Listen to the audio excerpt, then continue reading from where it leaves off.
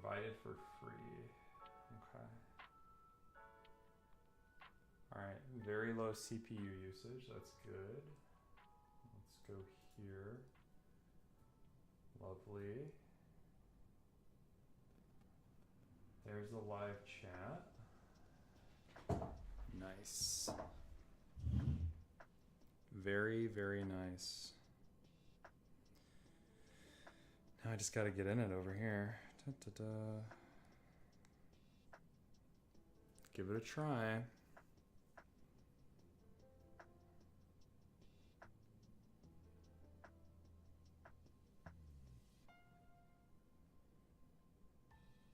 Perfect. Nice.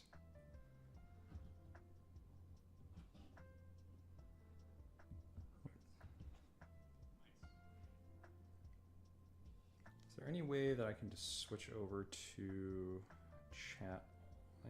Let's look. Because really I just need my phones available for chat and that's it. So let's see here. Lock screen.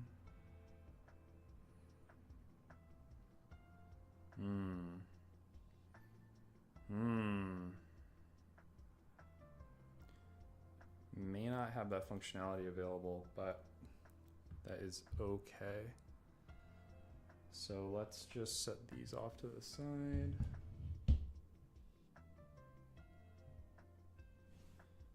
It's gonna be fun to manage, I guess. Hey Zach, how are you?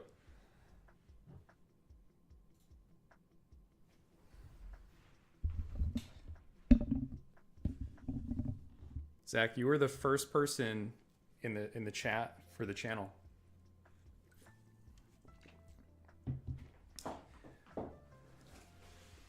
I was doing some Black Friday shopping, and let me see, will this show up good? Yeah.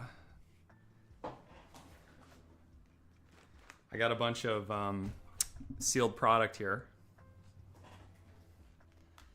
and I was gonna pop open some sealed product, and we were gonna do a little bit of card sorting and stuff like that, and I figured it would also not be a terrible thing to do a little bit of like Q&A and like that sort of stuff, just because I haven't done live streaming for this channel yet, but I have multiple times in the past, and I would like it to be sort of a routine part of the channel, just so people have more of a chance to interact with me, ask questions, that sort of thing.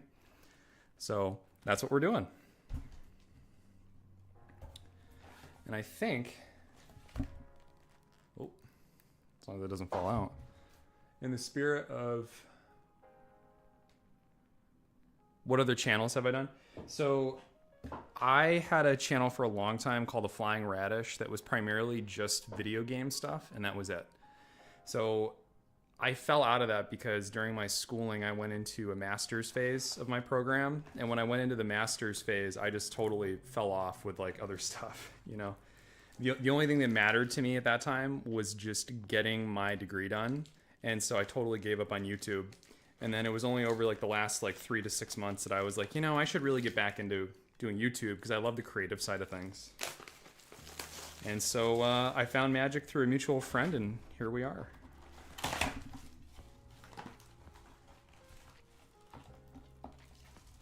I think we're going to start off with some Dominaria Remastered. I also, crazy thing, I ran into somebody today that actually knew who I was. Like, they were like, wait, do I know you? Because I was at the game store buying these because I went to my LGS for these. And the guy's like, have you been in here before? And I said, well, I've been in here a bunch of times. And the guy goes, no, I think I've seen you somewhere else. And he goes, holy shit, you're Tempest. And I was like, I cannot believe this is happening. It's like I only have like 1,000 subs, you know what I mean? And somebody recognized me. And I guess if they were going to recognize me, it was going to be at like an LGS. But it's still crazy to me. That's the first time that's ever happened.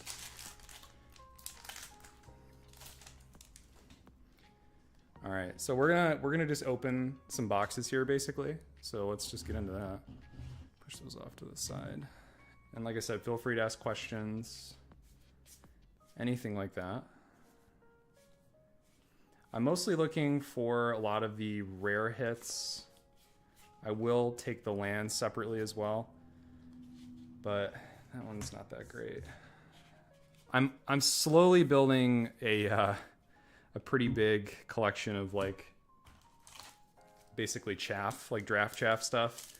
And I think eventually I will probably do a cube. I want to do a cube for Lord of the Rings first. That's definitely a big goal of mine, but I would rather just hold on to all of like the extras and then, you know, make that into like a cube or something, because I think that that would be fun and a better use of my cards than just trying to, that's a good one, than just trying to, that's a good hit. Sort of sell them off in bulk or anything like that, because I feel like selling them off in bulk is just such a waste of time. I don't know. You don't get anything for it. And there's some like business incentives and things like that you can do, but not really about that. All right, let's see. Ovenize is terrible. The Birds of Paradise is great though. It's a really good hit. Ornithopter.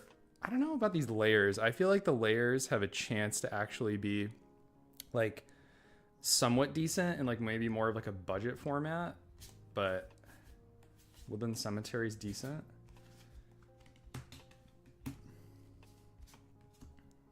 Perfect. We'll just keep on trucking here. If you're still on the channel too, certainly let me know if any of the audio seems off or if there's anything that is like too loud. Like I do have a little bit of like music playing in the background, but please let me know if anything is off in that regard. Oh, Gauntlet of Power. Not the greatest hit. Oh, but that's nice. That was a good pack. Look at that. Mind Stone, Empty the Warrens, Gauntlet of Power. And then a Wild Growth and a Maze of Ith foil. That's all pretty good. By the way, I got these Dominaria Remastered boxes for about $80. But that was like $80 for an actual... Maybe a little bit quiet. Okay, thank you. So I got them for $80, but I mean, that's $80, you know, in terms of walking out the door with it instead of having to wait for it to arrive at my house. I think I can certainly turn this up a little bit. Should be all right. It's all a balancing act when you start off with the streaming, that's for sure. Horseshoe Crab. I have a friend that runs a Goblin deck, and it is brutal to play against one-on-one, but it just falls apart as soon as you get into a 4-person pod. The Shade is not very good. It's alright. We just had a pretty killer pack, though.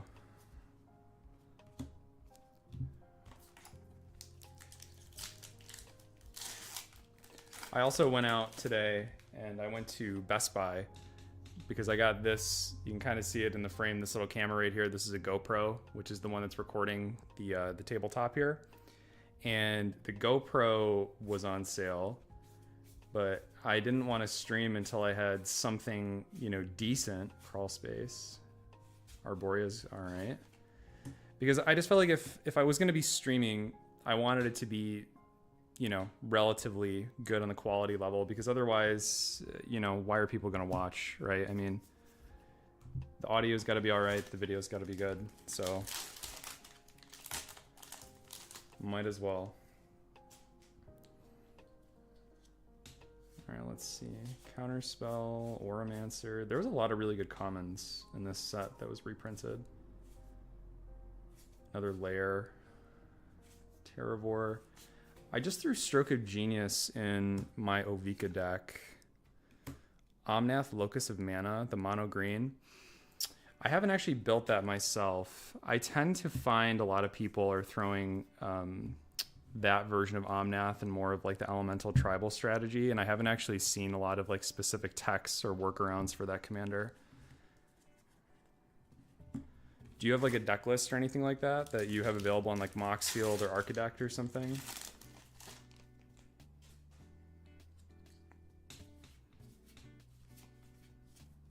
Because I think that it would be good to like actually take a look at it. I don't think I've restricted links or anything like that through the chat, so I think you should be all right. Oh, you just started making it? Okay.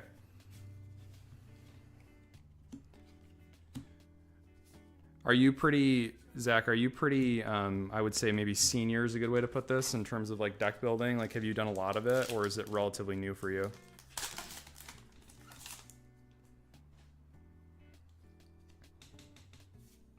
Grape shot. I mean, look at those commons. It's so good. These commons are so good for this set. Even Ornithopter. Swords to Plowshares, crazy. Kind of in the middle, yeah. So you may not believe it. So I'm assuming, Zach, that you probably have subscribed to me or you follow me, because otherwise I'm not sure how you found this live stream. And believe it or not, I have only really been playing for probably the past like year and a half, basically, like 18 months or so. And I just went extremely down the rabbit hole of like deck building. It just became an absolute like drug for me. Like I couldn't get away from it. And when I was looking for that YouTube fix, that was sort of what I gravitated toward, because I've been doing so much of it that I felt like I needed to share. Do you see this? Hold on. Look at this. This card is upside down in this pack. What? It's just a common? It's just a common. That's so weird. I've never seen that before. Just upside down like that. Crop rotation. So good. High Tide. Also great. That was a decent pack. Lotus Blossom. I haven't found a good deck for Lotus Blossom. I think it's just like one of those older rares that is not really withstanding in the current state of the game. But those are some good hits though. I always love having an extra crop rotation because I find that I have a lot of decks that like crop rotation. Yeah, maybe Zach, we could take a look through like the EDH rec page, because my initial gut reaction for an Omnath deck is something akin to when I was looking at the Omnath 5 color, for instance. I was looking at a lot of ways to utilize mana on other people's turns, or maybe I was looking at ways to like pump up a big X spell, like a Torment of Hailfire, like that sort of thing. But in a mono green deck, I think that there's a lot of different avenues you could take, because I'm sure you could just go like the big stompy route. I've also seen people build it like elemental tribal, like that sort of thing. But I think you're kind of like lacking on other elemental choices when you lock yourself into just one color. So I would say it's probably more so like the, you know, like the go big sort of situation. Like you're just going to have like a lot of mana left over to like cast big things, or maybe do things on other people's turns. But I would have to double check some rulings for that. Remote Isle. I don't even know if I've seen this card. Sulfuric Vortex enchantment. 2 damage. If a player would gain life, that player gains no life instead. For 3 mana, it's not terrible, but it's an enchantment, which is interesting. I'll throw this over here too. I don't know what everyone's opinion is on this, but I'm not the biggest fan of this border. I think you can see it. This sort of like older border, like the brownish color. I'm not the biggest fan of that, but it's probably just because I got into the game more recently. Because I know there's a lot of people that absolutely love this old border and they stand by it, but I never really liked it. I was thinking about filming another video today. I think it's going to be a little bit more freeform though. A lot of my other videos, like I say in the videos that they take a long time to make. Oh, World Gorger Dragon, that is a pretty nice little hit there. It's only a couple bucks now, I think, but I like this art a little bit better than the other one. I think that they kind of overdo it sometimes with the artwork in the sets. Like when they're changing things up, doing all the different versions of it. Perfect. But I'm thinking about doing a video today that's a bit more freeform, because I do say it in my other videos, but the videos that I script out where I am literally doing 10 minutes, maybe like 20 minutes tops of content, those can take upwards of like 10 to 15 hours to make, because I'm doing all of my checks, you know, all my rules, interactions, and that sort of thing. And I have to script out the video so I'm not mumbling or going through long stints where I feel like I'm saying something, but when I play it back, I'm not actually saying anything. You know, that sort of stuff. Goblin Medics. I ran this card in draft a lot, and it seemed to be pretty good. The Terminal Moraine, but I don't know how great it would be. I think I ran it. I had a. Speaking of Omnath, Zach, I had the Gruul colored Omnath, the one that makes 5/5 elementals, and I ran this in there, and it seemed decent. Phyrexian Rager. I actually cut this. I think I cut this out of my my Umbrus deck because I felt like it just wasn't performing enough. It's just, you know, 3 mana 2/2 in today's world is not that good, even if it's drawing you a card. Thieving, oh, Sulfur Falls, that's good. And a Nature's Lore is also good. Very, very nice. I'm always down to have some like very stapley cards like this, just sort of hanging around. I build so many decks, and I'm at like this trespass, or this impasse maybe is a better way to say it, where I feel like I have way too much. And if you see in the cam, if you look in like the lower half of the screen where you can see me, you see just this pile over here.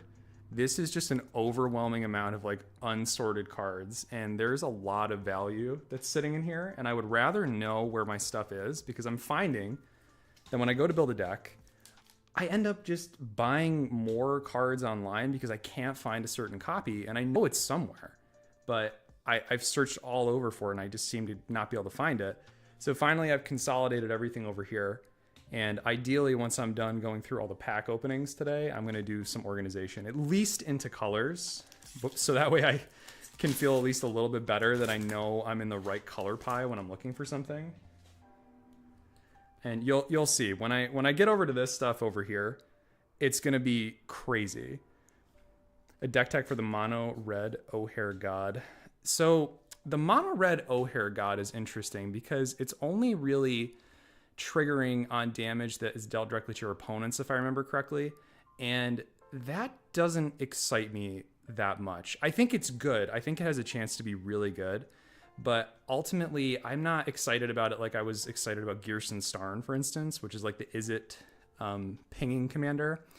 That one was interesting because I could build around it in so many different ways, but the O'Hare God is very much just like play me and then just play a bunch of burn, like direct burn to your opponent's face. I see that card as more of like a tech in certain red decks, more so than an actual commander.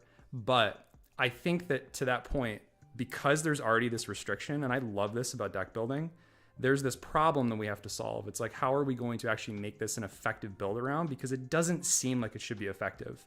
So maybe I will. But as of right now, my opinion is I see him more of as like an include in the 99 at present. But maybe I'll do a little bit of research on it. I'll see if I think I could maybe make some magic happen.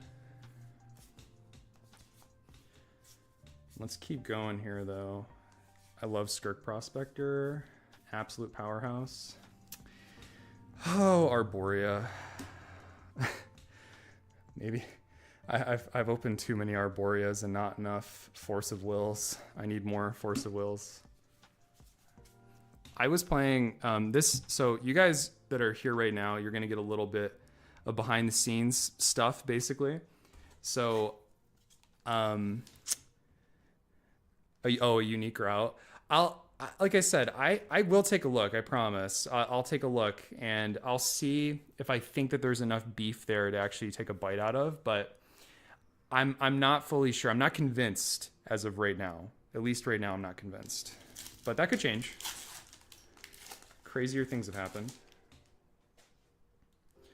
This is going to be a little sneak peek for you guys that are here right now. I'm planning on doing a video, and this video that I want to do is mostly talking about power levels. And I don't think I can go into it too much right now, but I made the comment about Force of Will, and I've been in a lot of play groups where you just need all of like the fast mana and you need all of the free counter spells, that type of thing.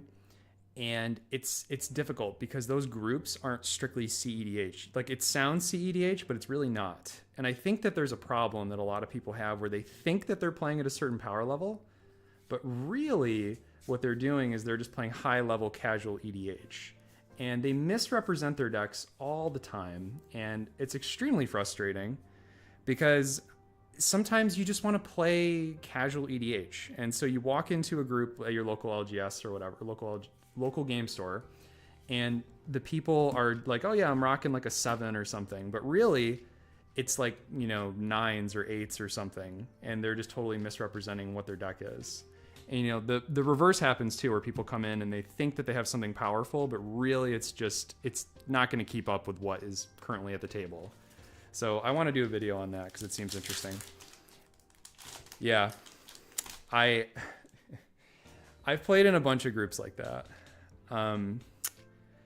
Yeah, exactly. So you're not playing Infinites, but you have all the free counters, and that's a hard line to draw because there's a lot of people out in the world, like if you go to your local game store, they're not going to have that. They're just going to have some group of 99 cards that like roughly approximates a deck, and you're just going to rickroll them. So you kind of just have to play in your own group with that type of style.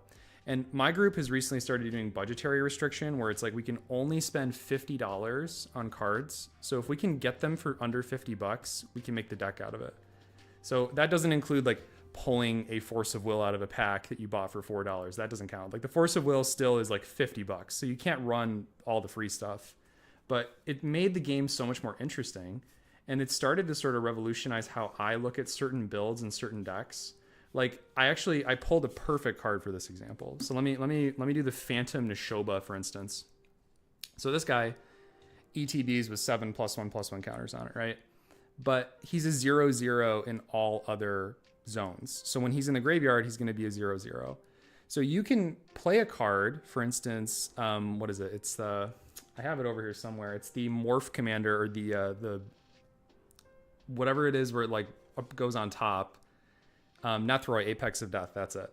And when the heck comes in, you get to get a certain level of power out of your graveyard. And so this guy counts as 0. And I would have never played this card in any other deck, but in that specific deck, it makes a lot of sense. And it's actually pretty good. So once you start putting some budgetary restrictions on things, it gets much more interesting. Because you actually are having like full games instead of just like partial, partial games for some people where they can't keep up at the table or whatever. Let's see here. Oh, there we go.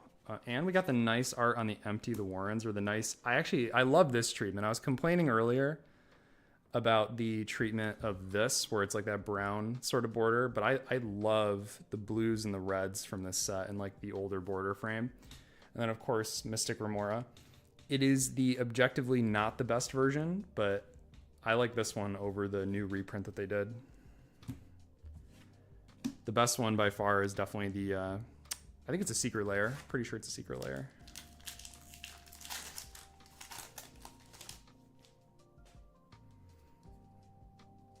Let's see here. Ovenized Lion.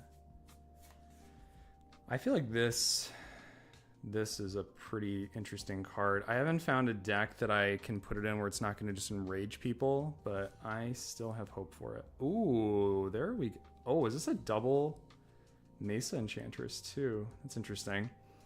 But that's where it is right there, the Worldly Tutor. I actually needed one of these. So my fiance is building a Gishath deck, and I think that she absolutely needs a Worldly Tutor. So that is perfect. That'll go in her Gishath deck.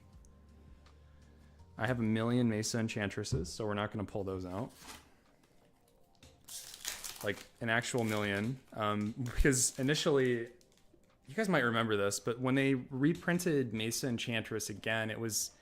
I want to say it was like 50 cents to like 75 cents or something. But when they reprinted it, it came out a lot cheaper. And the cheaper version, I picked up a ton of copies of. I picked up like 30 copies or something of Mesa Enchantress, because that was a different me. I just bought cards when they were reprinted in like large amounts because I figured I would need it. And that was a mistake. What do I think of Gishath compared to Pent Plaza? Well, I have an interesting Pent Plaza for you here. I got this to help her build her Gishath deck. And look at how miscut this guy is. Do you see this? Maybe it's a little difficult to see, but the stamp is way up in the middle there. And then you can actually see across the top, there's a piece of text from another card that was on the same sheet. So this is like a crazy miscut. And I've looked online and I can't find any miscuts like this. I haven't seen this as like a standard problem. So my guess is that we just got one of like the crazier miscuts. But what do I think? I think that Pantplaza or Gishath are both totally reasonable in terms of your Naya Dinosaur Commander. I really like both of them. So you've never seen them before in any card. I've never owned one. I've seen this like in different like videos like this where people are just like pulling cards, but I've never seen this extent of miscut before. This is something totally new to me.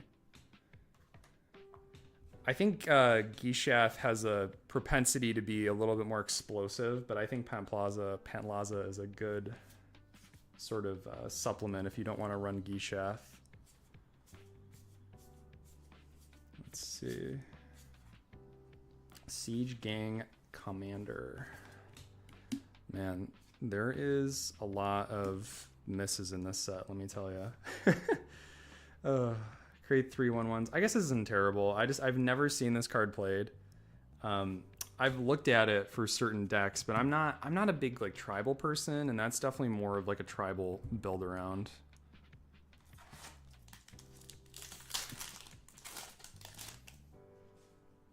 Oh my god, I have so many cards over there. It's scaring me. Alright, let's keep going. You as well, Sauce. Thanks for stopping in. I really appreciate it. The sheeple. This is a wonderful token. That's what, is it sheep that Woe Strider makes? I think it is sheep, right? So that could be used for Woe Strider, I guess.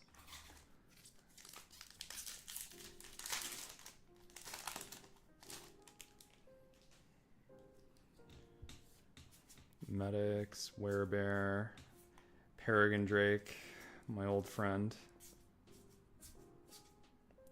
Tatiova, I have a million Tatiovas. Richard, hey, it's good to see you. Woo! You came at a good time, apparently. A very good time. We just got an Enlightened Tutor. I'm saying I love these old frames, especially for like these types of cards, like the tutors in this set. They look beautiful.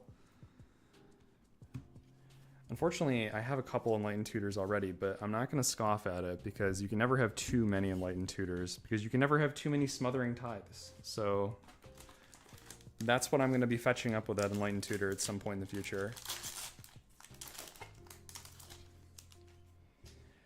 Richard, I have seen you comment on like all my videos and everything, and I just want to say I really appreciate you like being here because it's so surreal to me to have people coming back for multiple different videos, and now you're showing up in a live stream. Like that's incredible. I really appreciate you. Pacifism, Dread Return, Street Wraith. That was a lackluster pack. I think Dread Return is like absolutely sleeper pick for a lot of your budgetary Reanimator decks. This guy has constantly overperformed in my budget pods. Like I love Dread Return, and I think a lot of people just don't play it because it's 4 mana, but I mean that flashback cost is incredible because I played in a lot of like self-mill strats and stuff like that, and just being able to sacrifice a couple tokens or sacrificing some like lesser cards that you want in your graveyard anyway is awesome.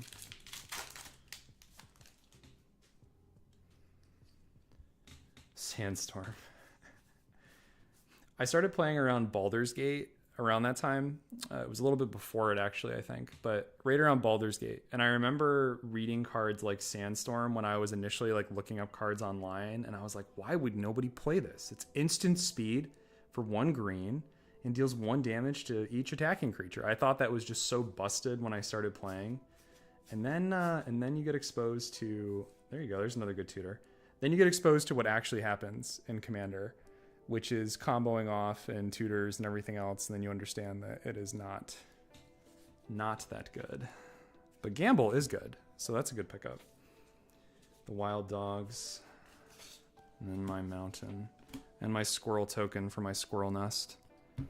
That's a deck that I have never made. I have not touched squirrels, but as I said before, I'm definitely not like a big tribal person, so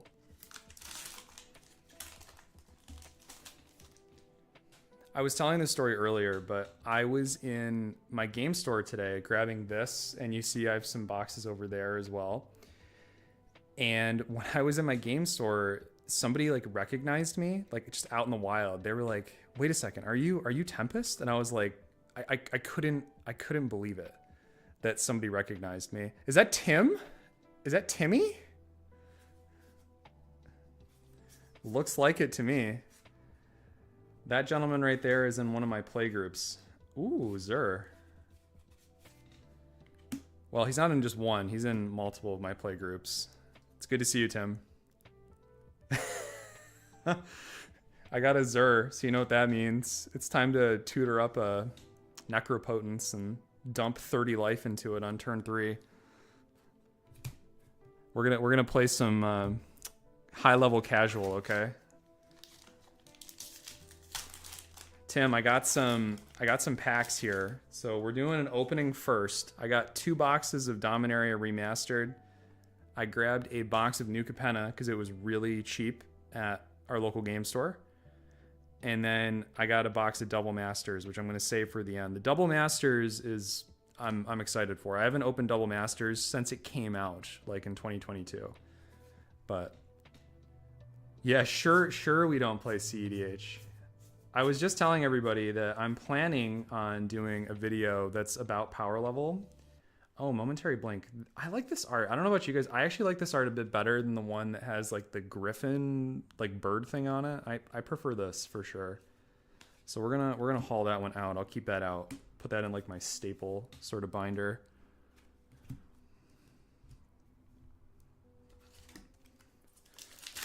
What are you doing today, Tim? Are you helping out the boy, or are you just chilling?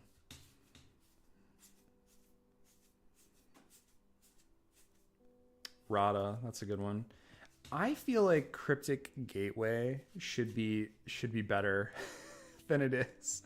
I have never seen anybody like actually use this effectively, and I feel like it should be just like a blowout, right? Like this card seems like it should be good, but I've never seen it actually do anything good myself. So maybe I'll have to do like a deck build for it and play with it a bit.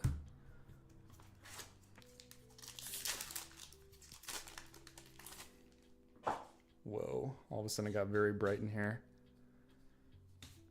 Yeah, I am in the process of basically building the house around me. So a couple years ago, I bought this place that I'm in right now. And if you look behind me, some magic, very good, very good.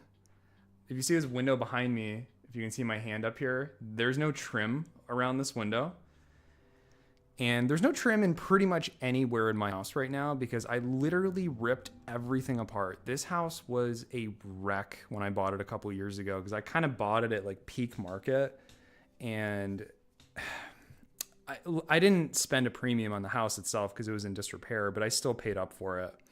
And I'm glad I did now, but it's been like an onslaught for 2 years straight of me just like doing all sorts of renovation work. So that's why there's no blinds over there. And now you know a little bit about me. I'm just a crazy person who moves into a house with broken windows and graffiti on the wall and, you know, stairs that aren't to code and people are falling down them and stuff like that.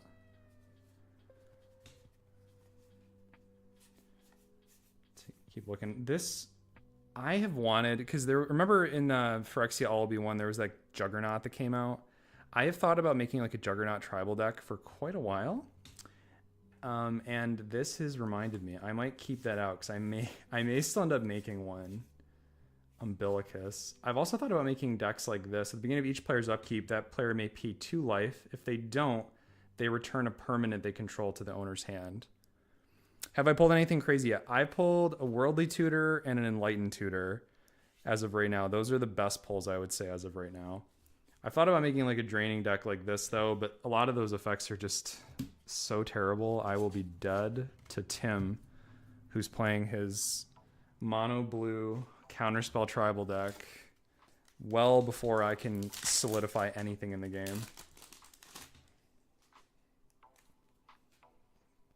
Oh, I got a borderless Mystic Remora in this one as well. But we're hunting for the Force of Will. You know how it is. The Matron. Elvish Spirit Guide. That's good. I play Is It. Oh, another birds. We got a birds earlier. But this one's in the older frame, the older treatment. Gotta love a good birds. Guys, we have a whole another box to open, so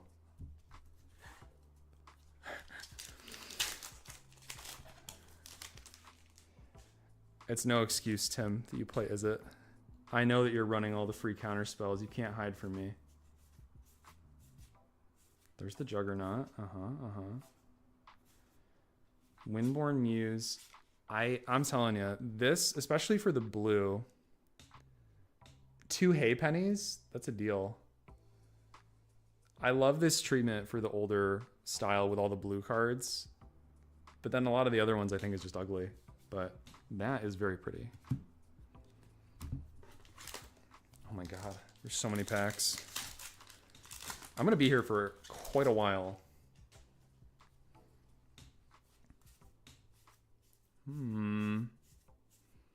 Swords, always good to have. There's the squirrel nest, halfway there. See this right here, this Gauntlet of Power is not exciting because I already opened one. And Lord knows, Tim, do you need a Gauntlet of Power? Because I have a surplus over here.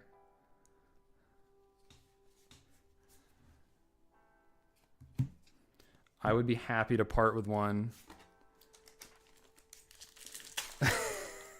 Yeah, not only do you have the 0-drop artifacts, but you have every single one of them. If you're not running every single one, then what are you doing? It's not really Magic.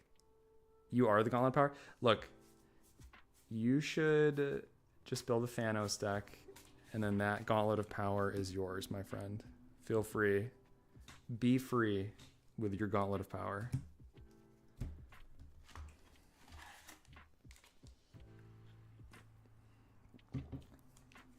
Alright.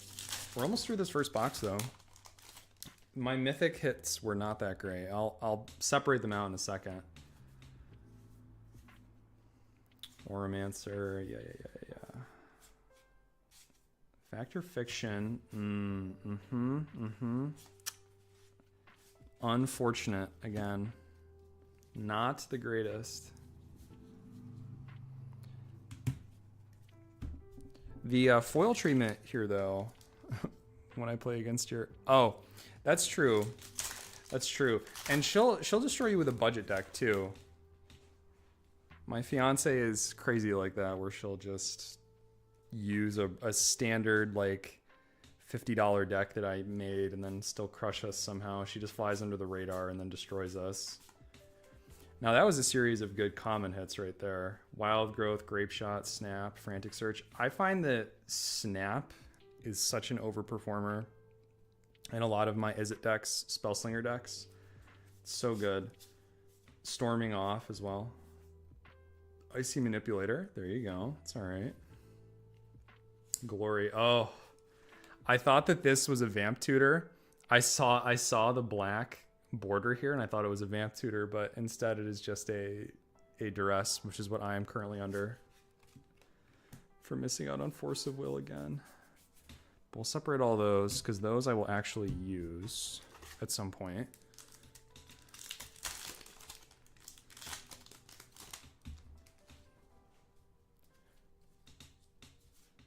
Keep going here. I love Ornithopter. Isolated Chapel. This was a good series of reprints. They've gone down in value quite substantially, but this cycle, which I can't remember, is it the Czechland? I think this is the Czechland, I believe. These are really good reprints because they were actually quite high up in price before the reprint finally hit. All right, we're on the last pack of box 1, and then we'll review the good hits. Howl from Beyond. Another Isolated Chapel. I have so many Isolated Chapel. I think that there's at least maybe 3 more over here that you guys will see later. Oh my god. Terror. And then I actually do like the artwork on this Plains. I've seen a lot of people run just this artwork, and I rather like it. All right, so quick review of the stuff that's actually worthwhile, which is over here. A lot of great common hits, but there's 2 isolated chapels right there. And then just some generic stuff that could be good, maybe is not good. We did get a couple high tides. There's one of them. And I love that blue on high tide. There's your Gauntlet of Power, Tim. There's your birds. Elvish Spirit Guide is good. Let's keep looking. Momentary Blank. We got a Zur, but Gamble. That's a good one. Enlightened Tutor. Worldly Tutor. Mystic Remora. There's your Arborea right there. So you can have your Arborea too. Sulphur Falls is good. World Gorger Dragon. I know that there's a High Tide. I like that.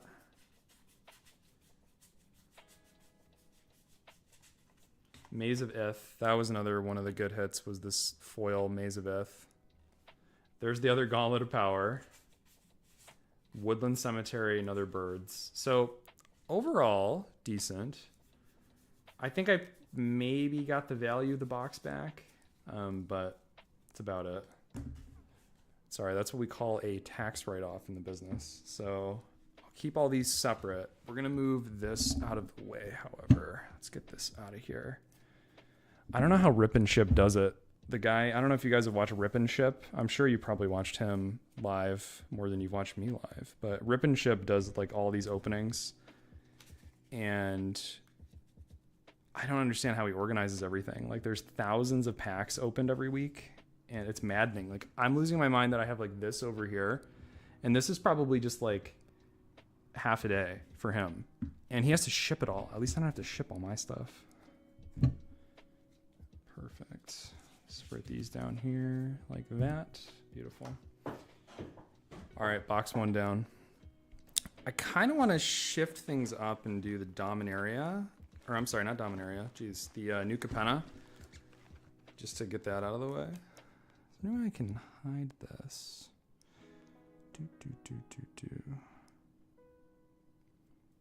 Perfect. Oh man, Tim, I can report you. Report you to YouTube for violating some chat thing. All right, we're gonna do New Capenna next. So let's open up some of the New Capenna. Of course, you get your Gala greeters in every one. Guys, this was $55, I think, for this draft box, which is like $10 or maybe $15 cheaper than like TCG Player. I don't normally buy New Capenna. The reason I bought this was to just open and see if we can hit some of the triomes, and that's pretty much it. But you get your Gala greeters, and then we're going to just get in here to see if we can pull anything interesting. I think that you can still pull gilded foils in draft packs, but the rate, like the hit rate, is extremely low compared to like set boosters and stuff like that. So not really sure where that's going to end up for us, but... And I guess there's like Ledger Shredder, stuff like that we can hit too. So we'll see what we get. Ginny Faye. Then a fancy treasure. Ginny Faye is actually quite good. I thought about making a Ginny Faye deck. He pays a guy. All right, man, that sounds good. I think Allie, my fiance Allie, she was looking at making a Ginny Faye deck, but she ultimately went with Gishath, especially with all the new dinos coming out. So Gishath was the choice. Tramway, Carmella. She's also another good one. This, Tim, and correct me if I'm wrong, Carmella is actually a CEDH commander in certain rings. So is it because I'm talking too much? No, absolutely not. But Carmella can be played in CEDH groups, I'm pretty sure. Let me just get that closer. Just because of that filtering ability, adding the Grixis colors. Ooh, okay, that's a good hit. I like that. So, got a professional face breaker. That is excellent. We're going to get both of those separated. That was a good hit.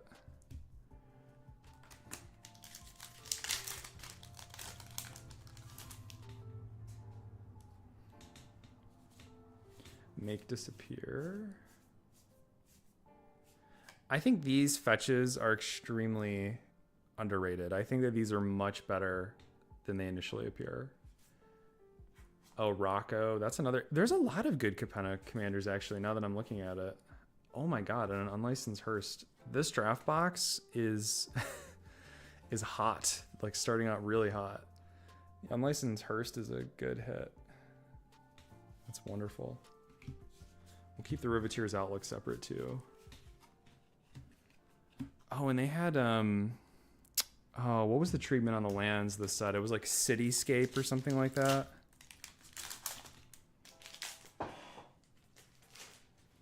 Even the land cycle was good.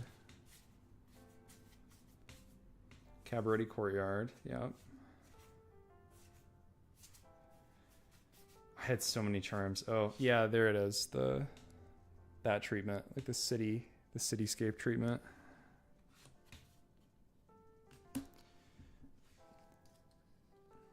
Do you mean for Cormella, Tim? Like, Cormella is not really meta per se.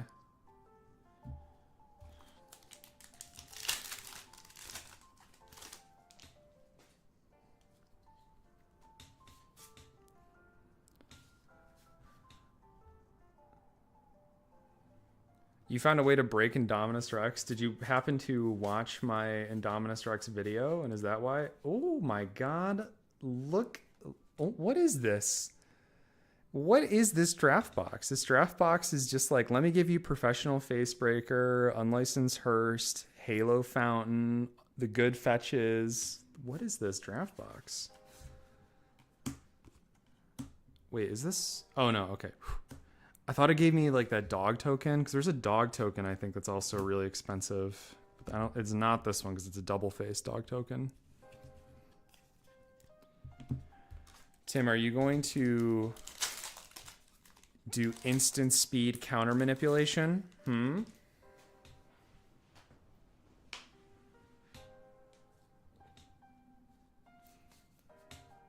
Riveteer's Initiate. Oh my god, there's another mythic. This is not the best mythic, but it's like 2 bomb rares and then 2 mythics back to back. That is crazy. Watch the rest of the box is just nothing.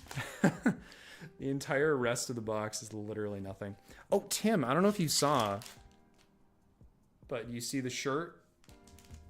You see it?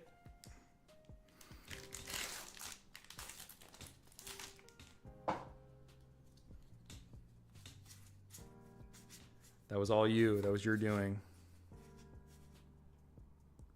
Glamorous Outlaw. Broker's Hideout. Rabble Rousing. What does Rabble Rousing do? Hideaway 5. Whenever you attack with 1 or more creatures, create that many 1/1 green and white citizen tokens. And if you control 10 or more creatures... Okay. That actually seems interesting. I think that there's a lot of slept-on cards from the new Capenna set. Like, I think it's just... I don't know what it was. Maybe it was the marketing. Maybe it was something else. But I feel like everyone just universally just did not like new Capenna. Obscura Storefront.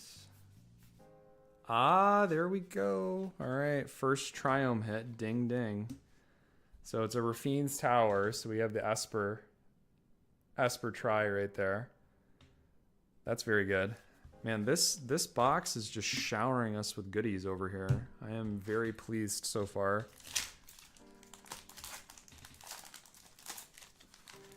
I had this theory for a while, and Tim, you'll find this funny. At our local game store, they had the Baldur's Gate boxes on sale for a while.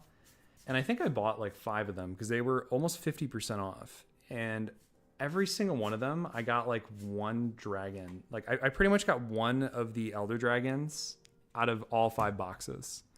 And it was just like the Ancient Gold Dragon. And I had this theory. I was like, they must be just like stacking this or something. There has to be somebody who's going through and ripping these open ahead of time to prevent me from getting these. Oh, thanks, Tim. I wonder who made it. Got it for me. It fits really well. Ah, big score. This guy is like $1. This is like $1 common from this set. That is, it blows me away that there's like all of this value locked away in this set. And it's so cheap. Like this, again, this box was like $55 and I'm like halfway through making my money back on it already. That artwork, decent for Tenacious Underdog. I will say I am more excited. Yeah, it was just a handsome guy that made the shirt for me. You're right. Yeah, this is so crazy though. Like, I mean, I love these lands. Great for budget too. I'd love these for budget.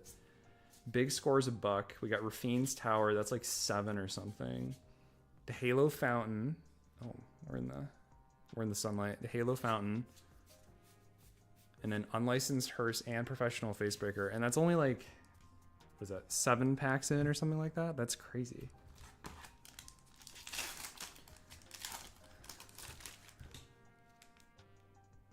Did you add Blue the Raptor in it? So I did not add Blue in, but you should watch it because I threw a lot of instant speed counter manipulation in, and I think a lot of people were missing that in their videos. It was kind of, I thought it was kind of interesting that basically nobody mentioned it.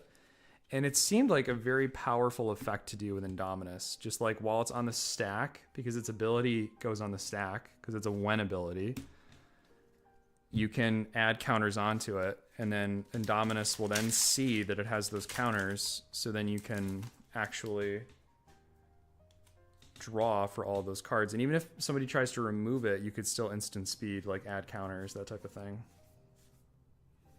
Cabaret Courtyard. Oh, a double rare. Look at that.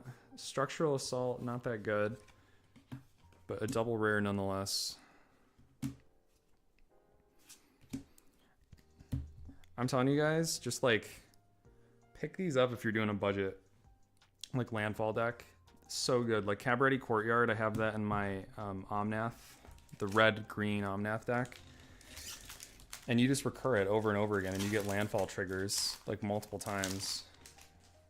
I mean, you're talking about spending 10 cents for something like this versus like, what is it? $15 for like the Gruul Fetch.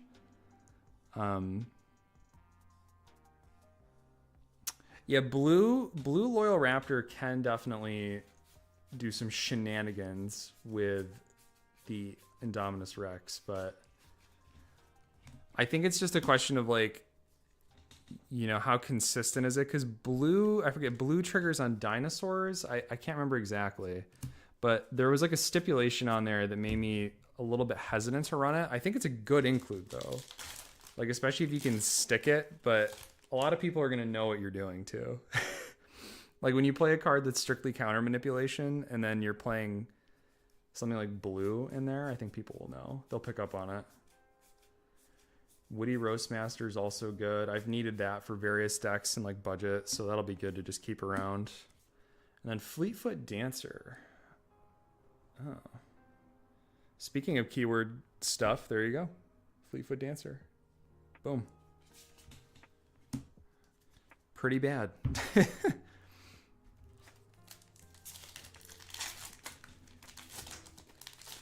Hey Tim, what's Mark up to? He working on the house today?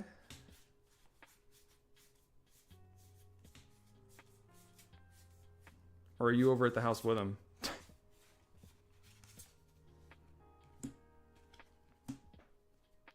Maestro's Diabolist. Whenever it attacks, if you don't control a devil, create a tapped 1/1 devil creature token with when it dies, deal 1 damage. Interesting. But it's a vampire warrior. See, cards like this, I feel like eventually something like this is going to have a home somewhere because the card typing is bizarre on it. and it's a very niche effect, but yeah, I get that. How was your Thanksgiving, Tim? Did you get really fat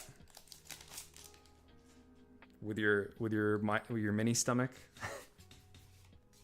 Oh, I thought that was fight rigging. Okay. Maestros, okay. Riveteers. Incandescent Aria.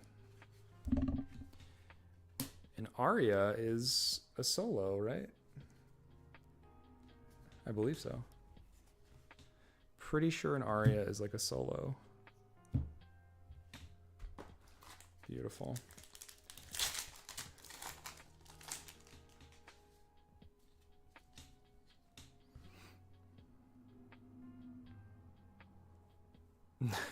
You did not go get a pizza on Thanksgiving, did you? Did you really?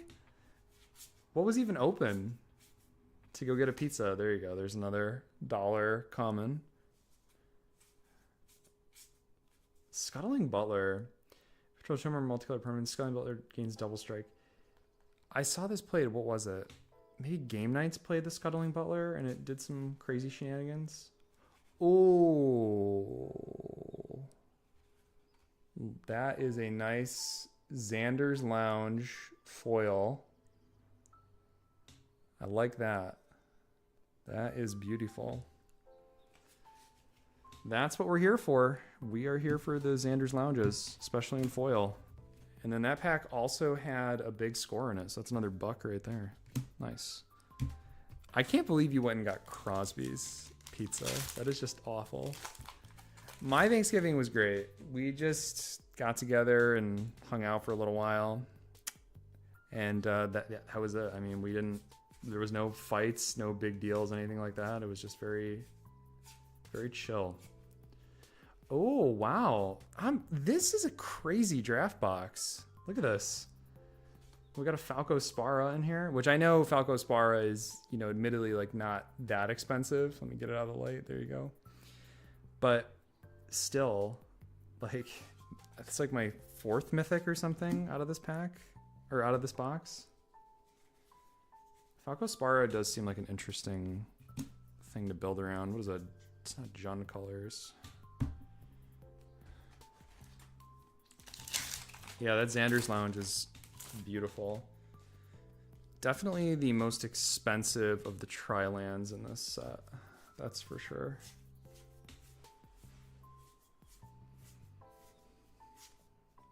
Zayator's Envoy. This is the typical pack right here, where you just open one kind of garbage-ish rare, and the rest of it is just draft chaff. That's what I was expecting for all of this, but I cannot complain. So Tim, when are we playing Magic again, homie? That last group that we had was awesome. I would absolutely love to have that same amount of people over. I was thinking about actually posting that to YouTube just as like a sort of like a background noise video for people so they could just turn it on if they wanted to. Just sort of to have in the background, sort of like the gaming noise or whatever, how we had that on at one point. Always free. All right, that's what I like to hear. That's what I like to hear. We need some more yes men in the group, you know what I'm saying? Get this up here. Whoop, whoop. Daring Escape. Cabaretti. Fight rigging is good though. This is a good card. So this has Hideaway on it. So when it comes in, look at the top 5, exile 1 face down. But then at the beginning of combat, you put a 1/1 counter on a creature, and then if you control a creature with power 7 or greater, you can play the exiled card without paying its mana value. This is like such a good card in like all the +1/+1 counter decks. Yet another sleeper from New Capenna. You want to show up at my house now and climb through the window? I have so much sorting to do, Tim. So much. My fiance's gone right now because she's heading down to Pennsylvania because I'm working tomorrow. So I'm just doing some of my own stuff today, which part of what I wanted to do was sort all of my stuff. And I figured if I'm going to be sorting, I might as well just live stream it, you know, get a little bit of interaction in there too. So oh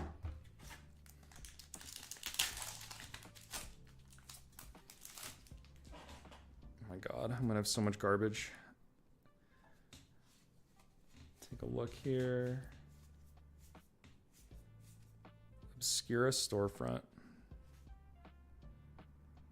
You never add to the sort? What do you mean? Oh, an offer. Ooh, that's good. One of the best uncommons from that set, definitely. Even Broker's Ascendancy is good. 1/1 counter on each creature you control, and a loyalty counter on each planeswalker you control. This is in like every Super Friends deck that I've seen at least. Tim, do you just mean I should never add to the amount of cards I have to sort through? Because I'm telling you right now, I'm only planning on sorting the stuff that is like actually relevant to me. A lot of like the draft chaff type of stuff, that is just going to be left to its own devices. I'm going to just pick one of these things over here, one of the rows, and I'm just going to throw my draft chaff over there.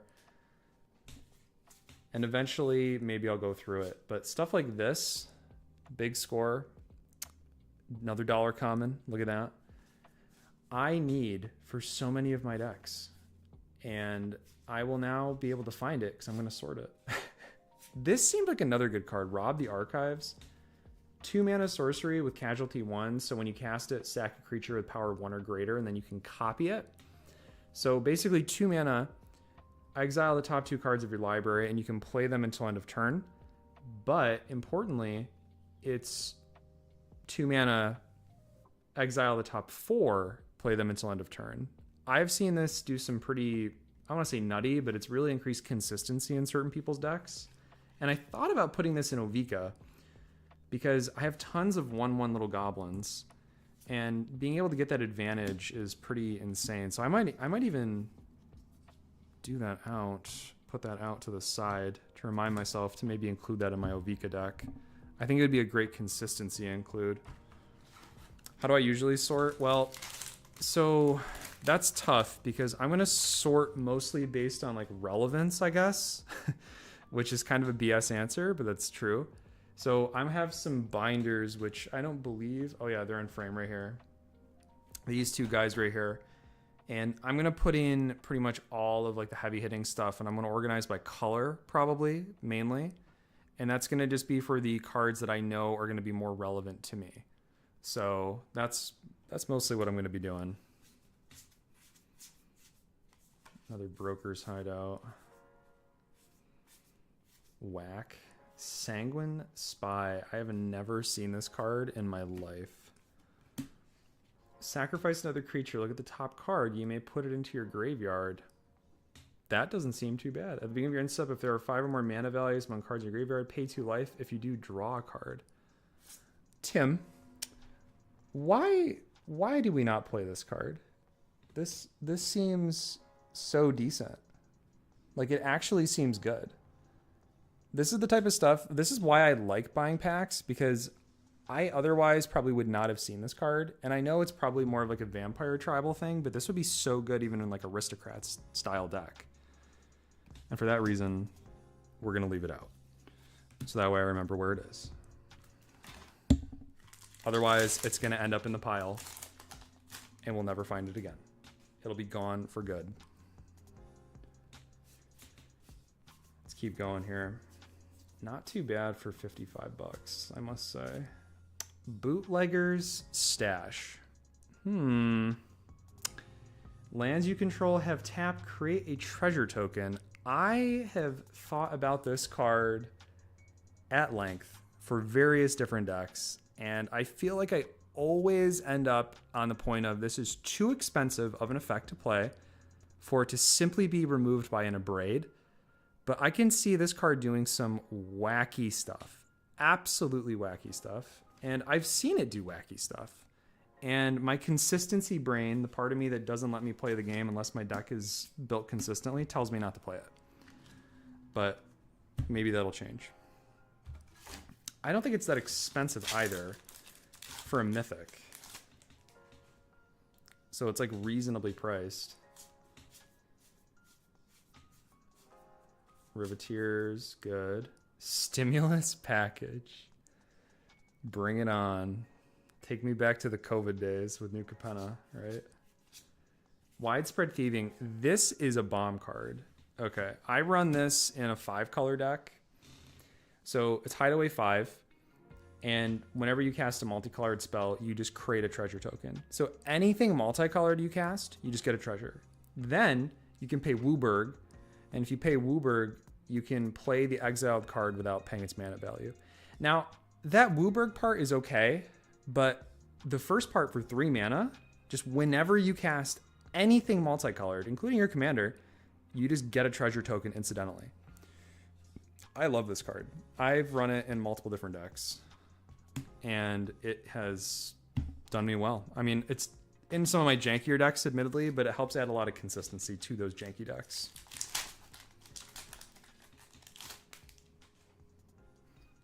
Yeah, the good old COVID days. There's another Witty Roastmaster, another great hit. I don't know how much this is now, but I think it went up to like $1 or something like that. Wrecking Crew.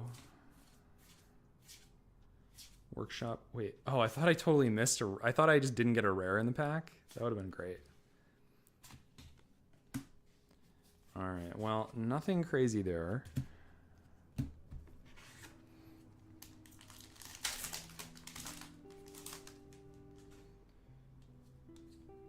Sewer Crocodile. There you go. Don't you think, Tim, don't you think this sums up Mark pretty well? This card right here? I think it does. It looks just like him. You know? Oh, the Roastmaster. Yeah. Oh, you need one? Well, guess what? I have 3. So you should steal one of mine. Because I just opened 3 of them. The Roadmaster. We're into Teslas now, apparently. That is another, man. I swear to God, like look at this guy. This seems like an interesting Dimir include as well. Let me see if I can get this a little bit closer. As long as there are 5 or more mana values among cards in your graveyard, this card gets +2/+2 in Death Touch. So it becomes a 3/3 flyer for 2 mana. And when it dies, you mill 2 and draw. So it's like you recur this, and you can just sack it to something, maybe like a Phyrexian Altar.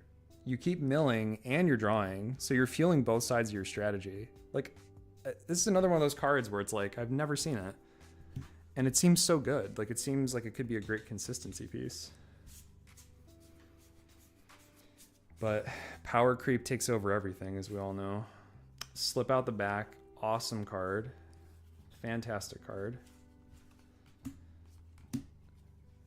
Man, New Capenna did have some great hits in it.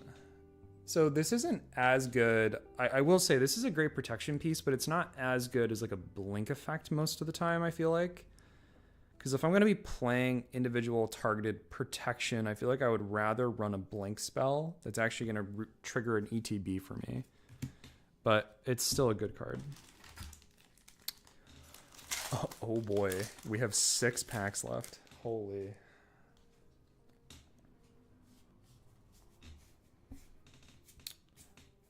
I drafted a lot and I got this card a bunch of times, and now I have PTSD whenever I see it because I've lost like every game.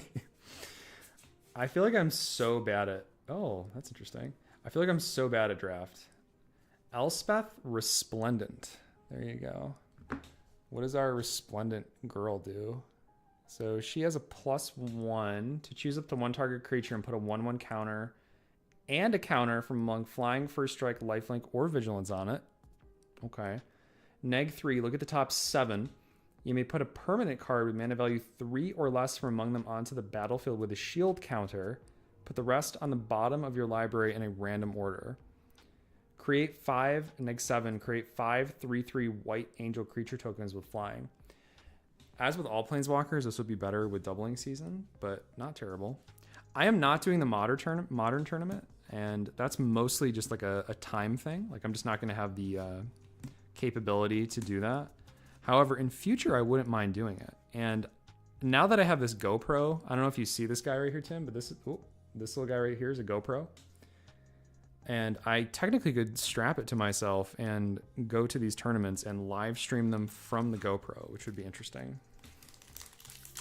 Or at least record it, you know, and then like maybe put it out as like B-roll or something in like one of my videos. That would also be pretty cool. Brokers. Black Market Tycoon. All right. Does anybody... I don't know if anyone else is in the chat, but I don't know if anyone else uses these. And my fiance loves these things. Like Tim, Allie loves these things, and I cannot stand them. They clutter it, and I don't know what's going on. I don't know. Maybe I'm just a buzzkill.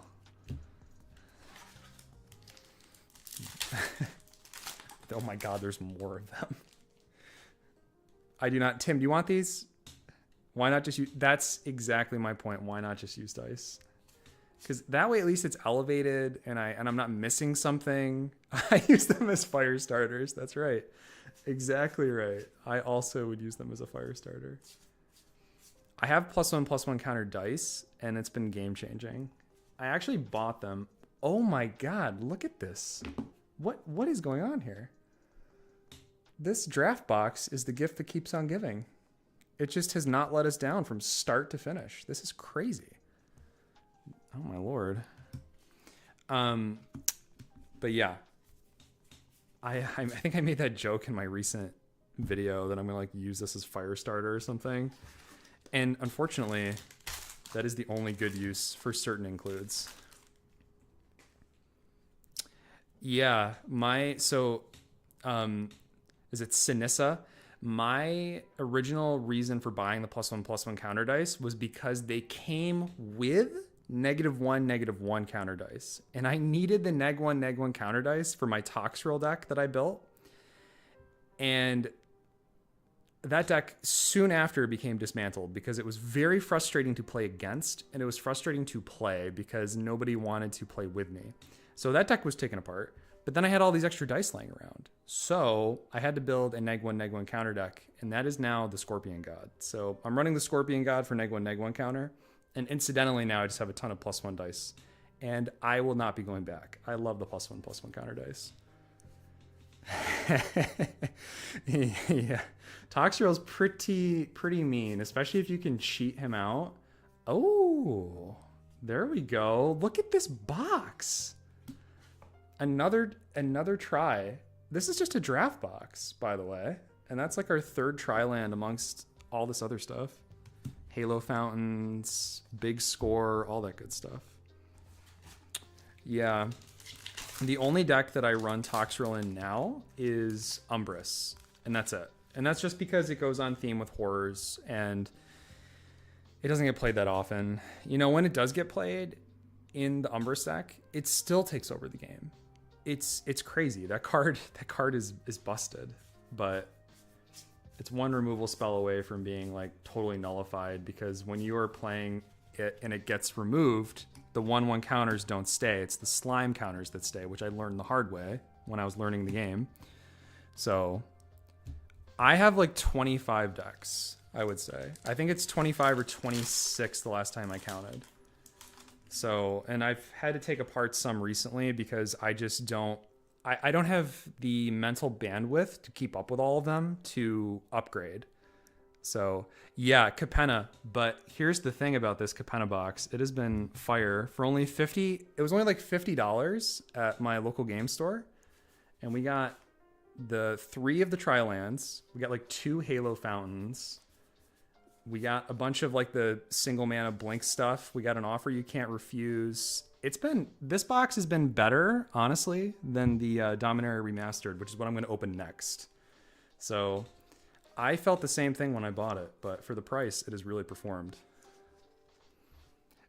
It's hilarious how cheap. I know, 55 bucks. Crazy.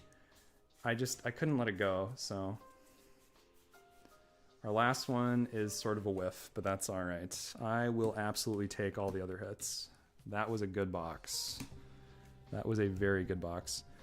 Also, guys, some of you who weren't here for my little rant before, like, just let's take a look at just a couple of these cards real fast, because I think that these are sleeper includes. Like, I've not really seen these before, but this is one of them. So it's Avon Heartstabber, and as long as there's 5 or more mana values and cards among your graveyard, it gets +2/+2 in Death Touch, which is whatever.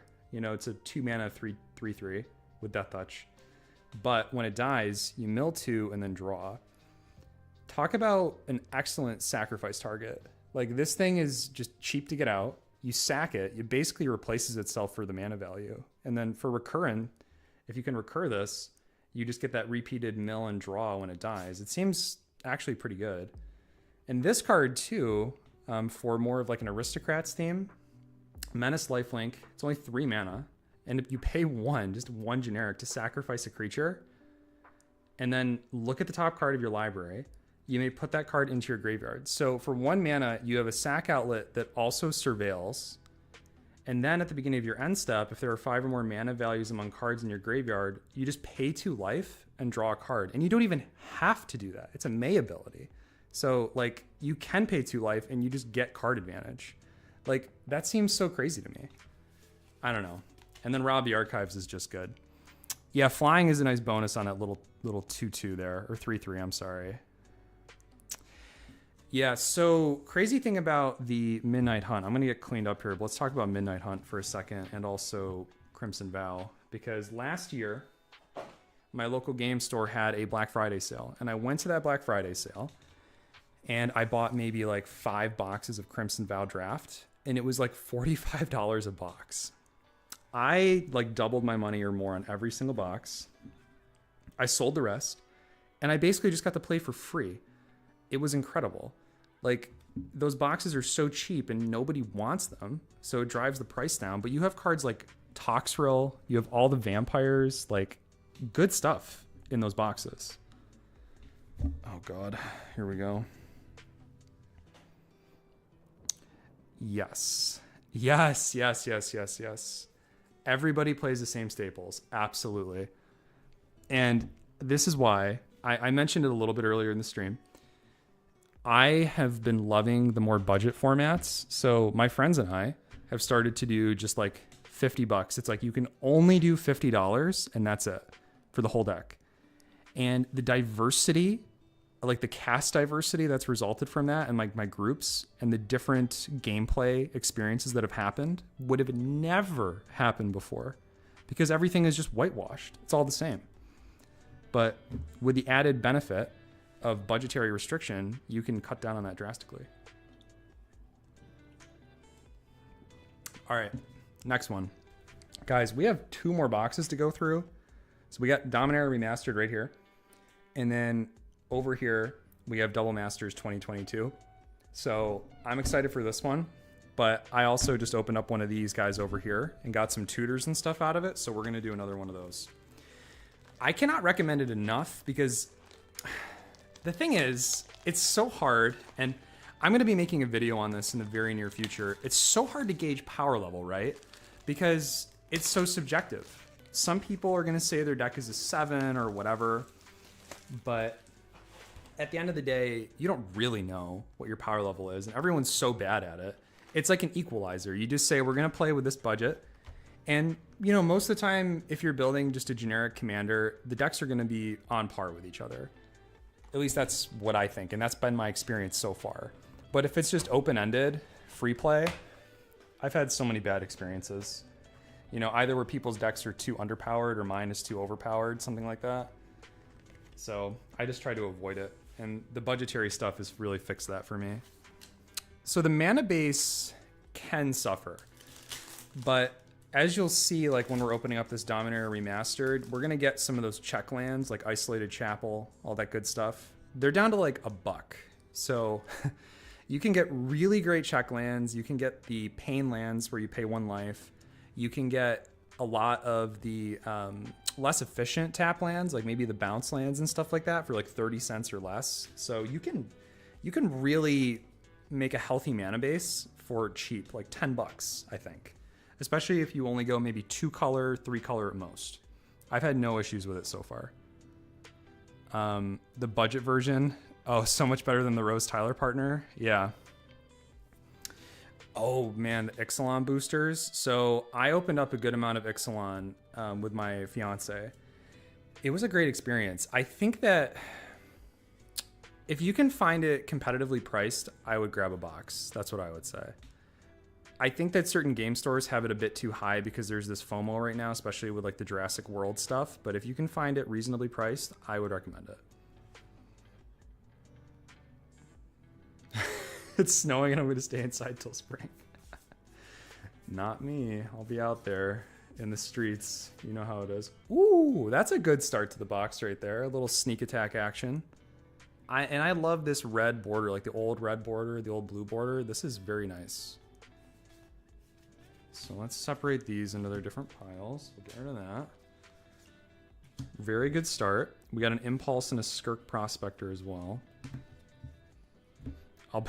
I'll basically be able to make a Dominaria Remastered cube at the end of this. Because I opened a Dominaria Remastered box like maybe 3 or 4 months ago because I found one. Occasionally TCG players, single sellers, will have these insane deals. Like I think I got the box. It was a draft box for like $65. And that was with shipping. It was like $65 US. Crazy. Crazy, crazy. Yeah, the O'Hares seem interesting. And Aclazotz, I actually had a chance to run Aclazotz the Bat God, that version. And that guy is good. He's very consistent, especially if you're in sort of a more casual group. Like he just sort of generates value on his own. You don't really have to do a lot for him to just be effective. But I imagine I didn't really do a crazy build around, but if you did do a strict build around for Aclazotz, I think you could do some crazy shenanigans. Nantaku Shade, one of the worst rares. It's so interesting too, because this guy, the Nantaku Shade, is like a strict upgrade. I forget what card it is, but it's just black and it gets +1/+1 until end of turn. And it's a strict upgrade because there's another card like this where you can only do it at sorcery speed. And this was like a big deal when it came out because you could do this at instant speed. And I can't remember what the other card is, but just imagine that for power creep. Just keep that in mind. That this, at one point, this guy was busted. And now look at where we are. Crop rotation, fantastic. Body Snatcher, not the greatest. Not the greatest. I remember I opened a pack of the Dominaria Remastered, but it was the collector booster. And I got like 3 Body Snatchers in one pack. And I just remember the guys at the game store when I opened the pack, you could tell, they just felt bad for me. Like I just spent like $20-something on a pack when it was first released. And I was all excited because I was like, oh my God, the Vampire Tutor and all that good stuff. And I just get like 3 Body Snatchers. Oh, so brutal.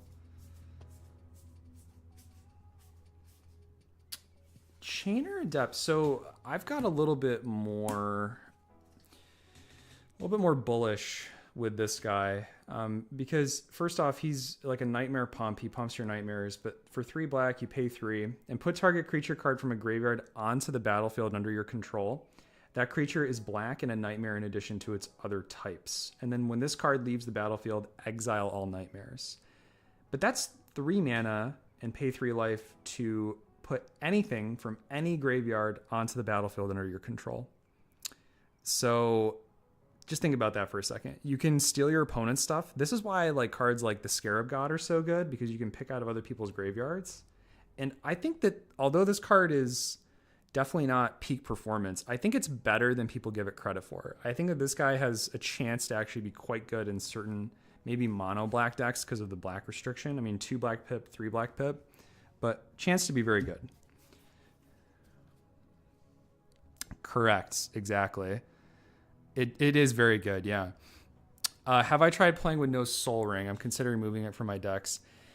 So yeah, actually, if you look up the rules, Soul Ring is banned in 1v1 Commander. So that's a consideration right there.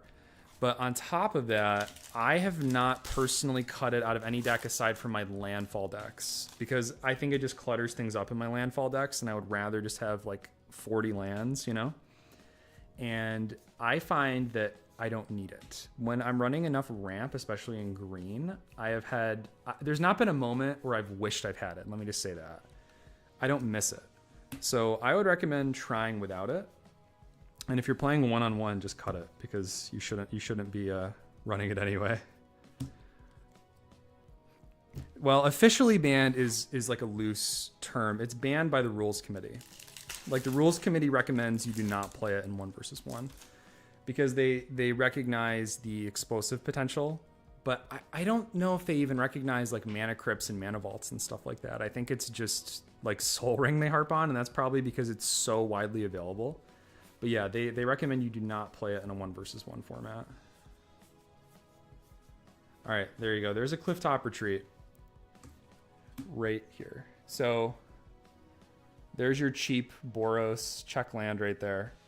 And I'm telling you, man, you can build a healthy mana base for cheap, especially if you're just doing like, you know, 2 colors. If you're just doing Boros colors, you can build even Boros lands, which tend to be a little bit more expensive, are now pretty cheap.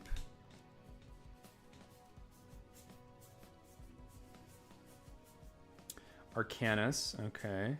Oh yeah, there it is. The old boogeyman right there, Tim, from back in your day. Right there, Savannah Lions. Hey, Rushclaw, how are you?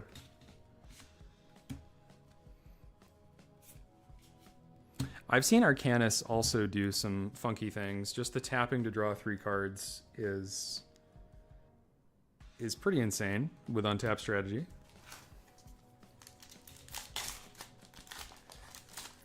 Rushclaw, we are opening packs right now, and then we're going to do a little bit of organization, just kind of going through a lot of my stuff. And since I got some more people here, I want to show this off. I apologize to anybody that's already seen it, but look at this miscut. Do you see this? I bought this for my fiance because she's building a Gishath deck, and I wanted her to have access to more dinosaurs. Look at where they put the stamp. It's like way above. Can I get this a little bit better? There we go. It's way above. It's not where it should be. And then up here along the top, if you look here, you can actually see the text of the other card above it. Like, this is like a really crazy miscut. And the back is normal. So it's like she did appropriately on the back, but the front is just totally messed up. And I haven't seen any of these available like this. Like, I looked up miscuts, but it's not like this. So very interesting, I thought.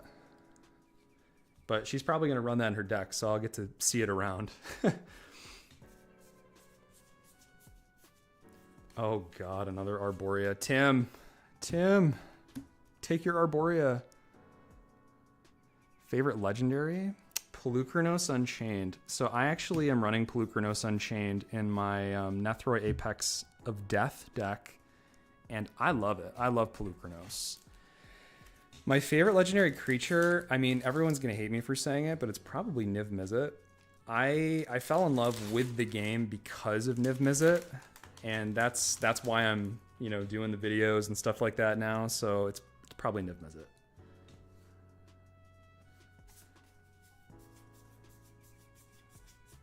What about everybody else, though? Another crop roach. Oh my God, we got an Enlightened Tutor. Looky. Another one. I think this is my 5th Enlightened Tutor. I'm pretty sure.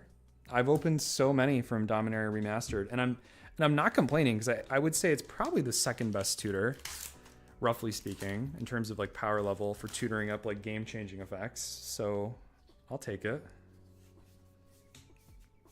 We got to see a Force of Will though at some point. That would really make my day.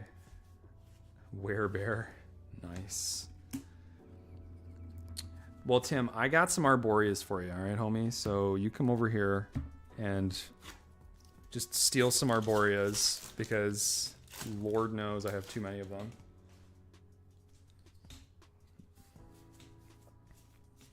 Cloud of Fairies, Fact or Fiction, Triskelion, Plains, Frantic Search. Again, that blue border is so gorgeous in the old artwork. I love it. Triskelion, ETBs with 3/1/1 counters. Remove a 1/1 counter. It deals 1 damage to any target. Doesn't sound like it would go infinite with anything. Definitely not. Force of Negation.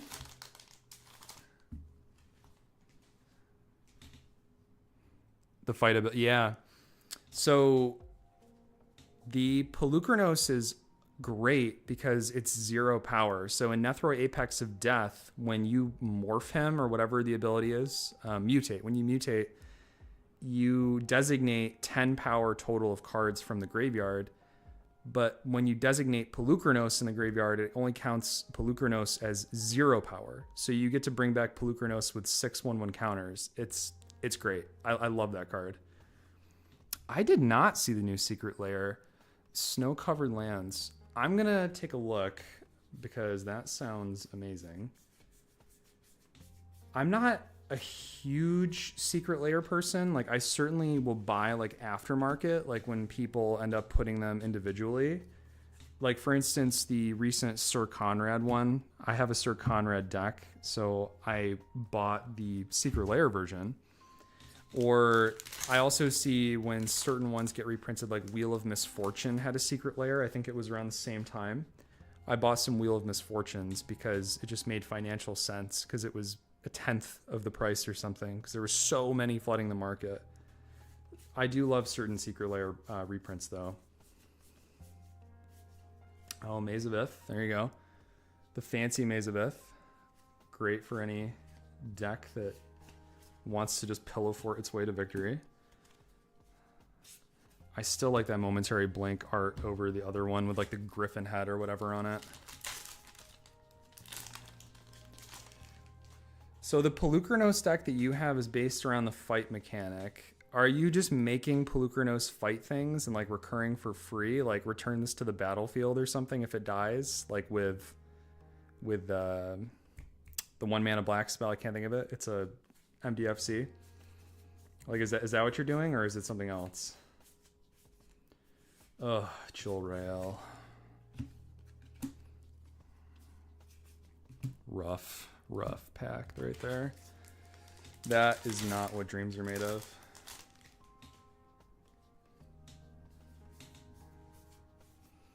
Impulse. Oh, the pretty Wrath of God. I still think this is arguably some of the best art. I absolutely love this art for the Wrath of God. The only other one that I think comes close, or it might be a little bit better, I think it's a little bit better, is it the Kaladesh? I think it's Kaladesh. The Kaladesh Invocation art with like the gold border. That one is nice. And I've thought about buying it, but it's like $100 for a Wrath of God, and I would rather spend $100 on other Magic cards. So, you started playing in the early 2000s? Oh no, you're making me feel inexperienced. Let me just say that. Absolutely inexperienced. Mirrodin, nice. Evil Eye of Orms by Gore. Seems like it's interesting.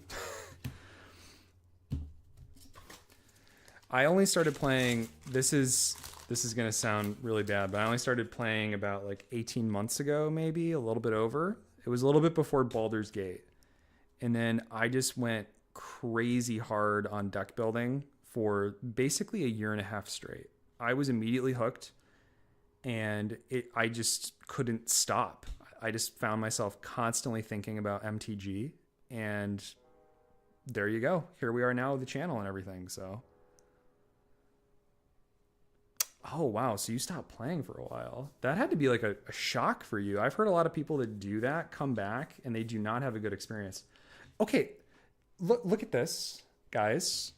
Do you see this? This card is upside down. I think this is the rare slot too, isn't it? I've had this happen in another pack, but I wonder if this is just meant to be like dramatic.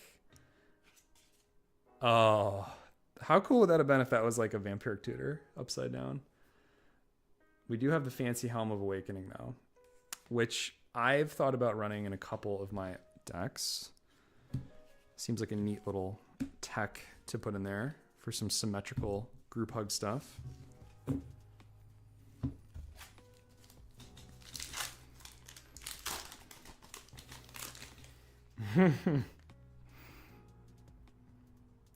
Oh yeah, the Planeswalkers. So for me, when I got into the game, I first played in college a little bit.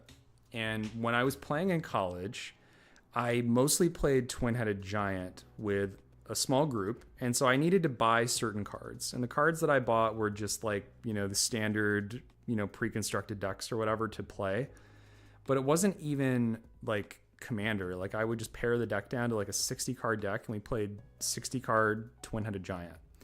And I only played for like a semester and then I got out of it.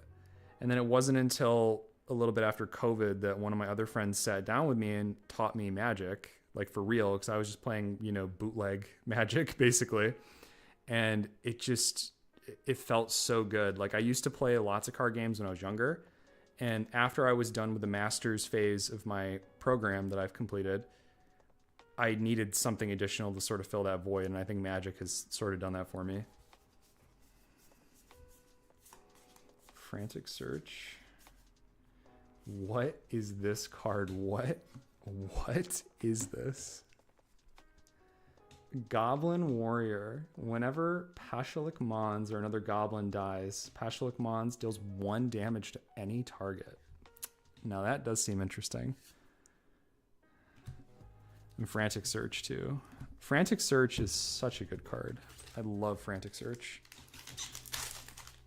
I pretty much run Frantic Search in any deck that I can get blue in because it's just so consistent. It mana fixes you. It, sets up the yard, curates your hand. It's so good. Terrible. Okay. Well, not all of them are winners. I bet Tim is on his way over here right now.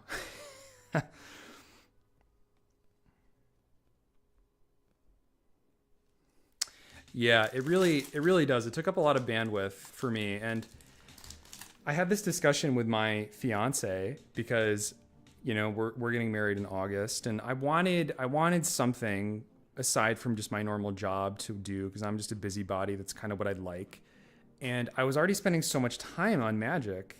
I was like, I might as well just make this into something. That way I can at least make videos on it or maybe, maybe not a living necessarily, but make a second income off of this in the future, that sort of thing. And so that was my decision was I'm already spending so much time on this. I feel like, and now I have all these opinions because I've been playing for, 18 months or whatever.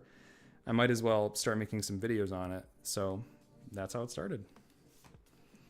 Oh, you're still lurking, Timothy. All right. Whoa. What is this card? Legacy Weapon. I have not seen this. 7 mana. You can pay Wooburg to exile target permanent. If Legacy Weapon would be put into a graveyard, reveal it and shuffle it into its owner's library instead. I will be honest, I have not seen this card before. And this seems like some absolute jank, and I love it. Like, I love this. Thank you. I met somebody for the first time in the real world that actually knew who I was through YouTube. Like, they were like, oh my God, you're Tempest. And it made me realize that the people that have subscribed already, yourself included, they're actual people. And I think it didn't really necessarily feel real until today, because I'm just still in the process of sort of figuring out what my style is and what I need to be doing. And I'm still new to editing and all that. But I really appreciate the kind words because it's been a big learning curve. It's not as simple as just make a deck and present it. You know, it's like make a deck, go through 5 iterations, test play it. You know, I'm trying to do the extra things that make the videos better, because I think a lot of other content creators just sort of skip over the extra thought. They just go with whatever is most conveniently placed on EDH Rec. And, you know, in a pinch, that's fine. But if that's all they're doing, then why do I need to watch them? You know what I mean? I want people to have a reason to actually watch me, which is hopefully I have some insight into the commander or the build that actually adds something different or unique. So yeah, I totally agree. I think a lot of people end up just posting the deck list, which is not really helpful for anybody. Arcades. This would be, I mean, first off, let's just talk about how atrocious that mana cost is. This is basically Progenitus. At the beginning of your upkeep, sacrifice this unless you pay green, white, blue. Each untapped creature gets +0/+2 as long as it's not attacking. Has anyone built this? Like, can anybody tell me if there's a viable build for this other than Wall Tribal? And why you would play this over the other Arcades that does it better? Because if I can get a reason, maybe I'll try it. I love some of the janky commanders. That's literally Wall Tribal, though, is it not? Like, that's all that is.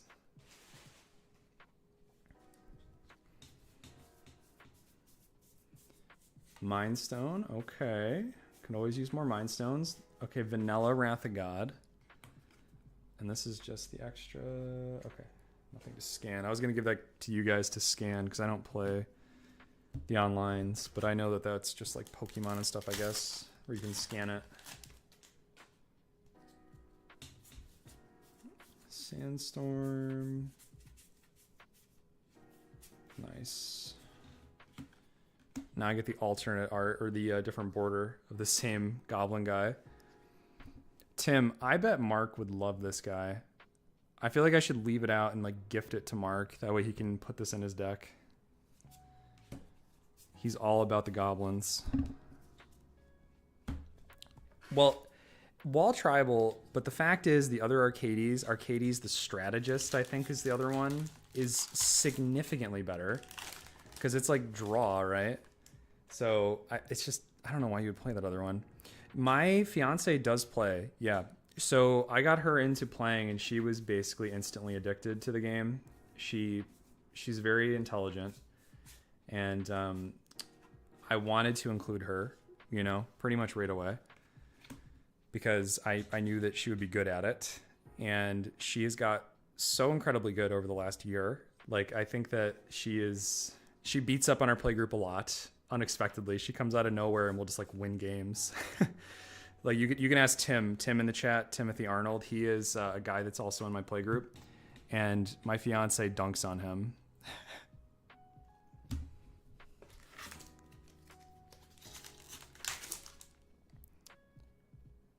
Oh, so I've had to make every single deck up to this point, so do not feel disheartened. So I have made every deck, all 25 or whatever that I have right now. And my fiance just this past week was like, yeah, I'm going to make a deck now. So it took a year. And I think a lot of people are not inherently deck builders. Some people just want to play the game. But I assure you, if she sticks around long enough, she will eventually want to try. I don't know when it's going to happen, but eventually I think it's a bug that everyone gets bitten by. So just give it some time. We always keep those out. Pyre Zombie. All right, this box has been an absolute dud, might I say. At the beginning of your upkeep, if Pyre Zombie is in your graveyard, you may pay 1 black. If you do, return it to your hand, and then for 1 red, sack it to deal 2 damage. Awesome. Stellar. That's one of those cards that would show up in like the jank list somewhere, and they would break it. And I cannot think of how to break this off the top of my head, but this seems absolutely terrible. Maybe with infinite mana. You would just need infinite mana of black and red, and then you could do something with it, but that's it. Yeah, Allie is wonderful.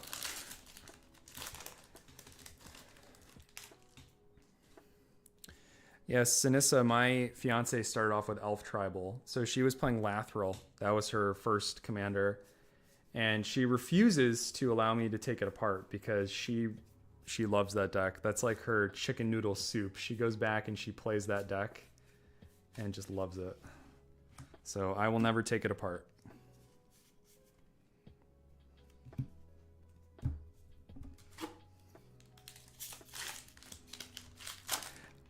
I think Vito of the Duskthorn, the one that revolves around life gain, probably. That would be my guess. Grape Shot, nice. Cryptic Gateway. Yeah, that Vito is good. That is a good card. I find that a lot of newer players tend to gravitate toward tribal builds because I think it's straightforward. It's also more flavorful because for me and you, we may get enjoyment out of comboing, but that's because we understand the mechanics and we like the mechanics. But for those people that don't know about it, all they hear is like, oh, cool, I get to play with dinosaurs or I get to play with, vampires. That's pretty sweet. And that's how you hook them. So whenever I get people into the game, when I'm giving people a deck to play for the first time, it's either a tribal deck or it's something that I know will do extremely well, but the mechanics are very straightforward, like a +1/+1 counter Selesnya deck. I will give people my +1/+1 counter deck, and they win frequently with them, with my assistance, of course. And I think that the people that win when they start playing or they have like a cool interaction with like some of the tribal commanders are more likely to stick around and play. So that's why I kind of just gravitate towards those.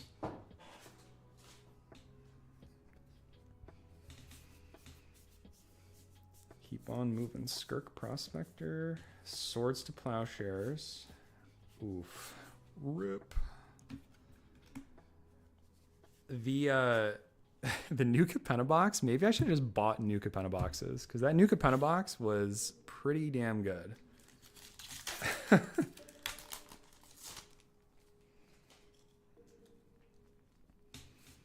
Symbiotic Beast. Even Ornithopter. I love any 0 mana artifact. Such a high chance to abuse it. Helm of Awakening. Nice. I play Osgir, the Reconstructor, and I love the cards that are 0 mana. Absolutely love them.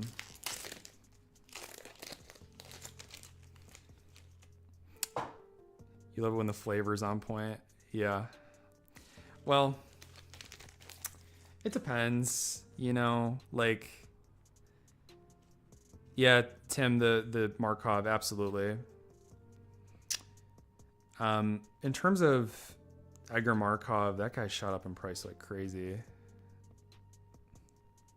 Yes, exactly. Like the Alien Allen, paleontologist. It's terrible too because like that's how I wanted to build the deck. Like I said it early on in the video, it's like they set my young imagination on fire. That was one of the lines I used. And it's true because I grew up watching them. And so I would love to just play like a dinosaur tribal, but you don't really have that luxury unless you want to just play a bunch of jank and then it just doesn't work. And then people have a bad time because they're like, why can't I win with this deck? And it's simply because it's not good. So a whiff on that one. Yeah, Edgar Markov is incredibly expensive right now. I actually bought one of my friends. It was the friend that got me into Magic the Gathering. I bought him Edgar Markov a year ago as a thank you to get him in, or for getting me into the game. So I said, his name's Thad. So I said, hey Thad, this is for you. And I gifted him something like this. If you can imagine, there's these two cards right here. This bottom one was Edgar Markov, and I put Finn the Fangbearer, which is like the poison one, over top of it, and I put it in the sleeve. So when you looked at it, all you could see was Finn the Fangbearer. And when he went to open it, he was like, oh, sweet, you gave me Finn the Fangbearer, thanks, And it was kind of like one of those like pity thank yous because Finn is like 20 cents or something. And I was like, yeah, I was like, take it out of the sleeve. There's something cool in there. And so he goes, oh, okay. And so he takes it out and he sees Edgar Markov and he couldn't believe it. Cause at the time it was still like $70. He lost his mind. And since then I've played one-on-one with him with Edgar Markov as his commander. And I have since found out why Edgar Markov is banned in 1v1. It is too good. That commander is busted 1v1. So there you go. That's my story. Opposition. Opposition is such an insane pickup in limited. Like if you can get this in cube draft, it just wins. This card is so busted. All of the vampires on the battlefield at once. Until somebody plays like what is it? Like a commander's banner or whatever it is, the one that buffs everything. Your girlfriend or your fiance is going to learn really quick why symmetrical effects do not always make your deck better. That was another thing I learned recently with doing some more tribal stuff, like for my fiance, like building decks for her, was teaching her like when to play those pump effects, because oftentimes you're going to be pumping other people's stuff too. So you really want to play it as a finisher. Like you've already set up your board and now it's time to finish the game. So now I play my card that's going to give everything +1/+1 for each other copy, right? Makes a lot more sense when you do it like that. But it's hard to wrap your brain around, especially when you're brand new to the game. Oh my God. Just when I was saying it was all awful. Holy. That is a certified hit. Oh, wow. That is a good one right there. Tim, where are you? That will definitely... I might give this to my fiance for her Gishath deck, because this is such a good card for Gishath. Wow. All right. Well, stand by. We got to get a little... We're going to sleeve this guy up. Let's see how reflective these sleeves are in this camera. It's pretty good. That is pretty good. It's the good art too. Yeah, I agree. I think that is the best one for Sylvan Library. Man, and the box was dead and all of a sudden the box is like paid for, basically. Cuz I got these for like $80 at my LGS. So I absolutely love that artwork for Sylvan Library as well. Excellent art. That is oh, Mark Poole. Mark Poole is like one of the OG like Magic artists too. So many good uncommons. Like look at these uncommons. Grape Shot, Wild Growth, Momentary Blink, like Horseshoe Crab. I mean, not the greatest, but also part of many infinite combos. Like such great. Oh, and there you go. There is another one. Not my favorite art for this card. But Exploration, another excellent hit. Absolutely great. Can always use more explorations. We do run a lot of green in this household, so that'll probably also go to my fiance donation bin for her Gishath deck.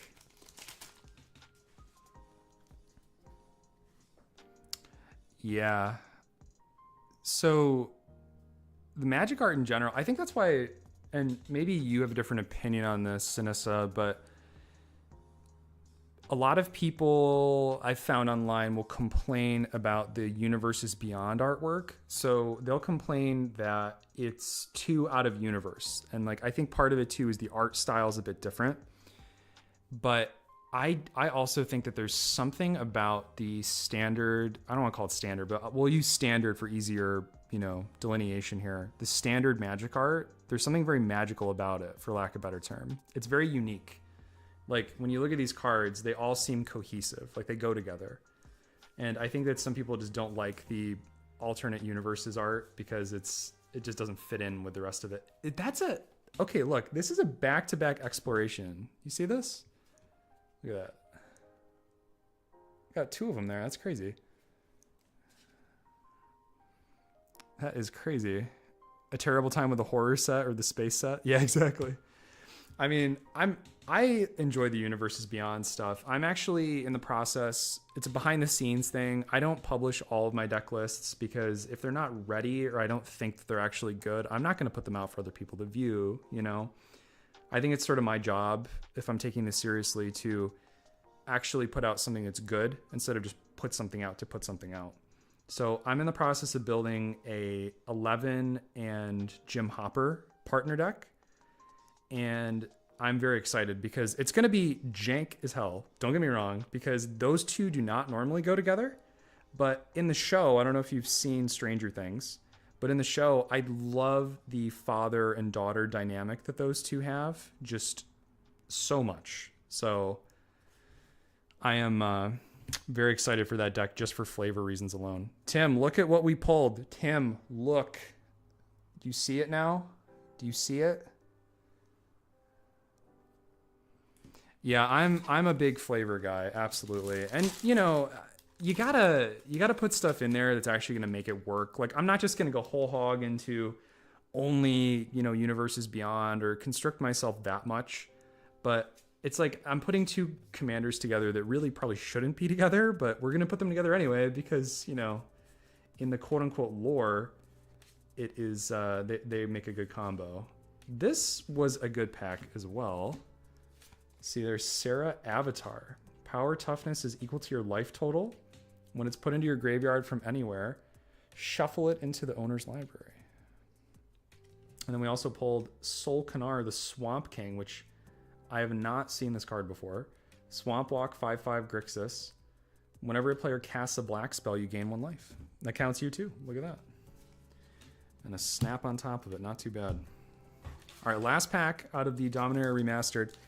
And then we are on to the Double Masters 2022. So that is going to be spicy, I think.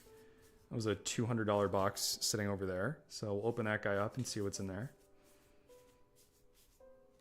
Oh, just what I'm saying, I got back-to-back Explorations and then back-to-back Sol Kanar the Swamp Kings. It's so funny. Okay. All right, look. So here's another card type that I love. Let's just talk about cycling for a second.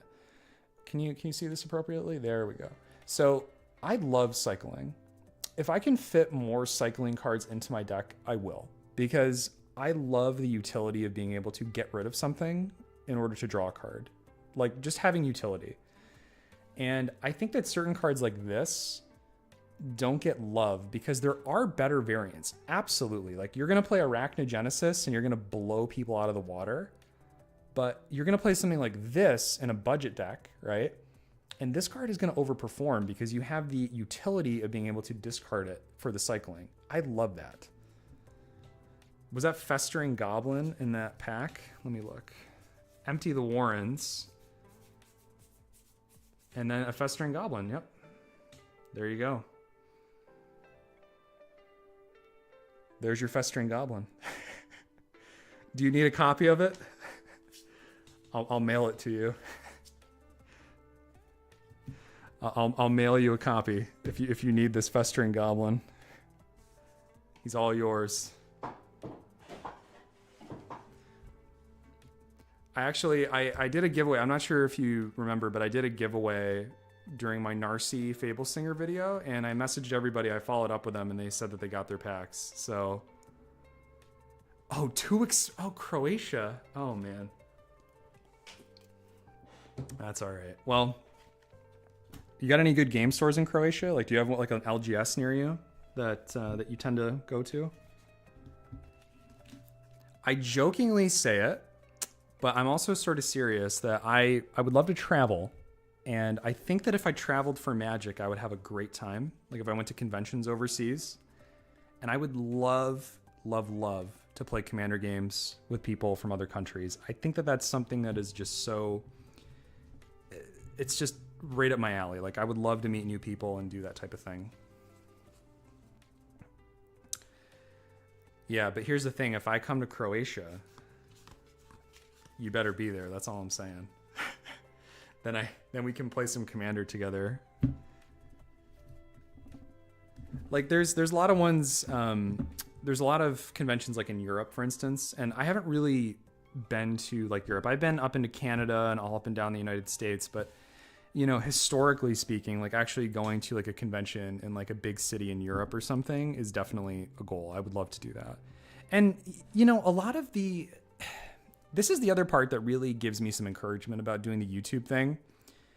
A lot of the YouTubers that have spotlights, like let's say at like a Magic convention, like MagicCon or whatever, they're not like the big names. They're people that have like 10,000 subs or something, right?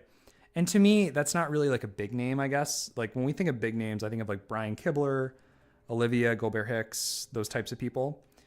And I think that it is a very pretty Sylvan.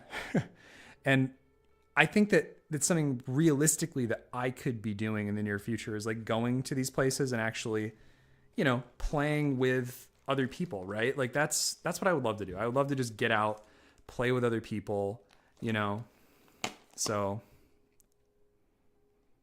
I know I feel very, I'm hesitating to use the word blessed, but I'll use the word blessed. I feel very blessed that I have 1,000 subs already. It's only been like 2 months and change.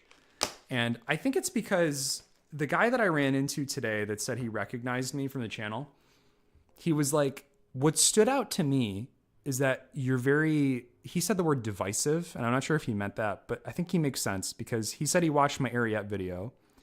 And he was like, you were the only person that actually stated an opinion and like took a stance. And that is exactly what I'm trying to do. Like when I put out videos, I want it to be to the point and I want to have an opinion about something because otherwise, why are you watching me? Right? Like, what do I offer you? Like, am I just like your hookup for EDH Rec? Like, am I just basically just regurgitating EDH Rec information? And you're just hooking it up through an IV into your veins. Like, it doesn't make any sense. So I think that I'm succeeding because people in the wild have told me so at this point. But now we get into the Double Masters 2022. So let's start with some of these. I'm very excited. These are pull tab, I think. So let's try this out. There are some absolute crazy steaming hits in this set. So, oh yeah, the Mimeo, such good art. Such good art. There's your Atla Palani egg right there. So you can build your new, oh, I forgot. Cryptic Spires is in every single pack. This was the most infuriating thing when it first came out because I bought like 2 boxes of this when this set came out. That is a pretty good hit. The Bloodforged Battle Axe. That's a nice rare, actually. Especially that borderless art. I love that. I love that borderless art. So pretty. Well, that'll go there. And let's see. Oh, would you look at that? We already got a little bit of action here. We got 3 rares in the first pack. So we got the Bloodforged Battle Axe. We have Joda, which I don't think is terribly expensive, but that's another good hit. And then we also got Necrotic Ooze, all in the same pack. Now let's see if we can get, and a Blood Artist and a Washout. That's good. That is a good pack. I like this artwork of Blood Artist, but I think I prefer the, not the borderless version. There's another version with a guy who's like staring at a canvas. I really love that art. This one's good too, though. So we got those two. Let's actually separate. We're gonna do a little extra separation for this set. Because we have the rares in one pile. We'll have the good uncommons in another pile. And I guess I'll put the commons over there if there's any good commons. All right, that's that for that one.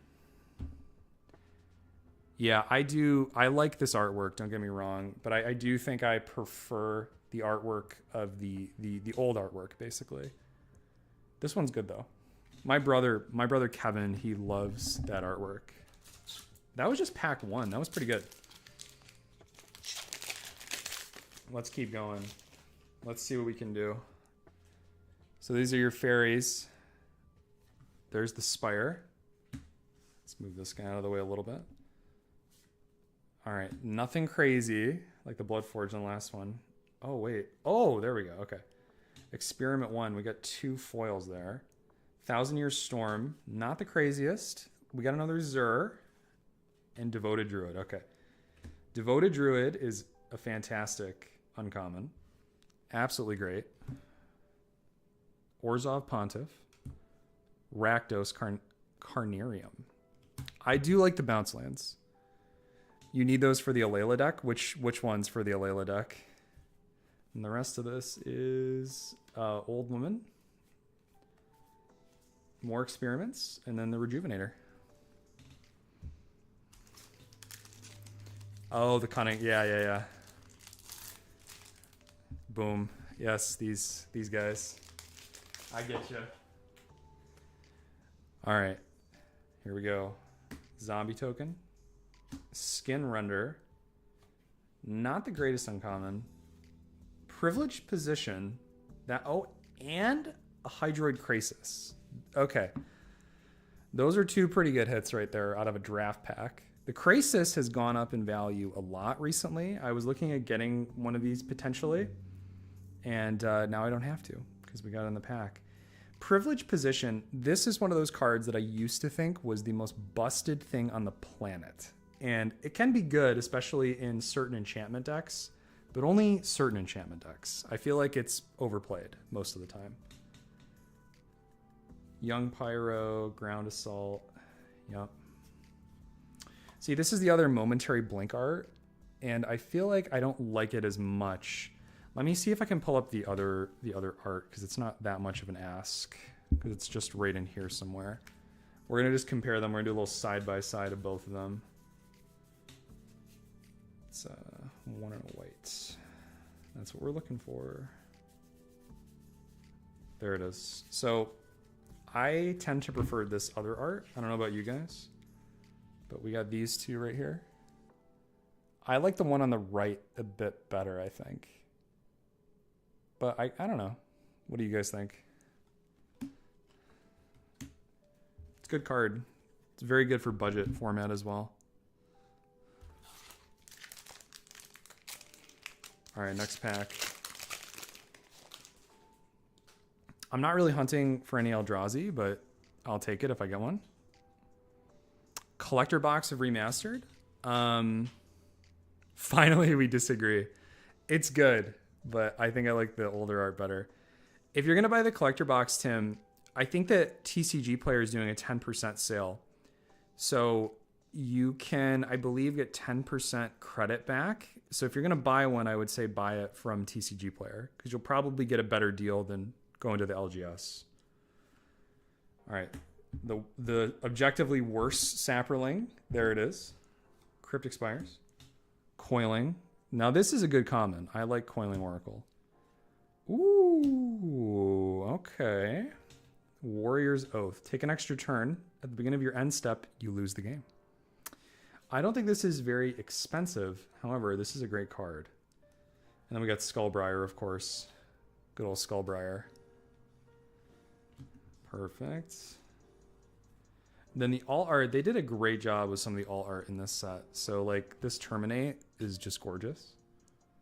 Love it. Traveler's Amulet. That was the card I was thinking of. This is like... Okay. I feel like I need to do an audit here. Okay. Traveler's Amulet versus Wayfarer's Bauble. Wayfarer's Bauble is 2 mana to activate. But I forget, does it go onto the battlefield or no? Because if not, why would you not run a Traveler's Amulet? Right? Hold on. We're gonna Google this. Stand by. Google time. Google time. Wayfarer's Bauble. Okay. All right. Well, there is a purpose. It does go into the battlefield tapped. So I guess there is that, but still. Seems pretty good.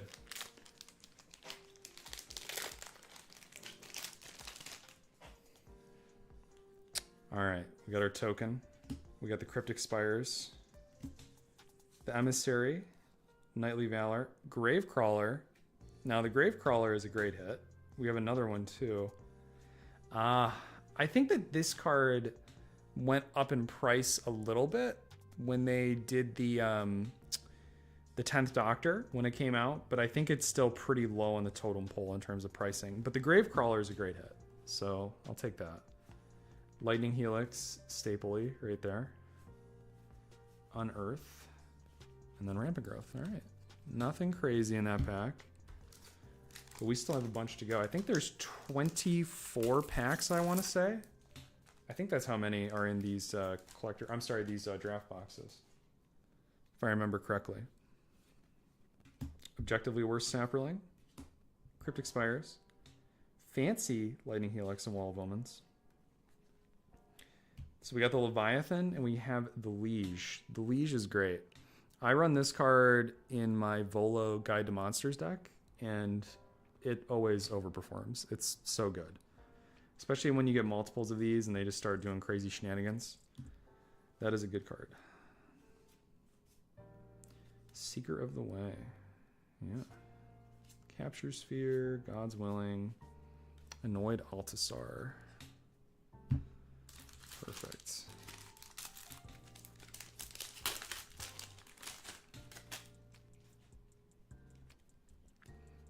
It's just a regular elemental. Nobody cares. Cryptic Spires. Goblin Banneret. Live Sky Knight. Ooh, okay. That's a good hit. There you go. So that is definitely something that I have been... Eventually, I was going to buy another copy of this, but we don't need to now. That is excellent. Little Crucible of Worlds action. We'll keep that out because that's a good one. And then we have the Simic Growth Chamber. I do like this artwork for this bounce land, the Simic bounce land. Very good. We'll keep that out as well for sorting purposes. And then I think the rest of that is just chaff. Oh, it smells like a game store in here right now. You know, like when you're opening something sealed and it has that that smell to it. That's what it smells like. This whole room is just like totally filled with that smell. Oh, well, that's good. I hope it's not because I paid you to be here today. Devoted Druid, excellent. Firesong and Sunspeaker and Restoration Angel. This was kind of a whiff pack because they just reprinted Firesong and Sunspeaker recently, but I'll still take it. I do love this Mentor of the Meek art as well.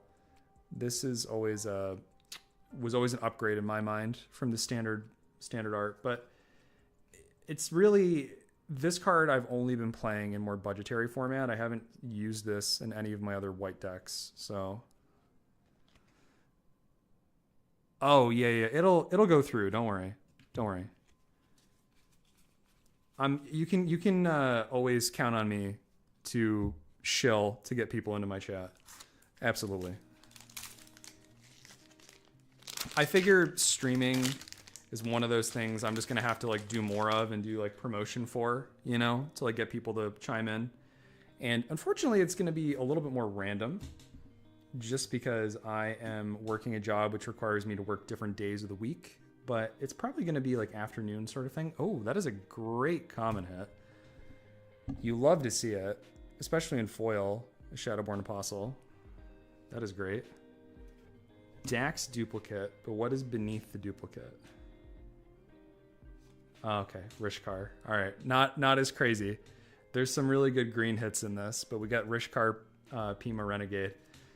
This card, I was watching an old Game Nights, and I wish desperately that I could sit down on my stream and watch Game Nights with everybody. Like, I wish I could just pull it up on screen over here and just chill and watch it with you guys, because there is some absolute gold in the old episodes of Game Nights.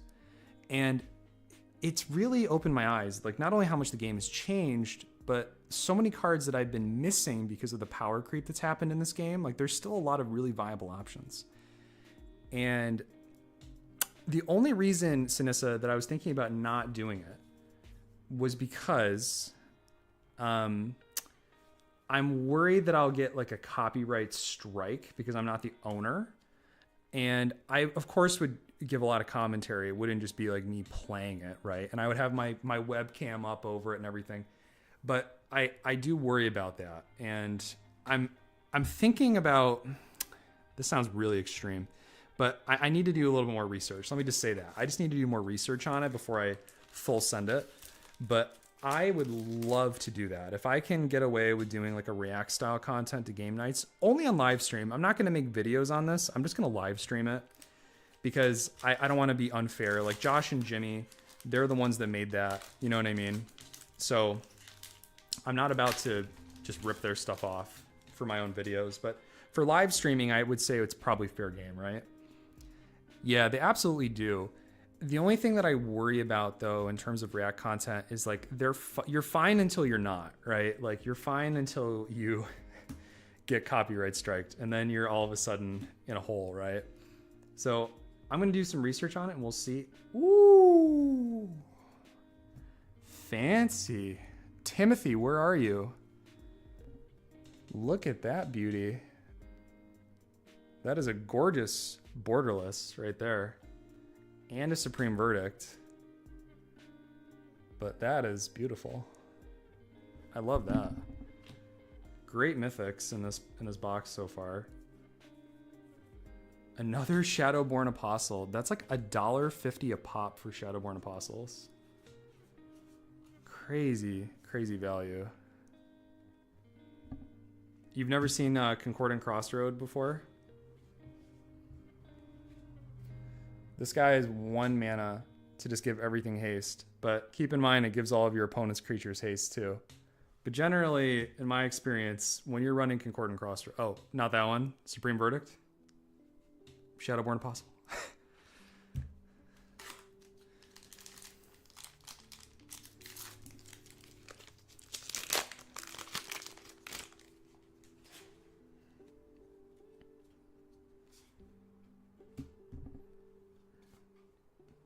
I'm waiting.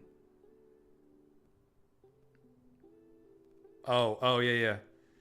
All creatures have haste. Oh, yes. Oh. I saw the mythic and I got really excited, but it's just a Monastery Mentor. Sad face. They just reprinted this guy. Oh, but it doesn't even matter. And you want to know why? Because I hit that. Phyrexian Altar. What a good hit. Wow. What an all-star hit right there. Absolutely wonderful. Gruul Turf. Deranged Assistant. Oh, yeah. And a fancy Rampant Growth. We'll put the fancy Rampant Growth. I do like this art for Rampant Growth. We'll put that in the good pile for commons and uncommons. Yeah, since a while back I was opening some Double Masters 2022 collector's boxes just for fun because they had a really good sale not too long ago for TCG Player, and I pulled a foil etched Phyrexian Altar, but it is now in a deck. I've since put that in a deck. I think it's in my Ovika deck actually. Heroic Rhino, Culligan's Command. All right. I actually really like Culligan's Command, and I also really like this artwork. Choose 2. Return target creature from your graveyard to your hand. Target player discards a card. Destroy target artifact, or this card deals 2 damage to any target. I've used this in multiple Rakdos decks, and it never feels bad. It always feels like it's doing something. And then Doran is always just a good rare hit. A lot of good rares in this set, that's for sure. And then just some draft stuff. I wish I had a chance to draft Double Masters 2022 when it first released. I just didn't have time when it was released, so I only bought like a box to open. But the drafts were very expensive because you could win multiple different packs. And my game store, I think, gave away collector's packs, actually, for the very first one. So if you won, you got a collector's pack. And I can only imagine. Ooh, Mizzix. Not a great mythic hit, but great card. I do love Mizzix of Is Magnus. The cost reduction, unfortunately, this is one of those guys where your deck build is extremely straightforward. It's just like you're going to just build like Spell Slinger or Storming basically. So not terrible, but definitely not the best. Any set you're excited about in the future? So I haven't looked at the entire roadmap, but Mall Drifter, I forgot they did the alt art for that. And then, yeah, let's keep that guy out. I like that. Perfect. So in terms of new cards, the Fallout set has some interesting stuff that's going to be coming along with it. So I like the idea of some of the Fallout cards. I really do. So the rad counters and that sort of thing seems interesting. And I think that some of the new abilities that are coming along with Fallout have me excited. So we'll wait to see, you know, how that's going to pan out. Because the thing with deck building content is that you can get so far ahead of everybody else if you put out a video. But the risk that you run is that you make a subpar video because you don't have all the information yet. And that's what I'm worried about in making a video on anything to do with the new Fallout stuff, because I don't want to fall into that trap. I just don't. Like, I want to know what's available to me when the set releases. That way I have full understanding of like the rad system, and then I can go from there and make a deck. But I will definitely be making a deck in that world. Doom Traveler. Arjun and Mind Rack Liege. I have never seen this card before. Mind Rack Liege. Other blue. Oh, so it's basically Merc Fiend. Okay, great. And then this one, I've seen this card do some wacky stuff. Whenever you cast a spell, put the cards in your hand on the bottom of your library in any order, then draw that many. All of the draw triggers off of this guy, I've seen this do some absolutely insane stuff in games. Good old Lightning Bolt, Vampiric Rites, that got reprinted recently. Really nice Lightning Bolt art. Yeah, people make videos way too early. Hi, Tim. Make videos way too early on certain topics. And, you know, that's another problem, because it's a double-edged sword. You make the video early and you're going to get more views because you're the only one with that, you know, specific commander or whatever out. But then later down the line, it's like, I think about it and I ask myself, would I be happy if I made this video now, right? Without all the information? And the answer is always no, I'm not going to be happy. Full art Enlightened Tutor and a foil Mystical Tutor. Oh, you bought a box? You spicy boy. Let me buy a box and come over and crack it. Where are you? Are you at our local game store or what? Agony Warp, Fiery Fall, Dramoka's Command, and then Jeskai Ascendancy. This is another one of those like sleeper picks that I've included in some decks, and I feel like it's just insane. Like, cast a non-creature spell, creatures you control get +1. So basically it has prowess. You give all your creatures prowess, and you untap them. So if you have something that has a tap ability, you can tap this to either generate mana or loot or whatever, and then cast another non-creature spell, and then untap them. And then whenever you cast another non-creature spell, you draw and discard. So you get just a ton of value for 3 mana. And I think it's a little bit too slow to play in most decks, but in some of the budget decks I've seen, this card puts in some serious work. So I think it's worth considering if you're a Jeskai fan. Wow. I can't believe it that they would even print this. 4 mana, 4/4 flyer, and that's it? Can't believe it. Look how far we've come. Tim, are you like at our local game store, or are you somewhere else? Like, did you buy something already? All right. Oh, we got the nice artwork here. I don't know if you guys have seen this artwork for Summer Bloom, but this is my favorite Summer Bloom artwork. I absolutely love it. Gorgeous. We'll put that over in the cards that I want to make sure I keep track of. Yeah. Yep, absolutely, Sinissa. I agree. Prized Amalgam and Deathbringer Liege. Oh, we got another Summer Bloom. Lovely. Amazing. So I agree. Sometimes Jeskai stuff gets hard to keep track of, but in terms of like power level, if you're looking for something cheap for what it does, it's hard to find something that's, you know, better than that, I would say. I'm going to keep the Conclave Mentor and the young Pyro, our young hero. We'll keep him out in the pile as well, because we're going to sort that into a binder probably. The nice Spell Pierce as well. Very nice.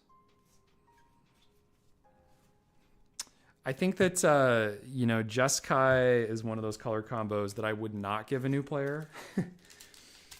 It's just going to be too confusing. There's too many interactions. There's too many things to remember to do.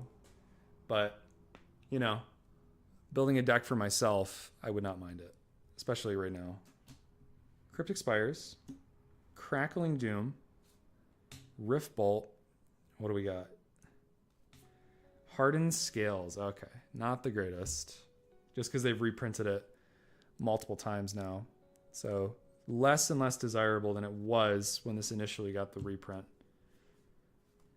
Boros Garrison. We'll keep that guy out. That's for sure. What does this guy do? It's an enchantment. It's 1 mana for an enchantment. Has anyone seen this card before? Because I don't think I have. Whenever you cast a non-creature spell, put a lore counter on this card. 3 mana, put a lore counter on it. For 1 white, until end of turn, it becomes a monk avatar creature in addition to its other types and gains. This creature's power and toughness is equal to the number of lore counters on it. This is interesting. I wonder if this is like a sleeper pick for Ariete of the Charmed Apple. This could be good.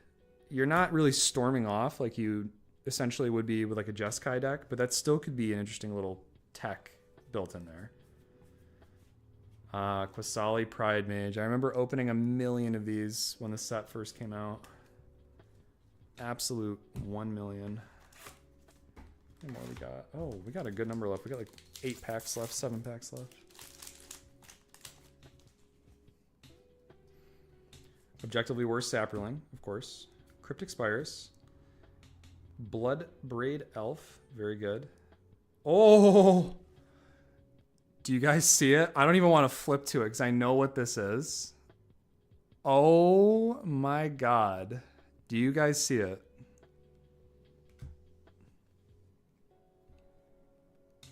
Tim, you better be watching. 2 mana. Mythic. 1/2. And you know it's a goblin, right? Oh, baby. That right there is a Dockside Extortionist. It's like $55 or $60 for this version. That is an insane pull. Absolutely crazy. And that's already after opening a Crucible of Worlds, Borderless Concurrent Crossroads, and a Phyrexian Altar. Not to mention we have a bunch of like $1 to like $5 rares. Crazy. And there's still a rare after this, I think. Oh, okay. Whew. That's all right. I'll take it. We're going to put this guy in a sleeve. We're going to get this one sleeved right up. So let's get that guy in here. Take a look at that guy again. Gorgeous. Tim, I can compete with you now. We can play CDH, my friend. Got the goods. That'll definitely stay out. Beautiful.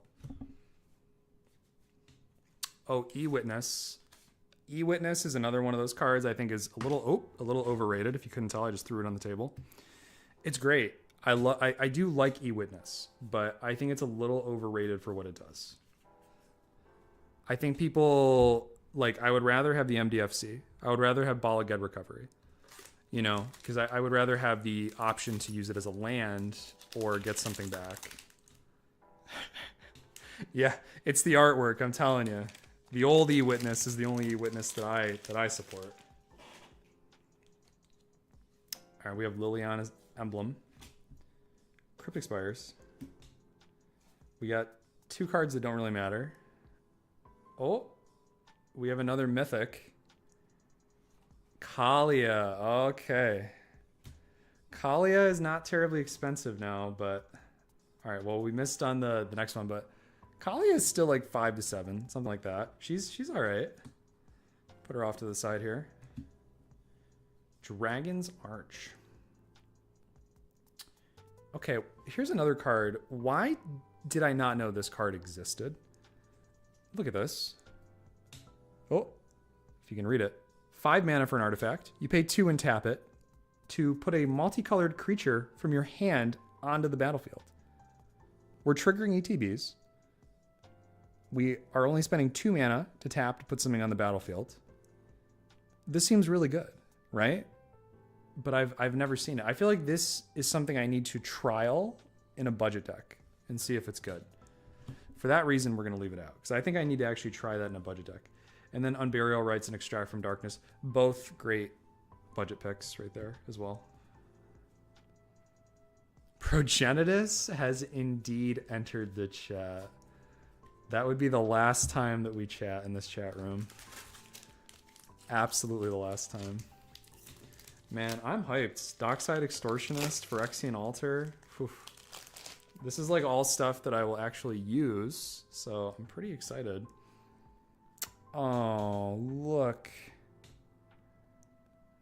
That cute little guy. Cryptic Spires. Oh, we got a foil Zur. It's nice. Let's see what's next here. It's a rare. Oh! It's the box that just keeps on giving. It just keeps providing.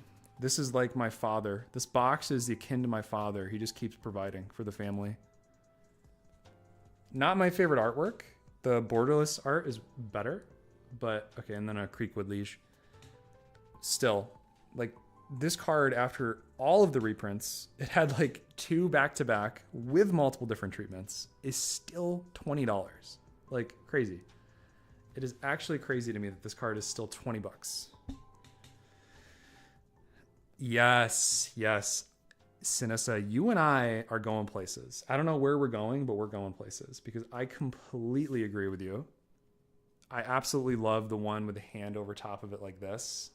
That's exactly the one you're talking about, right? Where it's like this and there's a pile of gold beneath it. Because that is the goated artwork.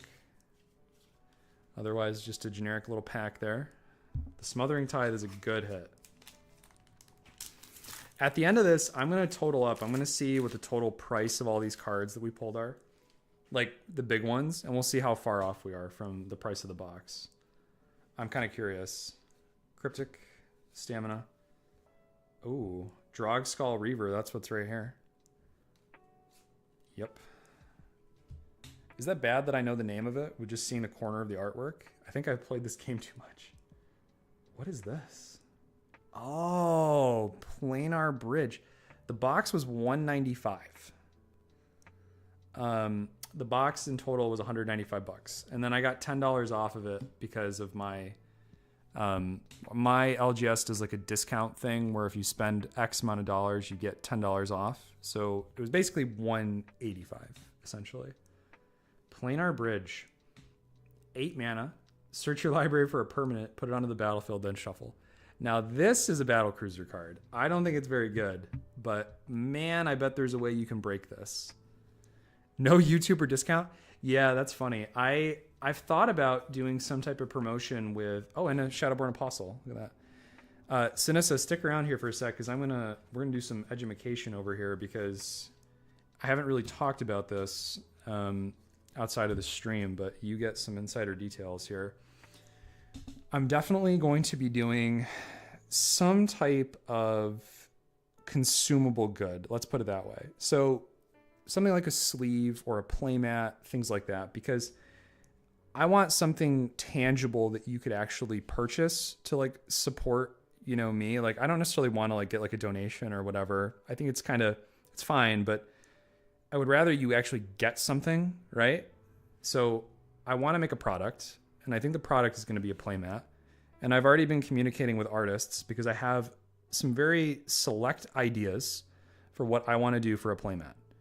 And it's going to be, hey, Magic Muffin, it's going to be probably in a slightly grittier style maybe a bit more like heavy metalish, you know, because I listen to a lot of like heavy metal stuff. But I want to make it because I want to do limited runs where it's like I maybe only make like 500 of them or something, and that's it. Like if you get in, you get in, and that's it. And it's one of those things where I probably will have to price it a little bit more on the expensive side. And I feel a little bad about it, but if I'm going to be dedicating a lot of time into doing the YouTube thing full time, well, not full time, but basically full time, there needs to be some type of clawback, you know, because I spend a lot of time making the videos. And I don't want to just inundate everybody with ads, because I think that ads bring down the quality of videos and streams and stuff like that. It makes me click away really fast. But what doesn't make me click away really fast is when people actually have something that I like, that I would actually use, right? And normally I'm willing to spend a little bit extra to support people that I like, you know? So that's the insider detail, is probably making something like a mat in the near future. You heard it here first. We got a sapperling. Oh, we got the fancy lightning bolt. How much time does it take you to... Okay, so in my... I gave a little bit of behind the scenes on that. In my Indominus Rex video, I spent probably 15 hours on that video. Like, I kid you not. I spent 15 hours for like 10 minutes. Crazy, right? Just crazy. And that's because I had to actually go into forums and have private conversations with judges, because I came into contact with judges who didn't really understand what I was asking, or they just didn't really get what I was trying to do with the commander. And so I had to spend time, which took a couple hours, like talking back and forth with judges regarding mechanics of things, which should have been simple, but that's how it works. And you're very welcome, sir, or ma'am. And that takes time. And then I also script out my videos. So I don't want the video to just be, you know, me rambling like this. And I think I'm pretty good at just going off the riff, but going off the cuff. But I think that the video is better as a result of me scripting it. So by the time I'm done researching the mechanics, I then have to put the deck together, and then I have to write a script. And then once I'm done with the script, oftentimes I will play test or I will goldfish the deck. And then after I'm done doing that, I can officially say, yes, this deck list is good, therefore I will make the video, or no, this deck list is bad and I must either fix it or I scrap the last 6 to 10 hours of work. And that's happened more than once. So that's why I've been sticking to mostly one video per week, because I really try to put in the extra work to make it better for you guys, because that's what you deserve, right? If you're going to spend time watching me or anybody, it should hopefully be worth your while to watch that person. So that's my goal. We got an Assassin's Trophy here, which is fantastic. I needed another Assassin's Trophy, actually. So that's a wonderful hit. Imperia Archangel. So Sinissa, I hope that answers your question. So this is a 8 mana, 5/8 flyer with Shroud. Pull it up a little bit here. All damage that would be dealt to you is dealt to Imperia Angel instead. That is so funny. It's like reverse enrage. Is it Boilerworks? I absolutely love the full art. This is good too. I love the full art bounce lands in this set, like the Boilerworks and the Simic Growth Chamber and all that kind of stuff. Magic Muffin, is this? I don't know if I've seen you comment on my other videos. Have I? I think I have. But it's good to see you here. Thanks for coming into the stream. Yeah, I think the Indominus is a good deck. I did have a chance to give it some dry runs, and it did the thing, you know? And I'm a little wishful, not gonna lie. There's the 2 mana, it's like, or is it 1 or 2 mana? It's like the shift card where it shifts counters around from creatures, and that's a little generous, to be honest with you. That card is in there for flavor, but I love it. Like that to me is like peak Commander, when you can spend like, hey, I got 2 mana, I'm gonna move these 30 counters over from this one creature over to Indominus Rex, and guess what? I'm gonna draw 30 cards right now. Like that is just peak Commander like bullshittery, right? Like I love it. I love it. All right, Anointer of Valor. Oh, that's a good one. We got something behind it too here. Oh, that's a thrumming stone. But the damnation, that is a good hit. It's a good damnation hit right there. And thrumming stone. I actually needed, it's so funny. I actually needed this card because I'm in the process of making a Slimefoot and Squee deck.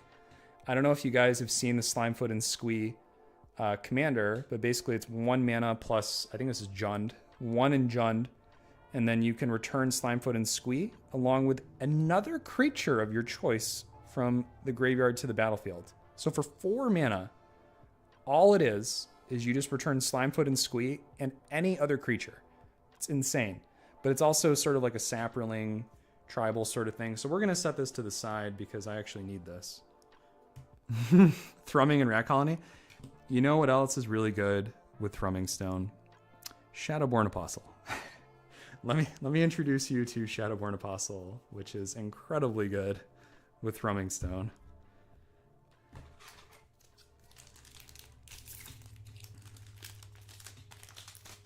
All right, this is the last pack that I have.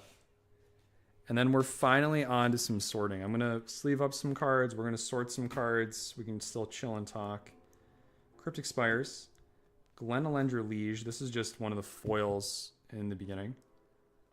Ooh, that's a Forbidden Orchard. Not the greatest hit. But let's see outside of the Forbidden Orchard. This is our last rare.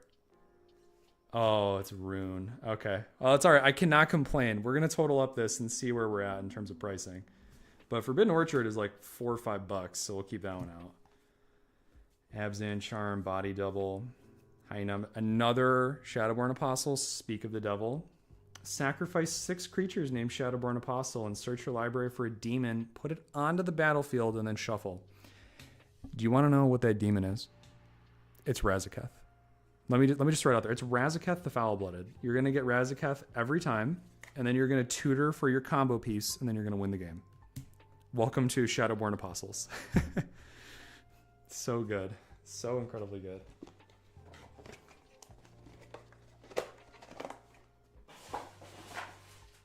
All right, so let's grab some sleeves. We're going to sleeve up some of the better cards, and then we'll get to sorting here, I think. Throw that under there. Perfect. So I have 2 binders behind me, and the binders are in no specific order or anything like that. They are just there for kind of organizing my collection here. Yep. Shadowborn Apostle has some of the most expensive alt art I've ever seen. So if you look up a base copy of like this Shadowborn Apostle right here in my little pile, it's like $1 or $2. But then when you go and look at the secret layer version, I dare you, go look up the secret layer version of Shadowborn Apostle and get back to me. It's crazy how much money people are asking for. Absolutely crazy. All right, we got some good hits here. Let's total up.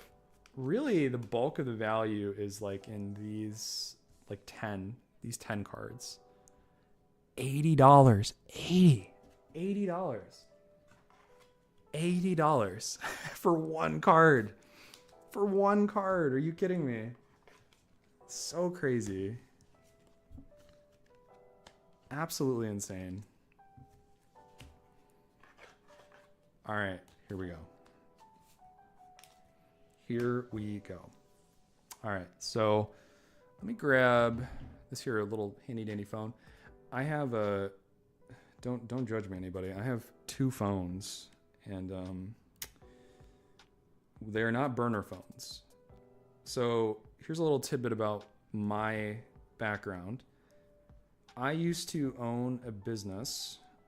It started over COVID, where I would basically liquidate people's estates. I would go to their estate, and I, like somebody that's passed away, something like that. Oh, so Magic Muffin, the Shadowborn Apostle, this guy, is like $1 or $2. But if you get the alternate art secret layer version, it's $80 for this card. Crazy. But I was doing basically estate liquidation where I would go and, you know, maybe somebody passed away or moved out and they like couldn't bring things with them. And so I would do like a flat rate basically Once I knew it was available, and I would clear out their thing. I would do it all the manual labor myself. I would move it all myself. I would like rent trucks and stuff like that and move it out, put it in storage units and stuff. And I would sell it. And so I did that throughout part of my training. And then, cause I'm a PA, so that was my master's degree. And I would do that and then sell everything. And so I did eBay sales for a while, which is why I was doing card sales. So the way that my addiction with Magic started was like, oh, well, I already know how to sell online. I've been doing it for 2 years, 3 years. So let me just transition. So I transitioned over to cardboard. And so that was the way I would fund my addiction, as I would buy sealed, like when it was on sale, and then post the stuff I didn't want online to offset my cost, right? And then I would be playing the game for maybe like 50% of the price for what people normally do. The problem is you have to find the good deals in the first place. That is always the hard part. So this Concordant Crossroads right here, I need somebody to keep track, all right? This Concordant Crossroads on the low end is 13, but really the medium price is $16. So we'll say 16-ish for that one. I trust you guys, but I'm gonna pull it up on my end too here. So that's 16. The Forbidden Orchard I know is like $4. It's like $3 or $4. So we'll just say we're at 20 because I actually needed one recently. Dockside MFN Extortionist. Let's look at the Dockside.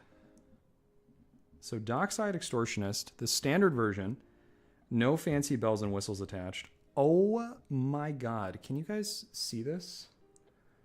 Look at it. This is like the SpongeBob. I don't know if you guys watched SpongeBob growing up, but this is like the look at it. Look at the price. Oh my Lord. The low is 60. That is wild to me. So we're going to add 60 to that. So we're at 80. Three cards, $80. Absolutely insane. Now let's look at Damnation. So this copy of Damnation is actually pretty expensive, like around 19, 20 bucks, something like that. Looks like people have got some copies for a little bit cheaper, but by and large, we'll call it 16. We'll say 16. So we'll add $16 dues on there. Boom. Let's do Smothering Tithe next. So that's the base copy. My guess is it's going to be $17 to $18. That is my guess. Let's see how close I can get. So in regard to that, it is about, yeah, it's about right. It's about 17 bucks or so. So we'll go with 17 for that one because that's kind of the average. So boom. And then Phyrexian Altar. We're getting there. Only 2 more to go after that. Phyrexian Altar is about 20 bucks, maybe a little bit more. I know that says 27, but if we look at the lows down here, it's about 21-ish. So we're going to go with 21. So let's add that into the calculations. Assassin's Trophy's got to be like $9 by now, right? That card is so played. It's played in every single Golgari deck. Assassin's Trophy, let's look. Double Masters. Okay, it's like $7. I'm going to show you guys the alt art version. I just saw a glimpse of it, but light play, we're looking at, we'll say 7. It's about 7 probably, so we'll add that in there. But let's take a quick look at the alt art for the Assassin's Trophy. Take a look at this absolute beauty. You guys see that? That is gorgeous. I thought about buying some of these when it came out, but the price has been pretty consistently expensive compared to the other ones. And like if you look at the price chart, it was pretty expensive a while back. It was around like $25. So never got that one. But that is Assassin's Trophy. Oh, I didn't do Crucible of Worlds either. So let's do Crucible of Worlds.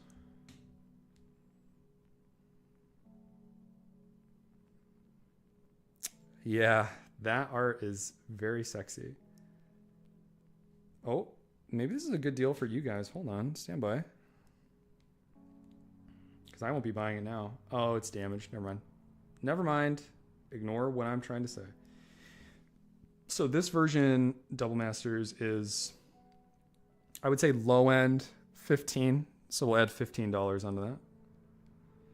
And then the last one is Kalia, which I think she's only a couple bucks now, but let's just double check. Kalia of the Vast. So Kalia, actually a little bit more than a couple bucks. She's about 7 to 8. Looks like about 8, actually. Yeah, $8 all day. Look at that. So we'll add on 8, and boom. There's our number right there. 164. So that is crazy. So what you guys are seeing right here, let me just line these up for you. So it's all pretty for the camera. These 9 cards right here are $164 just for those 9. And I paid $195-ish for the box. So with the rest of these, my Shadowborn Apostles, definitely got my money back for it. So not a terrible opening. I've definitely had worse. You can definitely lose a lot of money on these types of boxes. So, but I will take it. Absolutely will take it.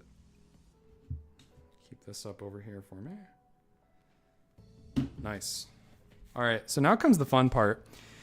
So certain groups of cards here I'm not going to organize. So this stuff back here, oh, you can kind of see me pointing to it, is the bulk that I've opened, basically. I've already taken out the things that I want, right? I've organized the bulk. I've organized into these little token packs, basically. The tokens get their own little section. The lands, they get their own little section because these Cryptic Spires are all going to go into probably what I'm going to do with these. This is some TMI for you guys, but I'm sure you'll love it. I am in the process of building a cube for Lord of the Rings. And I think that these would be perfect includes, not for Lord of the Rings necessarily, but for consistency in the cube. That way we can have little dual lands and things like that that make the decks more consistent. So I will probably include these in my cube. So I'll keep these separate because those will be cube includes. So I also bought, I don't know if I have them over here. So they sell these it's by Dragon Shield. They sell these packs that you can, they're not really packs, they're like blanks. They sell blanks where you can fill them with cards of your choosing to make custom packs, which I think is sweet. So that way when you do cube and you do a cube draft, you can, once you're done with them, all the cards are already sleeved. So all the cards would be like this, right? I would buy 1,000 sleeves or whatever, sleeve all my cards. And when I want to make a pack, I would take 15 cards and I would throw them into the little plastic pack, and then I would have a cube pack ready to go. And what you do is at the end of the night, you shuffle, once you're done with your draft, is you collect everybody's stuff, that way you don't lose your cards, and you just put all brand new cards into the packs. That way your next cube night won't be the same, and you mix all the other cards back in, so that way eventually they'll just get recycled. So I am very, very bullish on that. I definitely want to make a cube, especially for Lord of the Rings. So let's sort out here. So we're going to do... So I think that the best way to do this is I'm going to take all of these here that are in the not draft chaff level, and we're going to organize them probably by color and or land is going to be the easiest. So I think we're going to start with that. But you guys have already seen all of these, so I don't want to put you through me sorting through all of those, especially because I'll probably only go for another couple hours here today at the most. So what I'll do is I'll actually go over here to the fun stuff. So you guys are going to see some of the fun stuff that I got over here. So I hope you're ready for that, because you're going to see how much of a problem I have. You're going to realize that I spend way too much money on this game, basically, and way too much time thinking about it.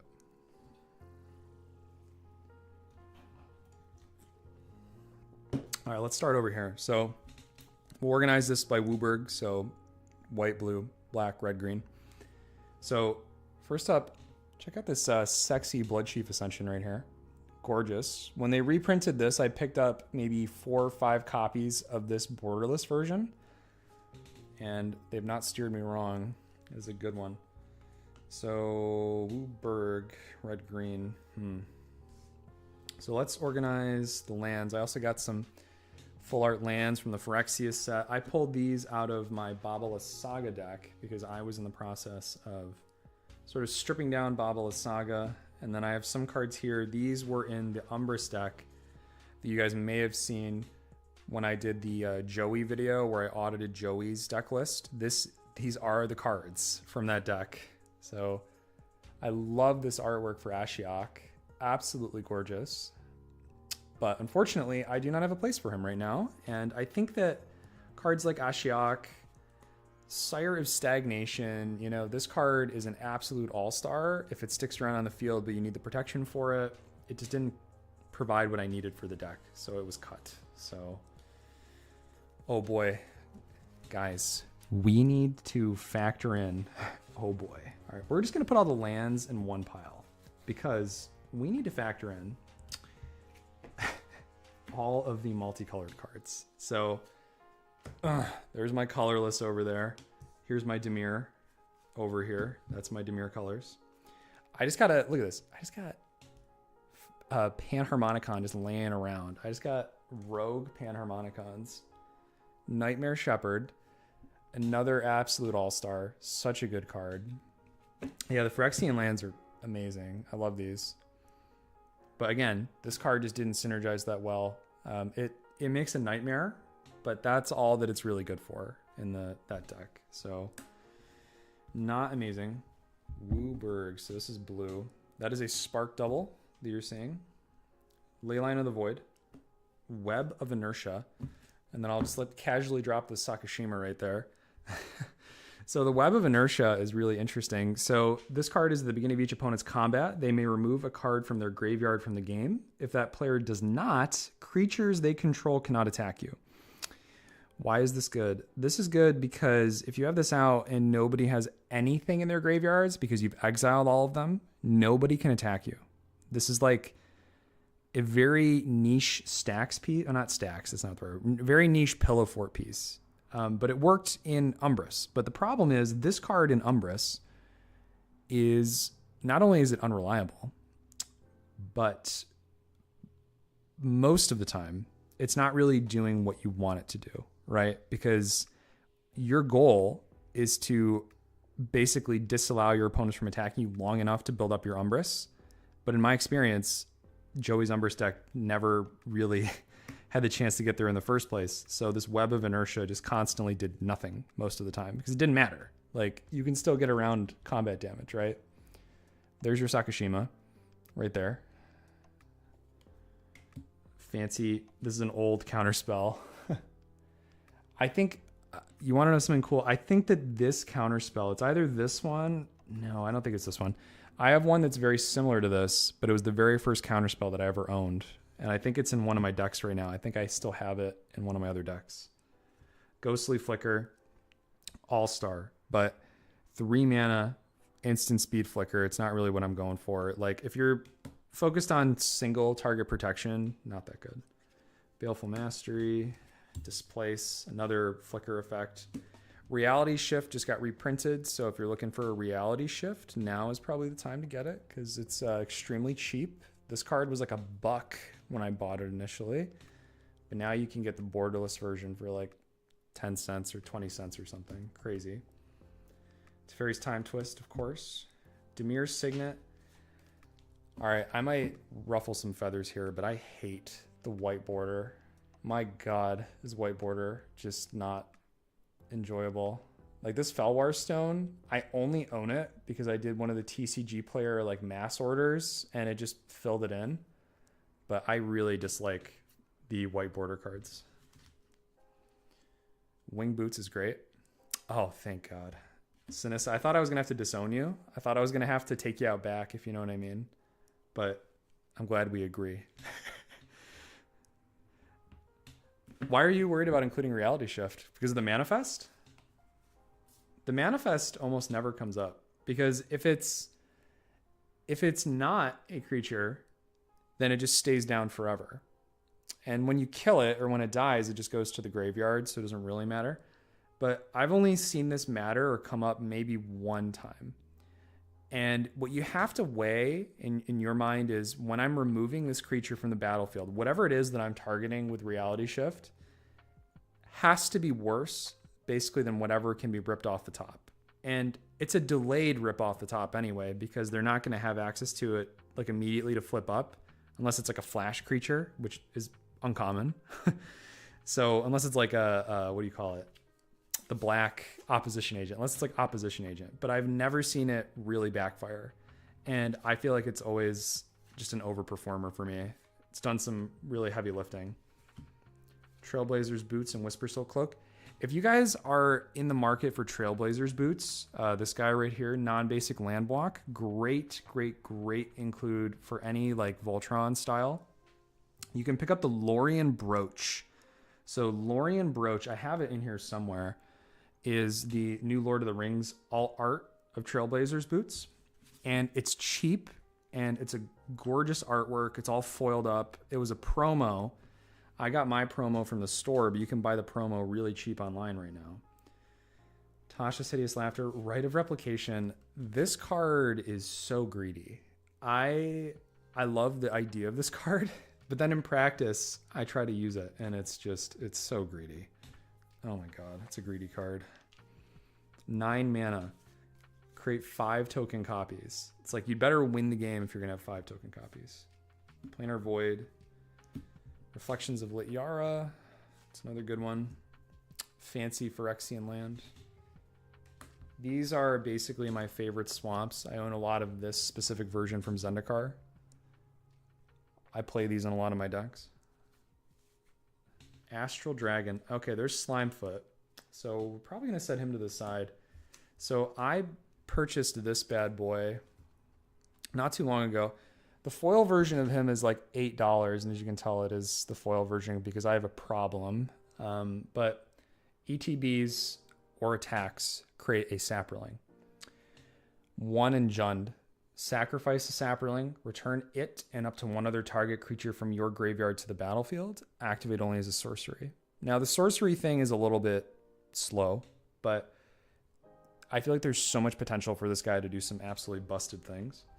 And I was at one of my other local stores, and they sell penny cards. They have a box that has just pennies in it, penny cards in it, rather. And this was a penny card, the Thalid Soothsayer. It's expensive, but, 2 mana, sack a creature, draw a card. I might end up including it in here, but we're going to put this to the side because I think we're going to use it. So I'll put those off to the side. Astral Dragon. I picked up a bunch of copies of Astral Dragon. Because, again, I have a problem, so... All right, you ready for this, boys and girls? Kiki Jiki. There's my boy right there. White, blue, black, red, and then green. And then here we go. We got some new stuff. So this stuff is actually a little bit exciting. So I got some Worn Power Stones. I picked these up because I'm pretty big on Worn Power Stone. It's 3 mana. Sure, it comes in tap, but you can tap it for 2. I actually really like these cards, and I'm going to end up replacing, I think, some of the other Worn Power Stones in my deck, but also for future when I'm building, I just wanted to have access to them at will, and so I bought these for like 90 cents a piece when they were released. This is Anduril, Narsil Reforged. It's one of the new cards in the Lord of the Rings. So this is an Ascend ability. So if you have 10 or more permanents, you get the City's Blessing. And basically, if you have the City's Blessing, you get to put 2 +1/+1 counters on each creature you control when you attack with the equipped creature. So this is sort of like a interesting strat, like a go wide sort of strategy. Like the obvious choice is like elves, but I bought it just to have a copy. I wasn't sure if this is one of those cards that's gonna like go up in value a lot. I just figured I'd pick it up. Aragorn, Hornburg Hero. Picked up a couple copies, really cheap. I think you can get this guy for like under $1. Interesting commander, Naya colors. So attacking creatures you control have first strike and renown 1.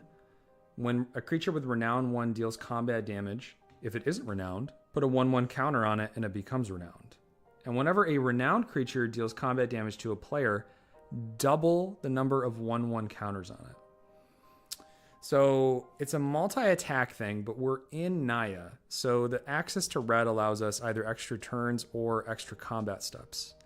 So essentially, the goal would be to build up a board with 1/1 counters with green and white, which is the perfect 1/1 counter strat deck. And then use the addition of red with some extra combat steps to just go crazy and build up an insane board. Like a really tall board, probably with trample. And I thought this guy was cool, and I needed to get an order over $5 because on TCG Player, I'm not sure how it is in Croatia, but at least for TCG Player here in the States, I live like 2 hours from TCG Player headquarters, and you get free shipping over $5. So that's what I did, free shipping over $5. So that's why I got an extra Aragorn. More Worn Power Stones. I think this was a duplicate order. I think I ordered these by accident. Like I actually ordered these by accident. I have 4 others right here, and I have enough Worn Power Stones to power my decks for the next fucking millennia. So that's that. We have another Kiki Jiki here that I purchased recently. This card I purchased for a very specific reason. So the Nazgul Battle Mace. This card is only good, I think, in like Wraith decks or like the or in a very flavorful deck, right? Like if you're building like the Witch King, then maybe it works. And that's why I bought it. I was going to put it in the Witch King. So that's why I have this card. So I'll keep this out because I'm going to include it in my Witch King deck. My fiance wants to build this commander desperately. I don't know if any of you have seen it. It is the new Galadriel. Very fancy. She's very vibrant in color. That sort of like sheen on the card comes off in person too. Promise. So she has whenever another creature ETBs under your control, choose one that hasn't been chosen. You can add 3 green. Yes, she is busted. Indeed she is. Put a 1/1 counter on each creature you control, or scry 2 and draw. Now, why is she so busted? Right? Well, she's busted as is, but as soon as you blink her, she forgets that she saw these other abilities occur. So all of a sudden, you can just keep adding green mana, or keep scrying and drawing through your whole deck. Whatever.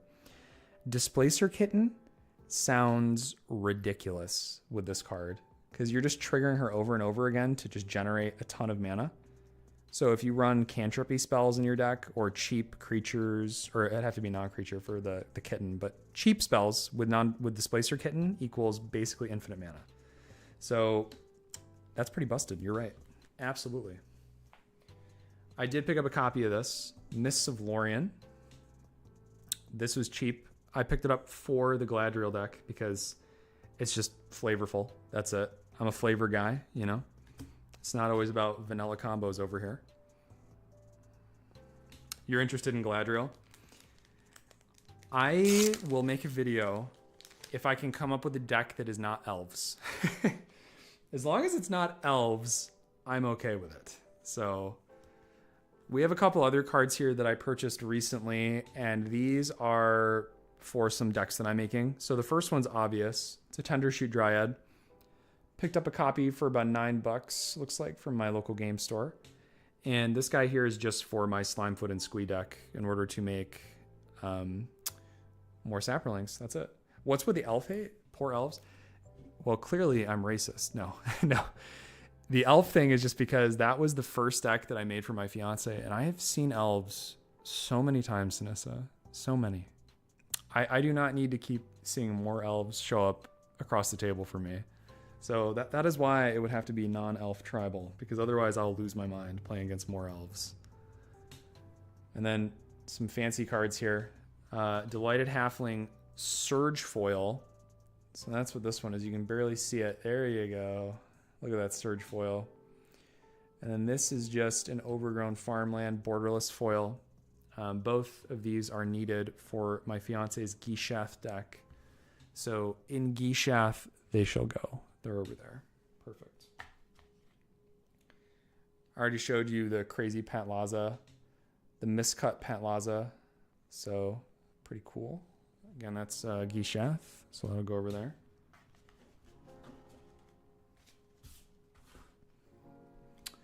We have, I don't know if anyone has seen this before, but this is the clue token from the secret lair for Stranger Things. And I'm here for it. So in terms of flavor, I got this for my Jim Hopper and 11 deck. So that's going to be the clue token for that deck. So I'll put it off to the side. Do I run 9 lives? I do not. But I have seen other people run it in Zedru, which is the one where you give it to other people. And that's pretty funny. So I think that I would, if I were to build it in Zedru, or if I were to build it, it would be in something like a Zedru deck, you know? But I do like the flavor on it. This guy right here is the card I was talking about earlier, Nethroi, the one where you can mutate and get power back from your graveyard. Really enjoy this commander. Very different sort of take on Reanimator. Not the greatest commander, admittedly. It's fun, but it's not the greatest. So we'll put that off to the side as well. Put that in something eventually. Oh boy, now you get to... My spending problem gets to be on full display for everybody as we look at 2 Aboleth spawns. But not just any, they are extended art Aboleth spawns. And then we saw 1 Astral Dragon, yes. But did you see 4 Astral Dragons? Oh, God. Yeah, I bought 4 because somebody was selling 4 of them for a very reasonable price. And so I picked up 4 because, again, I have a problem.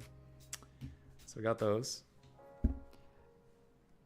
I think that, how do I say this? I think that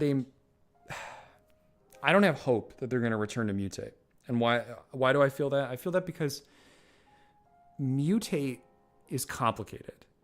And Wizards is not interested in any capacity in putting out anything that's complicated at this point, I think. Like, they want to make things very straightforward to the point. And I just don't have hope that they're going to renew Mutate for that reason, because I think that they're going to try to pare things down to make it simple, right?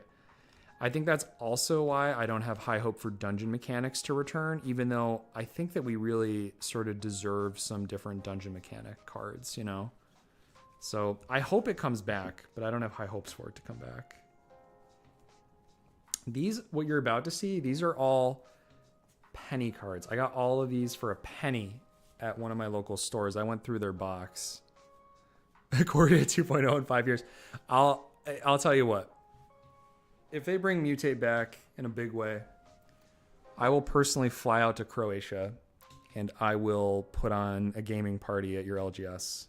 And we'll play some Ikoria Mutate shenanigans. That's what we'll do. But these are all 1 cent cards. So let me just see if I can get a good distance away. Ramunap Ruins, Edge of Autumn. Again, all a penny. I got these for 1 cent. Spell Twine, that's a good one. Seal of Removal. Fancy Strixhaven Archives Negate. Velt from Ice Age for a cent. The Temple for a cent. Flux.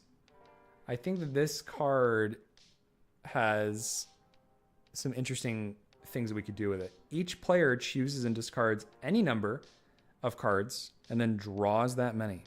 And then we draw an extra card. So for 3 mana, we draw an extra card.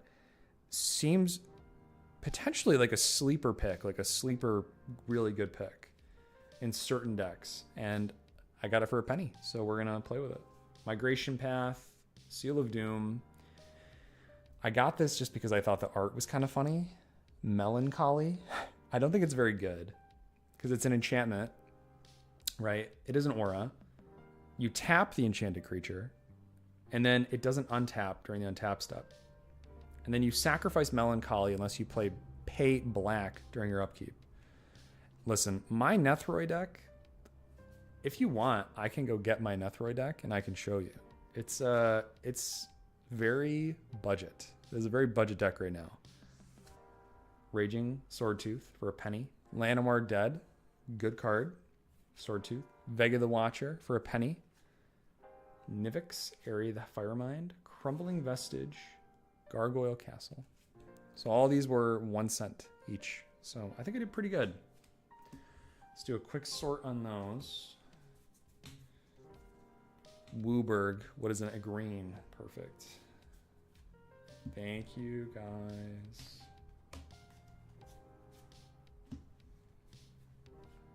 Awesome. Black. Yawgmoth's Edict. What commander did you make for a $50 budget? Nethroi. I made Nethroi, and I had to make my fiance's deck. She wasn't really into deck building yet when we did like a budget night sort of thing. And I made her a Nira the Wild Mage deck.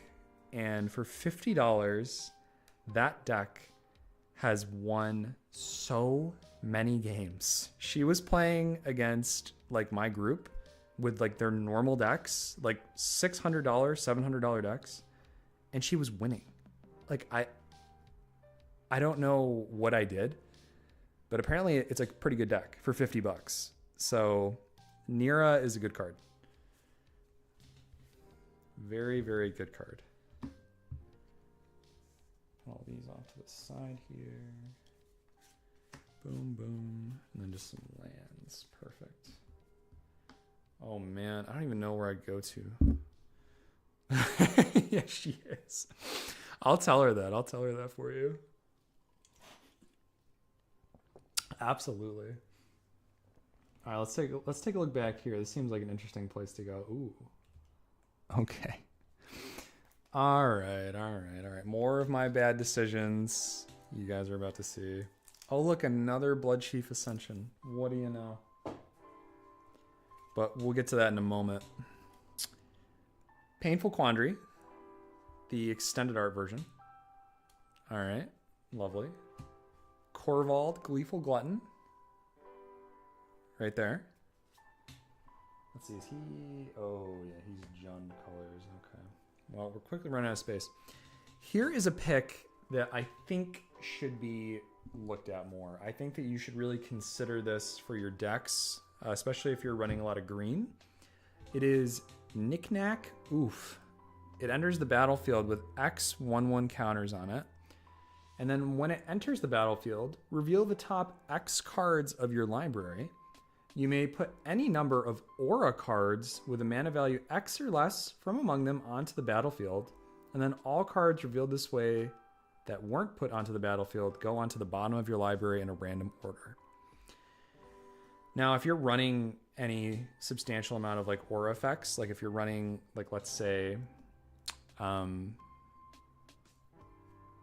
Voltron strategy, like, and you're in colors like Galea. Galea is the elf warrior that reveals off the top the equipment or aura, and then you can play it. I think Knick-Knack Oof is right at home. And this guy blows me away that despite the big pickup in auras and enchantments recently, this card has remained like dirt cheap. I think it's still a good pickup. And I think it's worthwhile because I've seen it overperform. If you can pump like 7 or 8 into this and you have any sort of top deck manipulation going on in the deck, which in a lot of those decks there will be, this card gets really good really fast. Imagine like paying 7 or 8 to cast like 15 CMC of auras. It can get really out of hand. So maybe give it a try.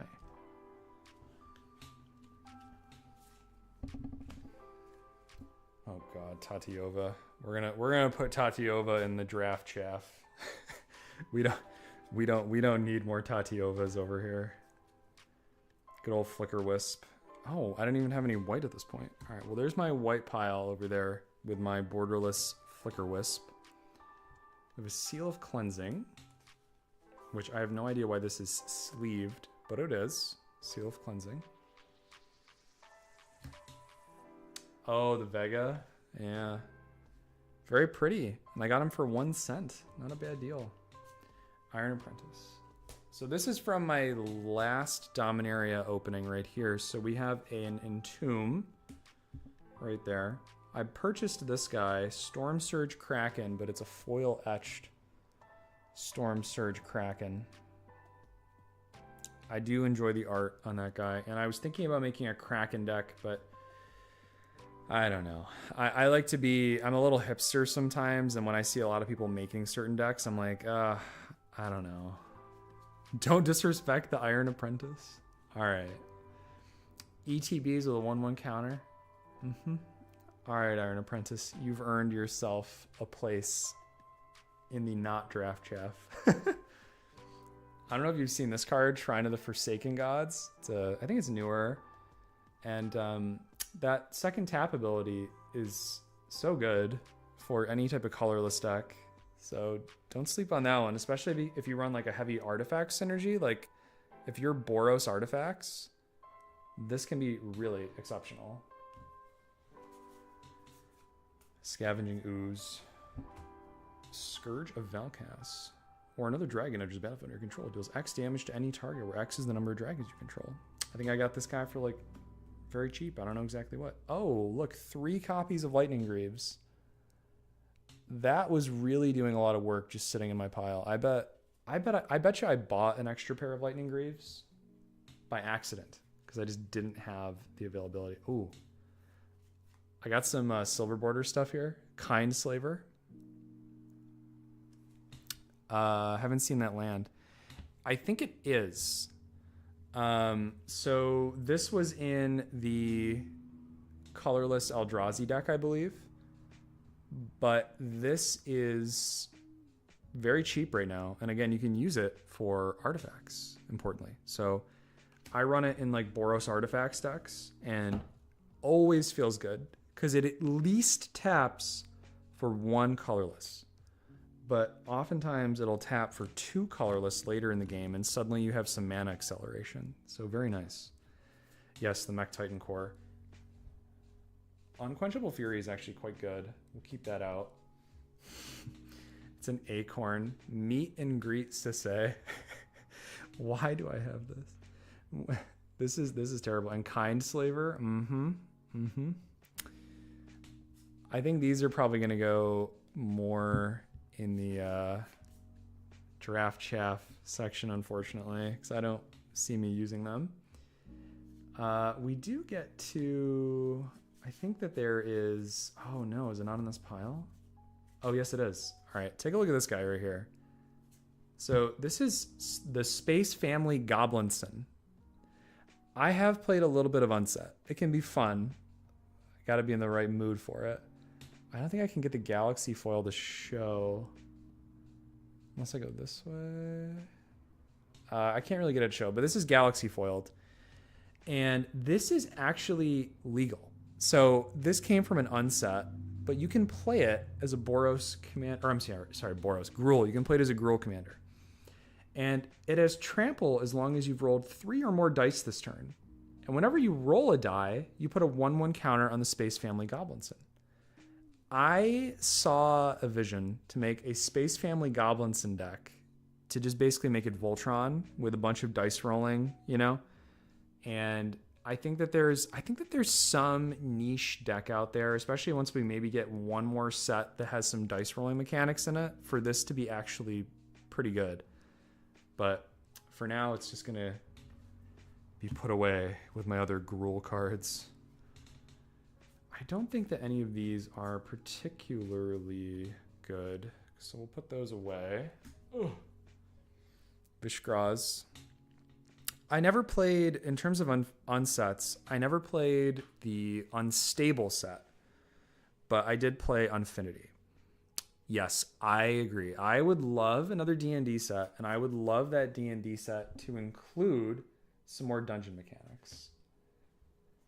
Absolutely would love that. Urbrass Forge. My brother plays this card, and it always seems pretty good. At the beginning of combat, you put an oil counter on here, and then you create an X1 red horror with trample and haste, where X is the number of oil counters on this card. And then you sacrifice it at the next end step. So those little guys can be sack fodder for altars. They can be saved if you simply just do something like a Sundial of the Infinite, where you end the turn, stuff like that. So this card has done quite a few bad things to me in the not so distant past. Urbrass Forge is played, you're saying? I would believe it. Evolve Spinoderm, Green Suns. Ooh, Skrelv's Hive. Didn't know I even had that. Skrelv's Hive, eh? Glissa Retriever. This guy has Toxic 3. Kaido, the Dancing Shadow. Oh, look, another Gamble. You gotta love it. I think that there's another tutor over here too, or am I wrong? Oh, we got some fancy lands in the back over there. All right, well, Gamble is just gonna go in the red pile. That'll definitely be sorted. Nature's Lore. Engulfing Slagworm. I saw this guy, and for some reason I got excited. Yes, Ran is good. Where could you go die? Each opponent loses 2, you gain 2. And it seems sneaky because it's only once per turn, but that can add up. Especially if you have like a easy sack outlet on board or something. So simple to do. But this guy, whenever it blocks or becomes blocked, destroy that creature. And you gain life equal to that creature's toughness. And this is a 7/7. I saw a world where I had a worm tribal deck, and I'm happy to say that that world has not come true yet. So, Starlight Spectacle, expand the sphere. That is a good card. Expand the sphere. Put that guy over there. He's a thick boy. We're on to the fancy lands here. Let's take a look here. Look at that beautiful swamp. It's just so gorgeous. It's kind of dark. Let me see if I can. There you go. There it is. Swamp. So I got some galaxy foiled lands here. You can actually see the galaxy foil on that plains. The galaxy foil and that type of stuff was just beautiful. Absolutely beautiful. I would love if they did another sort of run of it. I actually need this Gloom Shrieker. So this Gloom Shrieker is just an all-star in Baba Saga, and I for some reason didn't see it. I was denying that it was good for too long, but I think it's time that I include it. Because in Baba Saga, this counts as an enchantment and a creature, and it has the added benefit of returning something. The reason I didn't like it was because if it would die, instead you exile it. But I mean, you're fulfilling 2 of your 3 requirements for Baba Saga on 1 card, and you recur something that is ideally better than this. So we will keep it out. The Worm Tribal. Did you... oh, here you go. We'll go through these, then I have a question for you. That's completed. Very fancy. Very fancy. And then the better one, Cankerbloom. This is an all-star. I love Cankerbloom. I play this in a lot of my green decks. I always find it useful. And it's just gorgeous here with the completed foiling on it. And then this guy is Invigorating Hot Springs. Gruel. Yeah, so what was I gonna ask over here? Getting distracted very easily, apparently. It'll come back to me. We're gonna keep sorting these. That's just a food token. Awesome. So for a while I did this thing where I had a lot of copies of one card, like Nature's Lore. I would buy like 20 and I would bag them in like something like this. But I think I'm gonna go away from that. I don't think I'm gonna do that anymore because it kind of made storage a hassle because these bags that I was using were like bigger, as you can see. And so it would kind of overlap and nothing fit quite right in like my holders. So we're just gonna do away with that. And we're just gonna put them in the pile. Now I have some spicy cards here. This is actually not 1, but 2 Enlightened Tutors. Oh, God. One of these is gonna go in my fiance's Gishat deck, I think, but got 2 Enlightened Tutors right there. The older art, which I think is actually quite nice. I do like this art. I think the book art being pulled off the shelf is a little bit better, but I do like this artwork. So, and then also I couldn't let it pass when it was reprinted. I haven't found a home for it yet. Extraplanar Lens. Fantastic include. Wonderful, wonderful include. And I got some storage things. We got a Farseek from the Warhammer 40k set, which that was an absolute bombshell. 2 copies of Primal Vigor. Again, that was another reprint from Wilds of Eldraine. Great reprint. Warhammer was amazing. That was such a good pre-con set. I bought each of the pre-cons actually, and I ended up playing them with my group. So I personally bought all of them when they were released before the prices shot up, and then I had all my friends come over. We played. So that was a great time. I loved Warhammer. So easy to get into with those decks. Great time. Have you ever, Sinisa, have you ever listened to, there's a fan edit of the Astartes Space Marine Legion. Have you ever seen that fan edit? It's not actually produced by the makers of the tabletop game, but it's produced by a private fan. I might be able to find it too. But real quick, we'll go through these. Bunch of skull winders. Why do I have all these skull winders? Got me. I have no idea. I don't know what I'm doing half the time. Oh my gosh, absolutely. I love pre-cons. I actually thought about doing something similar. There's here's the last 2 cards, and I'm going to look up something for you guys. Fancy Mishra's Factory. I love this copy. That actually has to go in my Babala Saga deck. And then this is Mishra, Tamer of Makfala. Just gorgeous art. I'm going to look up that right now, actually, because I think it's well worth knowing about. Oh, very nice, Leon. And Tirawa, absolutely. I love the Warhammer precons. But let me just pull something up here. I'm going to post something for us. Let's see. It's a fan edit, so let's see if I can find it here. Astartes fan. You guys can probably hear my mechanical keyboard going. Let's see. I don't think that's it. This might be it here. Let me see.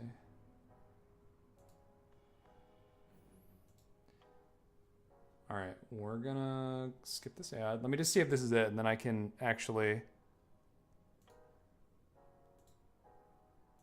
Yeah, I think this is it right here, right? You know what? What do you guys say? Do you guys want to watch? You guys want to watch some Warhammer shorts? Because I would be down for that. Probably gonna mute my mic, but we could watch it because it is amazing.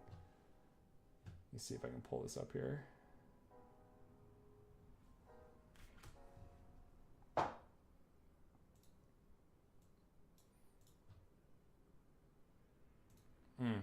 Yeah, so this guy did a compilation of them, if you can hear me still. This guy did a compilation of the shorts. Finally, some React content. Listen, at least I won't get copyright strike for this, hopefully, right? So let me see if I can pull this up. We're going to do a window capture, I think. Window capture. You're going to see an infinite echo, I think. Chrome, yes.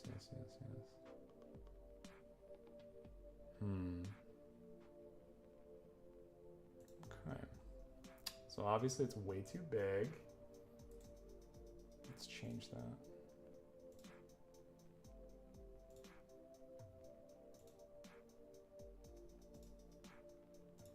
Let's see.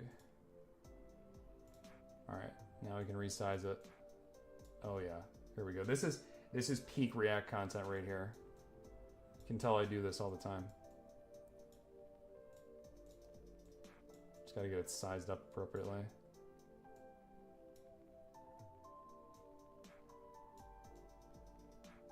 All right, should be good right there. All right, we are going to turn down this here to basically nothing. Beautiful. Turn this on. All right, you guys let me know if you can't hear it. I think, yeah, Terawatt, I think you're absolutely correct. Let me know if you guys can hear this.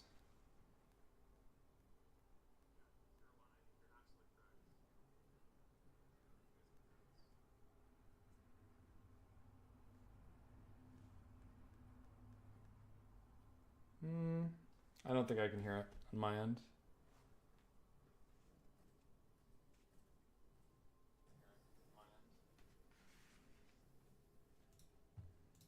Here's what we're gonna do. We're gonna go desktop audio, right? Let's see if that works. There we go. I think you should be able to hear it now.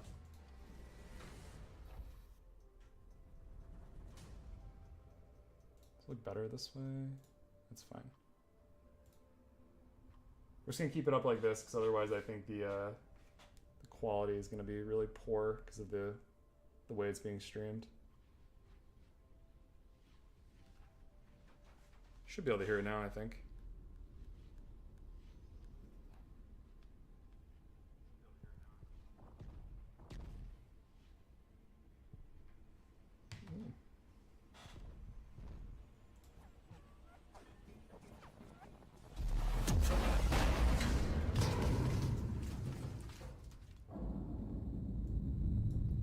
Alright, we're gonna turn this up and I'm gonna mute myself so there's no feedback then.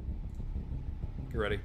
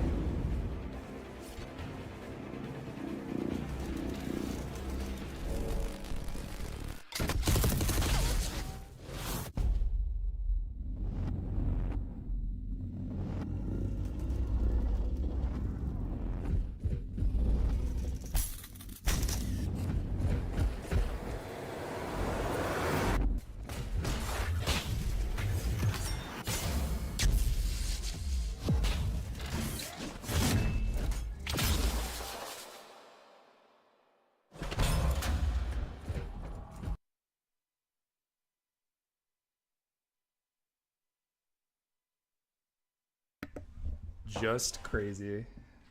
Absolutely insane.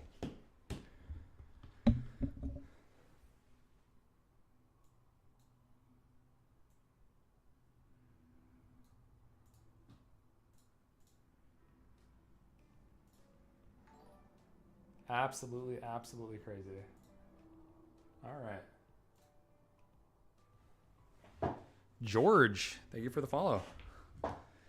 Yeah, that short right there. I mean, it's actually like 13 minutes long, but if you just look up like a Stardays film, like, you know, personal film editor or whatever, it'll come up. It's 13 minutes long, and it's one person that made the entire thing. It just blows me away that somebody was able to do that by themselves. Just craziness. Absolutely crazy. I completely agree that people are way more talented than me at this. So as you'll see here, this is my Ariat deck. I ended up taking it apart just because there was a lot of other things that I needed to do with some of the similar cards. So I ultimately had to take this deck apart, unfortunately, but it's going to be repurposed in multiple different ways. So it's not the end of the world. So we'll get that guy over here.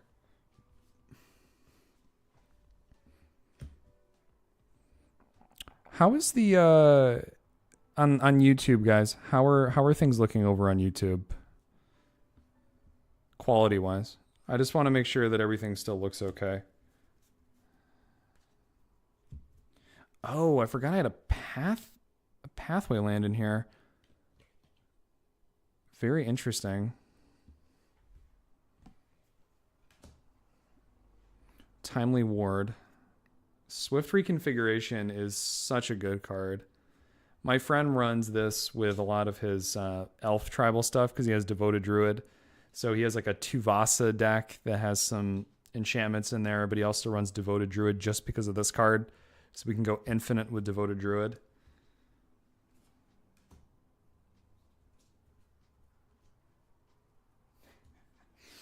What a good card. What a fun card. Curse of Exhaustion. Oh, yes. Just so fun.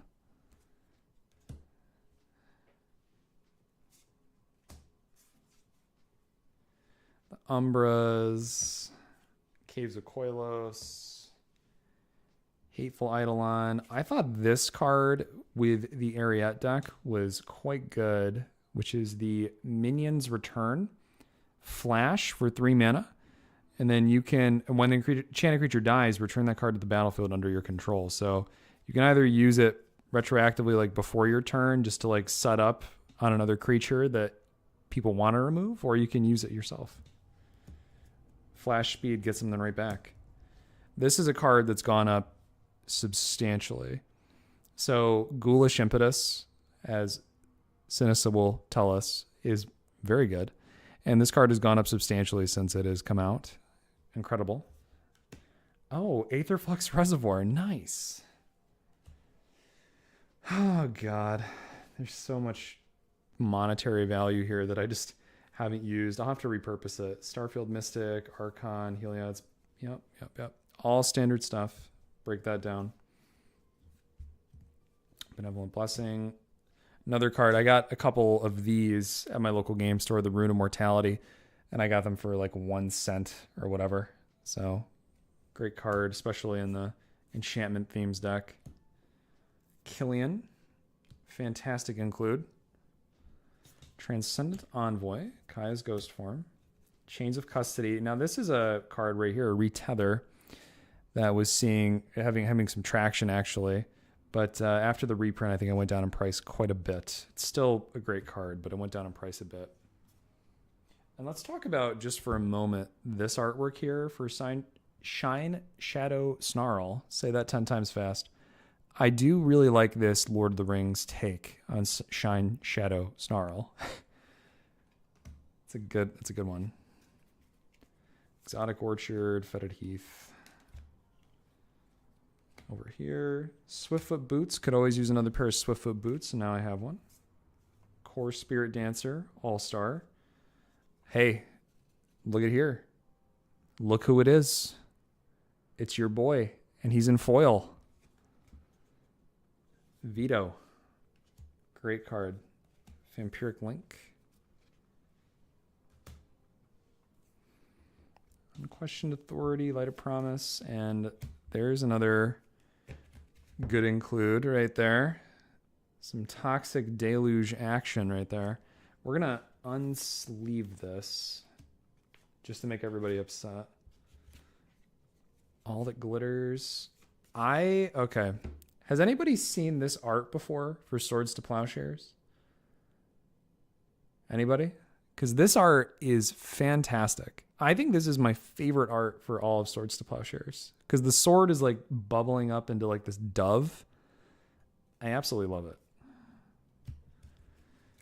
I know there's a bunch of different versions now, but you know.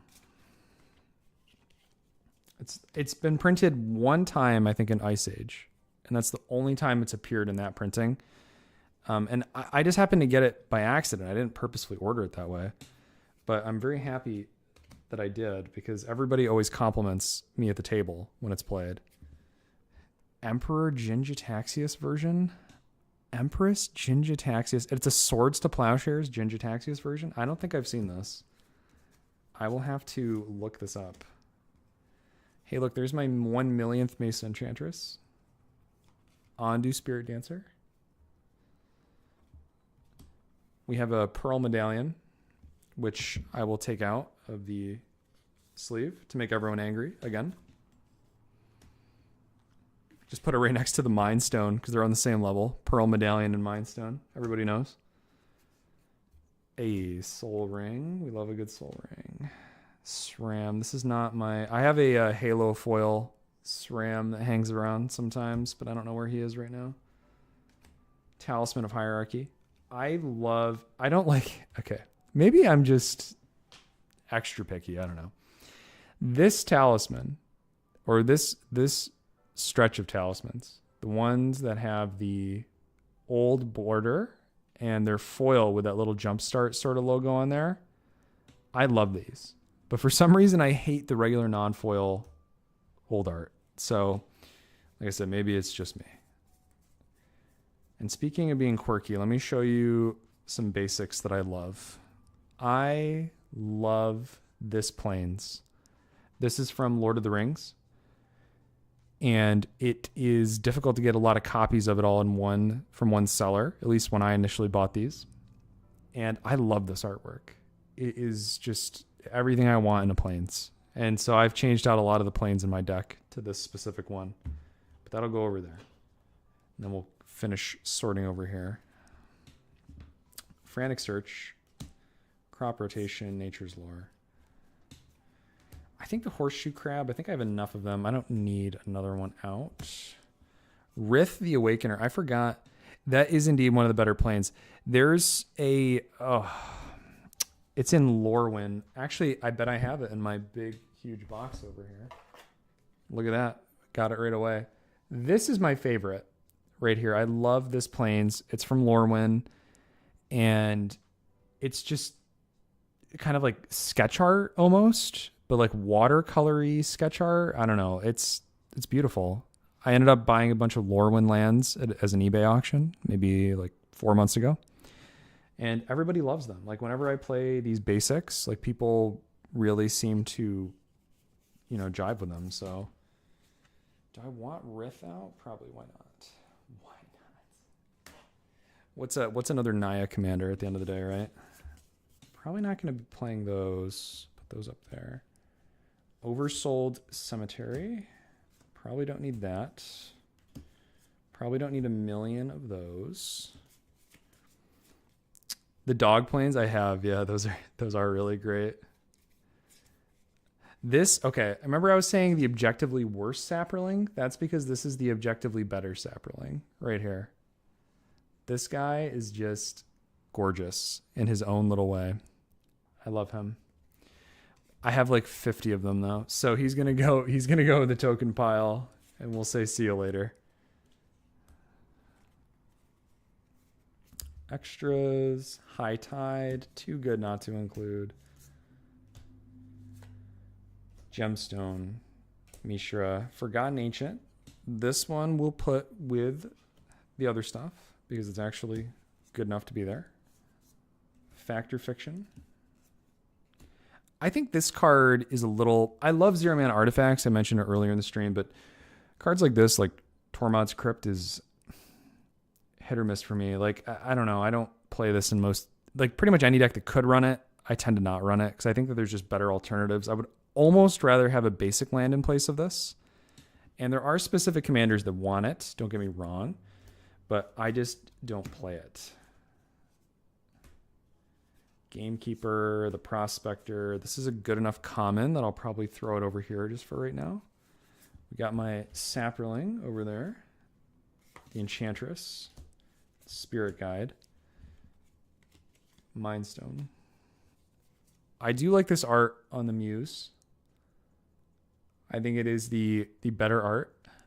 I don't tend to play it, but I do like it. I don't know if I said lick. I like it. I don't like it. See, I don't like this. Like this art, I just don't really enjoy. It'll still go with my other Mind Stones, but I tend to not like it. See, I do like this though. Like the old art, like Tatiova with like the foiling. I do like this. And for this reason, I will keep this out with my other Simic stuff.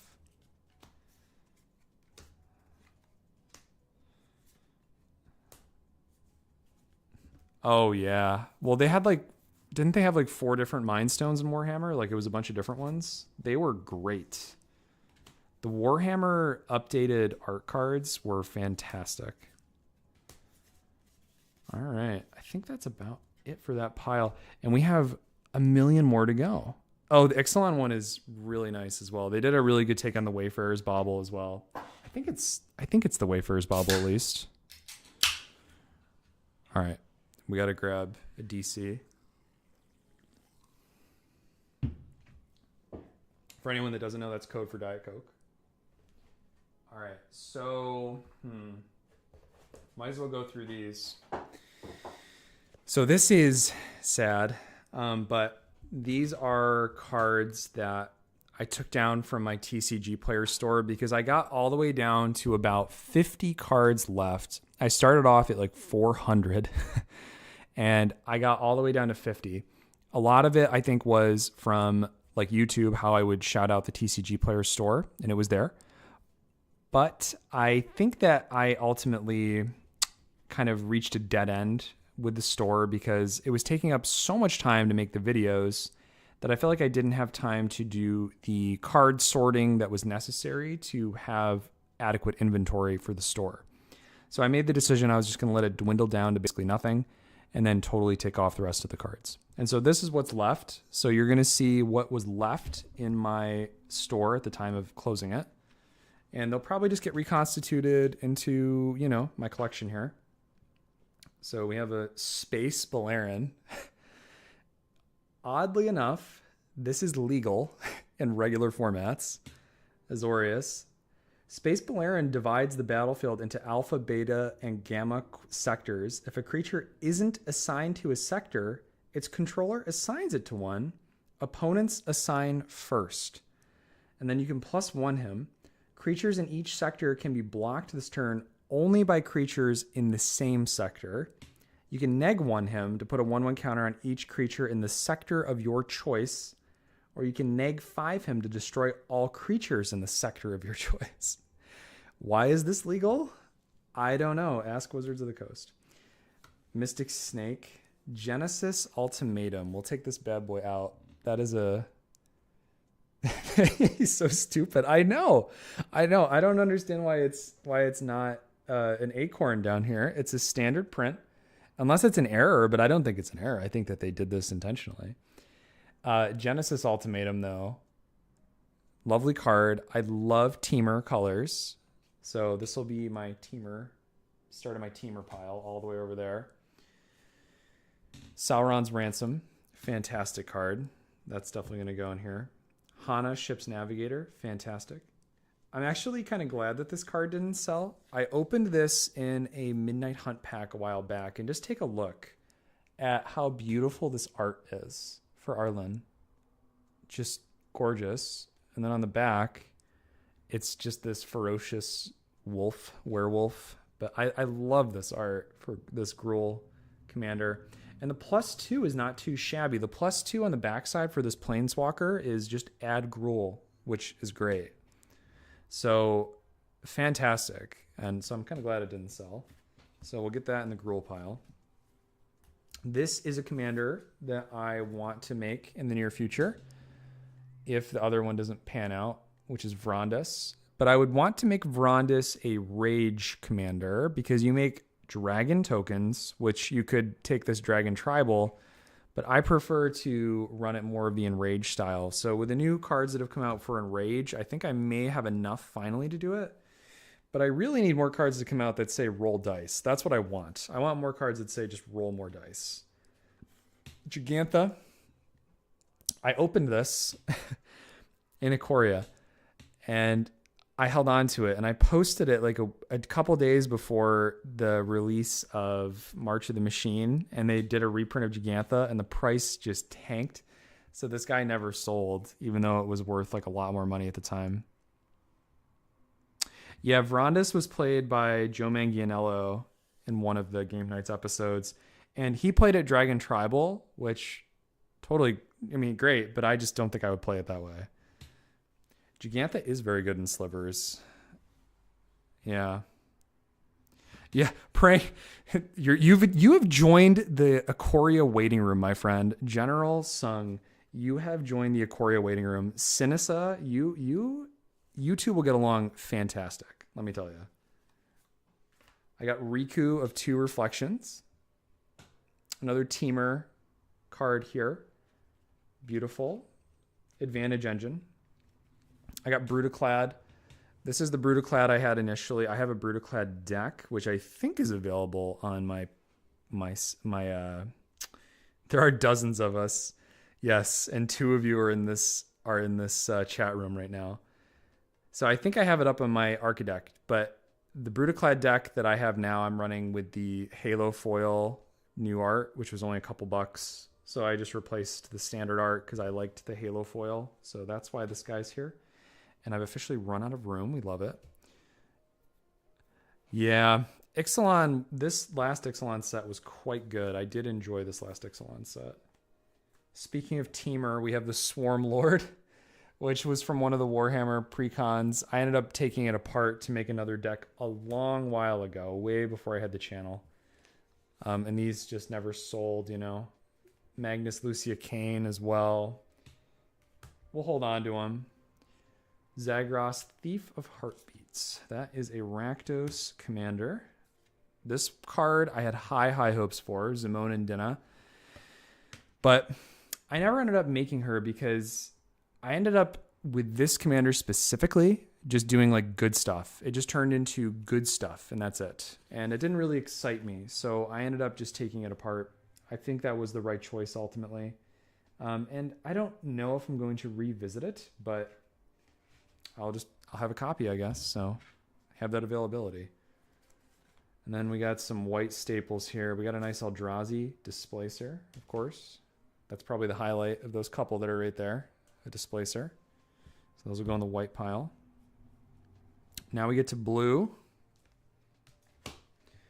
Got my Brainstorm here. Oh, God. Arkham Dagson. Okay. Brutaclad is great with the 10th Doctor. Yeah, absolutely. I've really enjoyed playing my Brutaclad deck. It's a lot of fun. It's a change of pace from like the standard is it sort of style. But Arkham Dagson, target artifacts controller sacks it, search his or her library for a non-creature artifact and put it into play. Turns out Arkham Dagson is pretty good. Robe of the Archmagi, Days Undoing, Jace Mirror Mage. I forgot I had Teferi Master of Time. Well, we got a Teferi Master of Time in here. Lovely. Yeah, Arkham in general is gross, but in specific with Urza, it gets extremely broken. Have you guys ever seen, hold on, I'm going to go through the rest of these quick. Grafted Identity, Spectral Adversary. Have you guys ever seen this card? Hurkyl's Recall? Anyone? Hurkyl's Recall Waiting Room? this card right here. Return to target player's hand all artifacts he or she owns. I saw this card, and for 2 mana at instant speed, and I was like, this card has to go in every deck. So I built a couple decks and I threw it in there. And unfortunately, it never worked for me. But I think if you have the right pod, if you have somebody in your pod that runs a lot of artifact shenanigans and they win a lot and you're in blue, I think this is a great pickup, honestly. 2 mana just to like basically screw over an opponent. Sometimes it's basically just a Cyclonic Rift, but for artifacts. Seems pretty good to me. What else do we got over there? Oh, yeah, those I don't need necessarily. Throw those over here. All right, we're on to black now. Wait, in a cockatrice game? Wait, what do you mean by cockatrice game? What does that mean? What do those words mean? We have Yahenni, Undying Partisan. We have the old Grave Pact here. So this was actually quite expensive before that reprint that they did. And this version is still much more expensive, but it's gone down a lot. I was going to make a Burricos Party Leader deck. I never did. I chickened out, but I think that this is definitely like a Burricos and like a folk hero, I think is the background, and white could be a really excellent combination. But I don't know if I'm going to get around to doing it. There's so many new commanders coming out. This is one of those decks that I think, unfortunately, has just been missed by me. Hagra Mauling. Great MDFC there. And foil for me. Tainted Adversary. Priest of Gix, and then a Feed the Swarm. Priest of Gix is interesting because it's 3 mana, but it comes in and just makes 3 black. So I had this in some like janky Reanimator shenanigan decks, where it would come back in and just like make 3, or it would fix you for certain things. Like if you needed 3 black mana for something, but you're in a multicolor deck, it fixes you for the 3 black. It's not that bad. It's pretty cheap too. So if you have a deck that needs it. And then Feed the Swarm, always good. Uh-oh. There we go. I'm wondering if I should run the Doctor. Oh, 6 Doctor plus Black Partner for some spooky shenanigans. Ooh. Hold on. Let me remind myself about the 6 Doctor. I think I know what it is. I just want to read the ability real quick. Oh, yeah. Oh, yeah. He's so cheap right now, too. Wow. So... yeah. Oh, yeah. I can see it.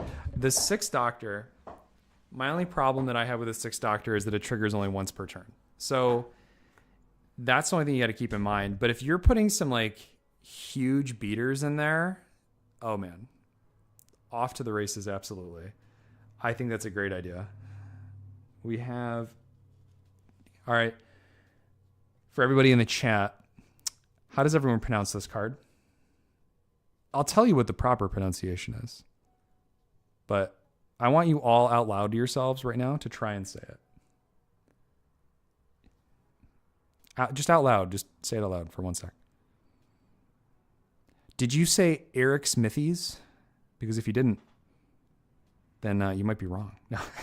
No, Eric Smithies. I wanted to make a commander deck with Eric Smithies as well, which I'm pretty sure is the proper pronunciation. We got some Song of the Dryads. When this got reprinted recently in the Commander Masters, I bought a bunch. Did you not know it was pronounced Eric Smithies?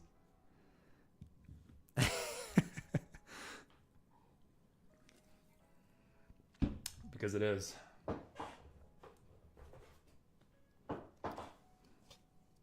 Eris Smithies. Oh, Archimedes or Archimedes, something like that. I think it's Eric Smithies. Eric Smithies, one of the two. Yeah, one of the two. Oh, we got some recent stuff now. So this was my...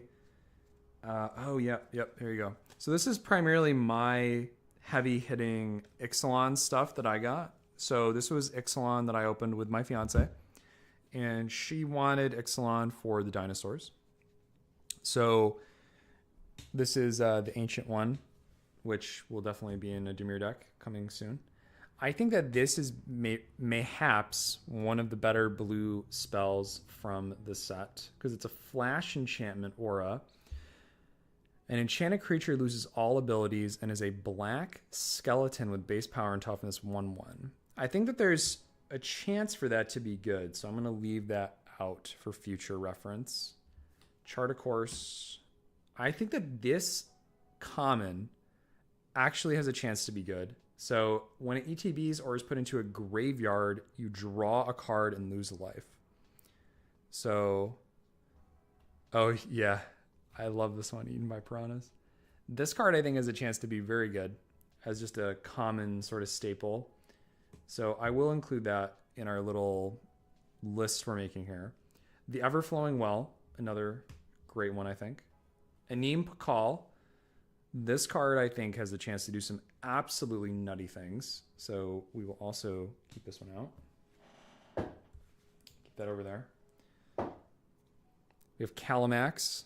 So we did open one of the special guest Calamaxes. Another Teamer color. So we'll throw our good boy Calamax over yonder. Thousand Moon Smithy.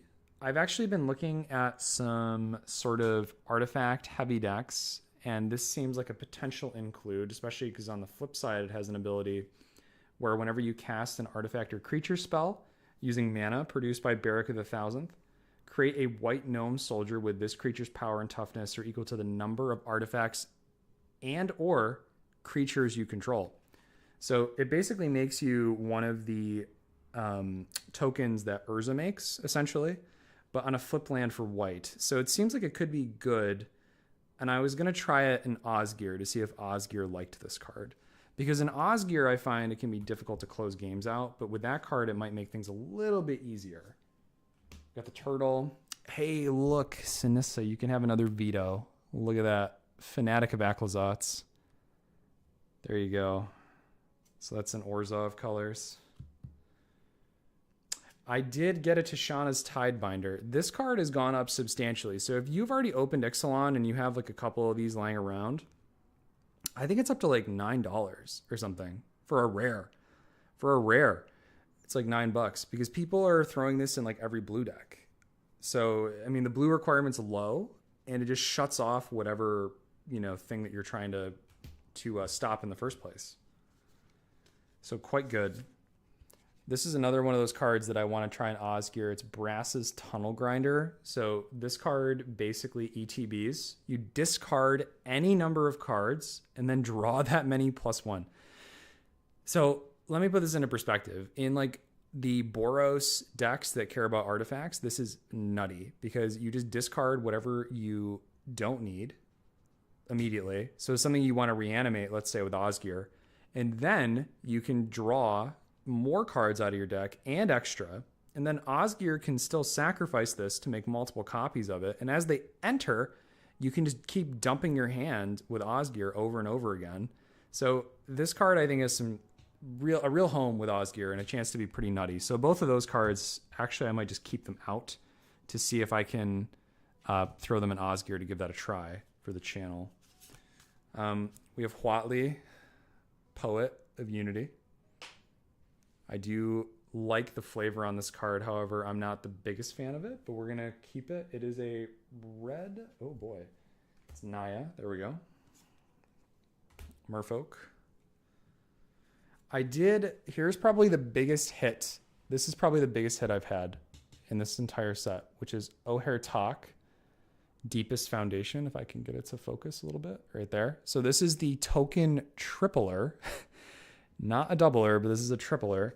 And then on the back side, it just does the transform thing, and you have to get it to flip back over. But this seems like one of those cards that is just ripe to stay at $25 to $30. So we're holding on to that. Potentially very good. We did get a Resplendent Angel as well. So that guy is just a 3/3 for 3 with flying.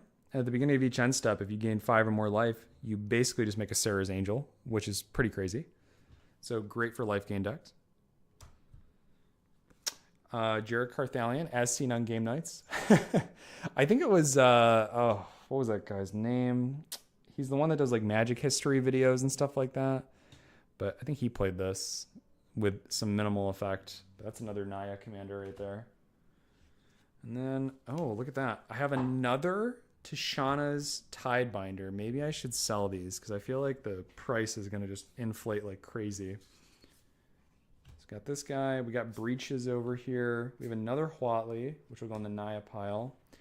I got this off of the list. It's the Hungry Lynx. This used to be a card that was somewhat expensive. I don't know if it is anymore.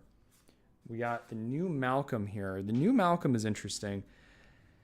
There was some argument on the, I don't know if you guys listen to the CEDH podcast. What is it called? It's Play to Win. I don't know if you listen to Play to Win at all, but they have been doing some analysis and trials of this new Malcolm, and it doesn't seem to work at all. Like, there's hope that this card is going to be good. Hey, Tim, there's hope that this card is going to be good, but I think that the overall potential is just too low because it takes too many turns to get the, what is it, siren counters? A chorus counter. To get chorus counters on it to start casting stuff for free. If the clock was less, like maybe it was like 3 or something, I think that Malcolm maybe could make it into something like a CDH scene, but it's way too many attacks. And I think even in casual, the likelihood that that guy gets removed is so high. Like I just don't actually see it being viable really in most decks, but in Pirates and stuff it's probably a welcome sight. Sunken Citadel, I think this card is good. We got Veto for Sinissa. I think this card is also really great. Oh, you see my Millennium Calendar here. Poetic Ingenuity. I don't know if anyone has seen this from the new set, but it's whenever one or more dinosaurs you control attack, create that many treasure tokens. It's not for whenever you attack with a dinosaur, make a token. It's you create a treasure for each dinosaur you control that's attacking. Like that's crazy. And then whenever you cast an artifact, you just get a 3/1 dinosaur, and it's all for 3 mana on an enchantment. So ideally you play this and it basically pays for itself because you're going to make some treasures, and then you're good, you're set. I mean, it's just gravy from there. I really want to make a deck with this card. Millennium Calendar. Anybody else? Because this seems like the ultimate troll card, and I'm ready for it. Absolutely ready for it.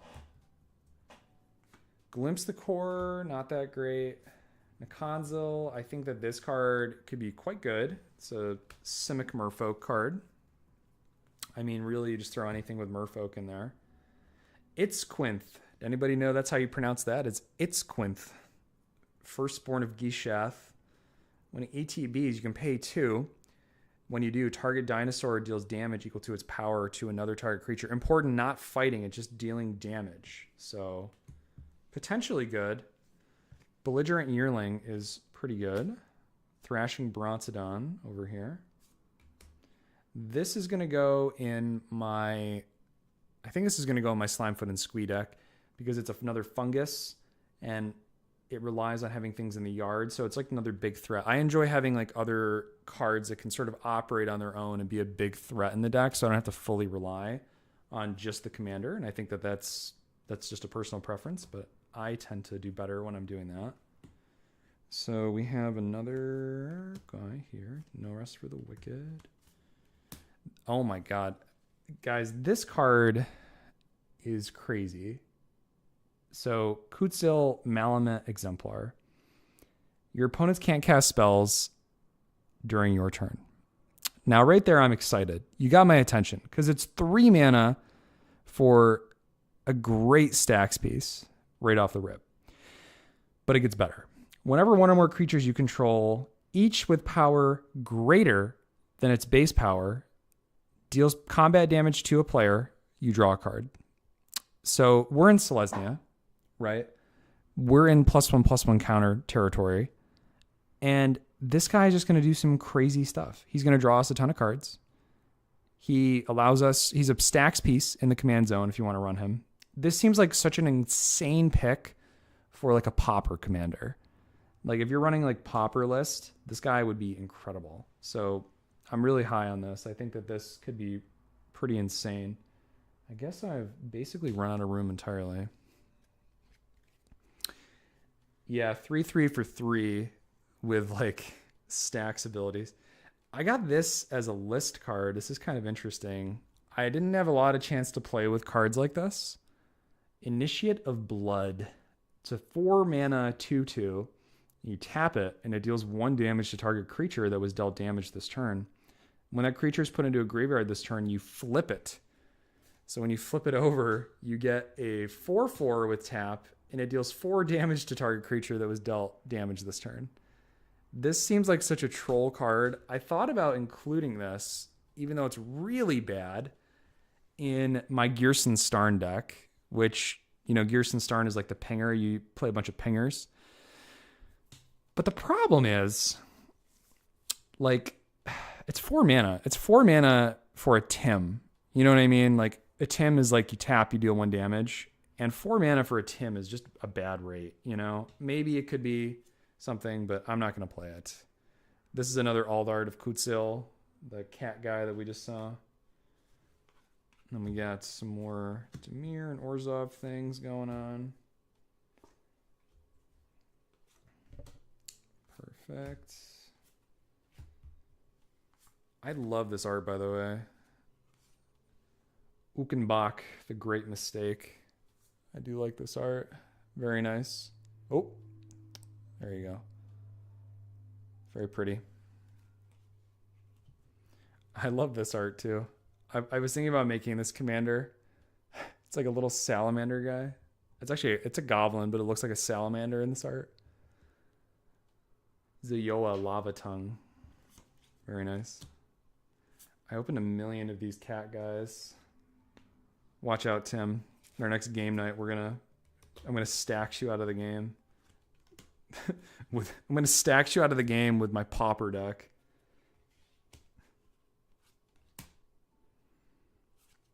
This seemed interesting. Where's my Golgari spot? Right here. Boros. Put her with a Neem Pakal. Is that my 5th one? Oh my god. Look at this. Sinissa, absolute pleasure. Thanks for stopping by, man. I really appreciate it.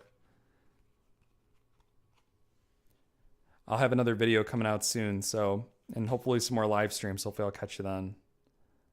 I got 5 copies of the cat. Insane. Insane. All right, we got our Simic value engine with no real win con that goes right there. Get all these guys divided up into their piles.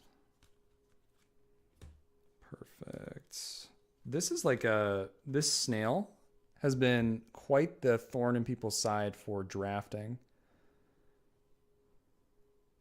ETBs, target opponent exiles a card from their hand. Now you get to choose what you exile from your hand, but it can be pretty brutal. It's only 2 mana for a 1/1 that does that.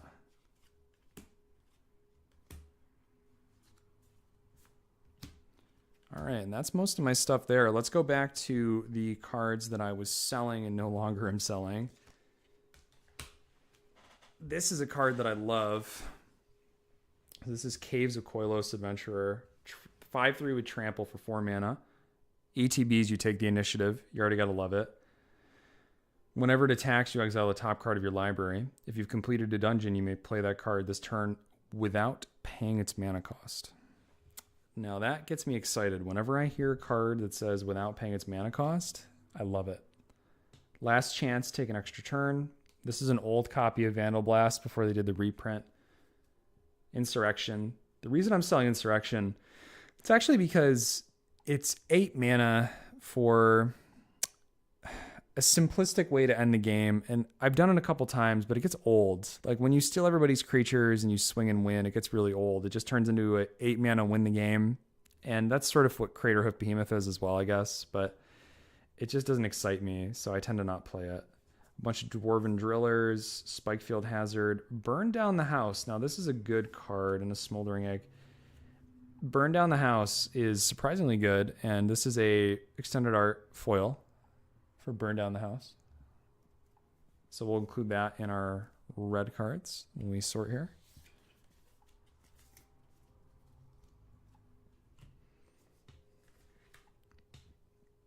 Excellent. Now let's go to the green. I got a couple tokens. In the green department, we got the Ewit, which, as everyone knows, I'm not that big on. We got Enchantress's Presence. That's a foil or foil etched version of it. Reshape the Earth. Sorcery for 9 mana. Loyal Guardian. We have a spell Wild Oof. Spells the target spell Wild Oof cost 2 less to play. Another Enchantress's Presence, and then an old One-Eye. So other creatures you control have trample. Whenever it ETBs, create a 5/5 green Tyrannid creature token. That was my green stuff. Got a few tokens and like basic lands and stuff here. Those are just going to go in the token and land pile. Beautiful. And then I think we're pretty much at the end here. Got some artifacts. Thran Dynamo with the bad art and the crappy brown border. A couple Nettle Cysts, a Vexing Puzzle Box, which I love this art. I think this is very pretty. I do like it. And I'm probably going to include this in one of my dice rolling decks, maybe Vrondis or something like that. But I do like the Vexing Puzzle Box. Tim, you do not like stacks. You just think you like stacks.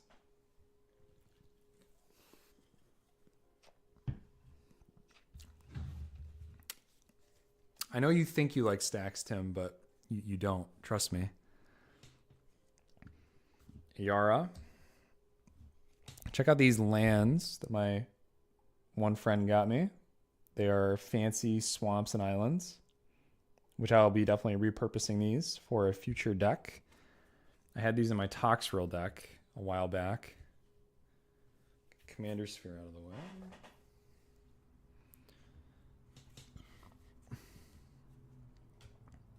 Perfect. The Crow and Horse. Absolute sleeper pick. Snow-covered Swamp. We'll keep that off to the side. Falcon Wrath Noble. Bastion of Remembrance. Another fantastic black card. Dimir Signet. Tezzeret's Gambit. The Cavern, which probably is going to wind up over here. More snow-covered things. That's a foil snow-covered swamp from Kaldheim right there. Very pretty. Very pretty. Got my another Mystic Remora. A million of those, it feels like. More of the fancy alt arts that my friend bought me. I'll throw this Temple of Deceit and this Sunken Hollow over here. Get through the rest of these, and then we're on to some new stuff here. Catacombs, Zolport Cutthroat, Dimir Aqueduct, Ephemerate, Snow-Covered Mountain, Snow-Covered Forest. All right, so let's throw those over here. And then these over here. And that's what the Eldrazi spawns look like. Pretty creepy. I love the, like the cards, what's it called? It's the green one. It's an enchantment that makes an Eldrazi spawn at like your upkeep. I love that. So we might keep this guy out just to have on hand, because I like to have certain tokens on hand with me, like when I'm going to be out and playing, because there's certain cards people tend to play a lot of, and I like to try to have tokens available if they don't have tokens. And then we got Sludge Monster. How much more do we want to go through here? Let's take a look here. Go through some of these. So I think this is token stuff. Yep, these are tokens. But then we got some juicy stuff. So here we go. So I have some March of the Swirling Mists. So it's not just one though, because that would be too basic. I have 3 copies of March of the Swirling Mists. So those will go over here. We have a Frostfang, but we actually have 2. I'm not the biggest fan of this art necessarily, but my fiance was. So I ended up buying a couple extra copies to have on hand for her because she tends to like to play green decks, and I want to just have some on hand for her when she eventually was going to make another deck. Incredible card, Biotransference. I love this card. Artifacts in addition to other types. The same is true for creature spells you control and creature cards you own that are not on the battlefield. Whenever you cast an artifact spell, you lose 1 life and you make a Necron. That card is awesome. Whenever I played the 40k pre-constructed decks, this card was always an all-star. Sky Shroud Claim. This just got reprinted, hence why I have like 3 or 4 of them, and I would recommend grabbing some. They're fantastic for any like high CMC commander in green. Great card effect. Got the fancy forest here. That guy, let's throw it over here. We have Jace, the Perfected Mind, completed. We have Ugin, the Ineffable, colorless. This is my old Osgear right here. So I swapped him out for the extended art Osgear, but I still have this one. I'll probably just hold on to it just in case. That goes over with our Boros stuff. Now we're getting into a spicy one here. This is the new Obnixilis. And this Obnixilis is the gilded... Is this gilded foil or no? No, this one just looks like the foil version. I thought I had the gilded, but very fancy art. Definitely enjoy that. Oh, I know you play Winota Stacks, Tim. But all I'm saying is I think that you think that you like it, but really you're just held captive. Because you're holding everyone else captive at the table by playing stacks.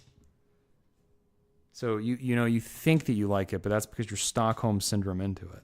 You know, you're held captive. This is probably my favorite island right here. I have an Orvar deck that runs these islands. I absolutely love them.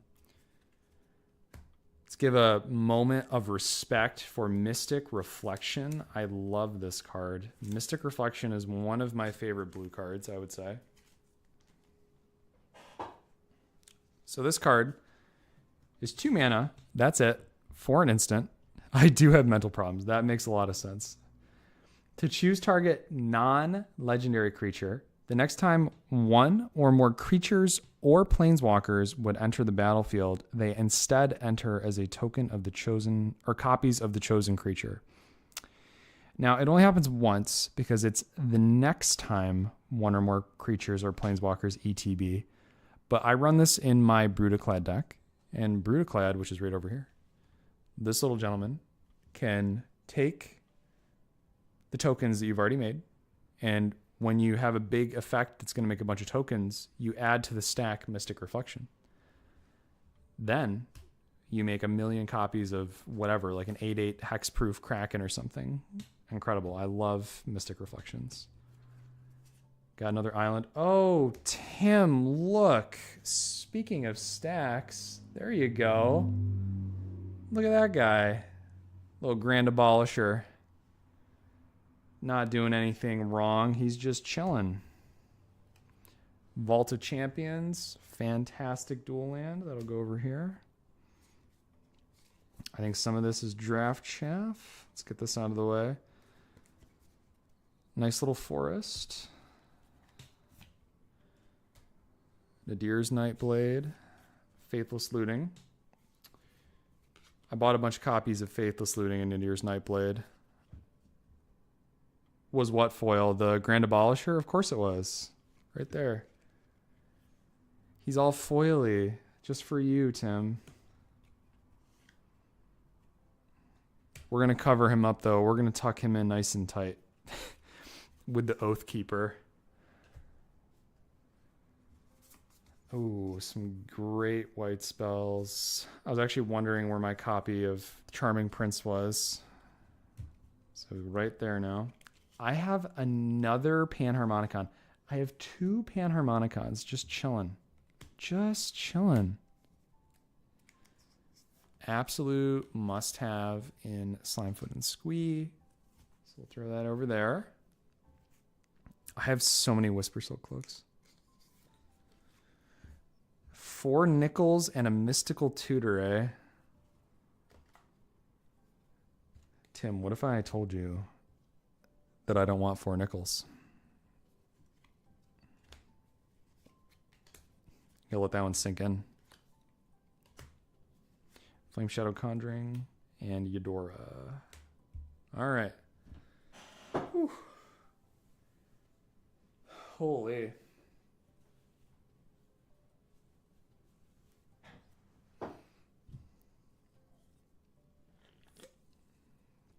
This was a long stream so far.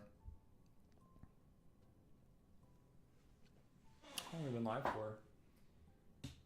Does it even say? It does. We have been live for 4 hours and 30 minutes. That is so crazy. What if I said that the nickels have names? You are right, Tim. There's some mental disease going on. I'm not sure what it is.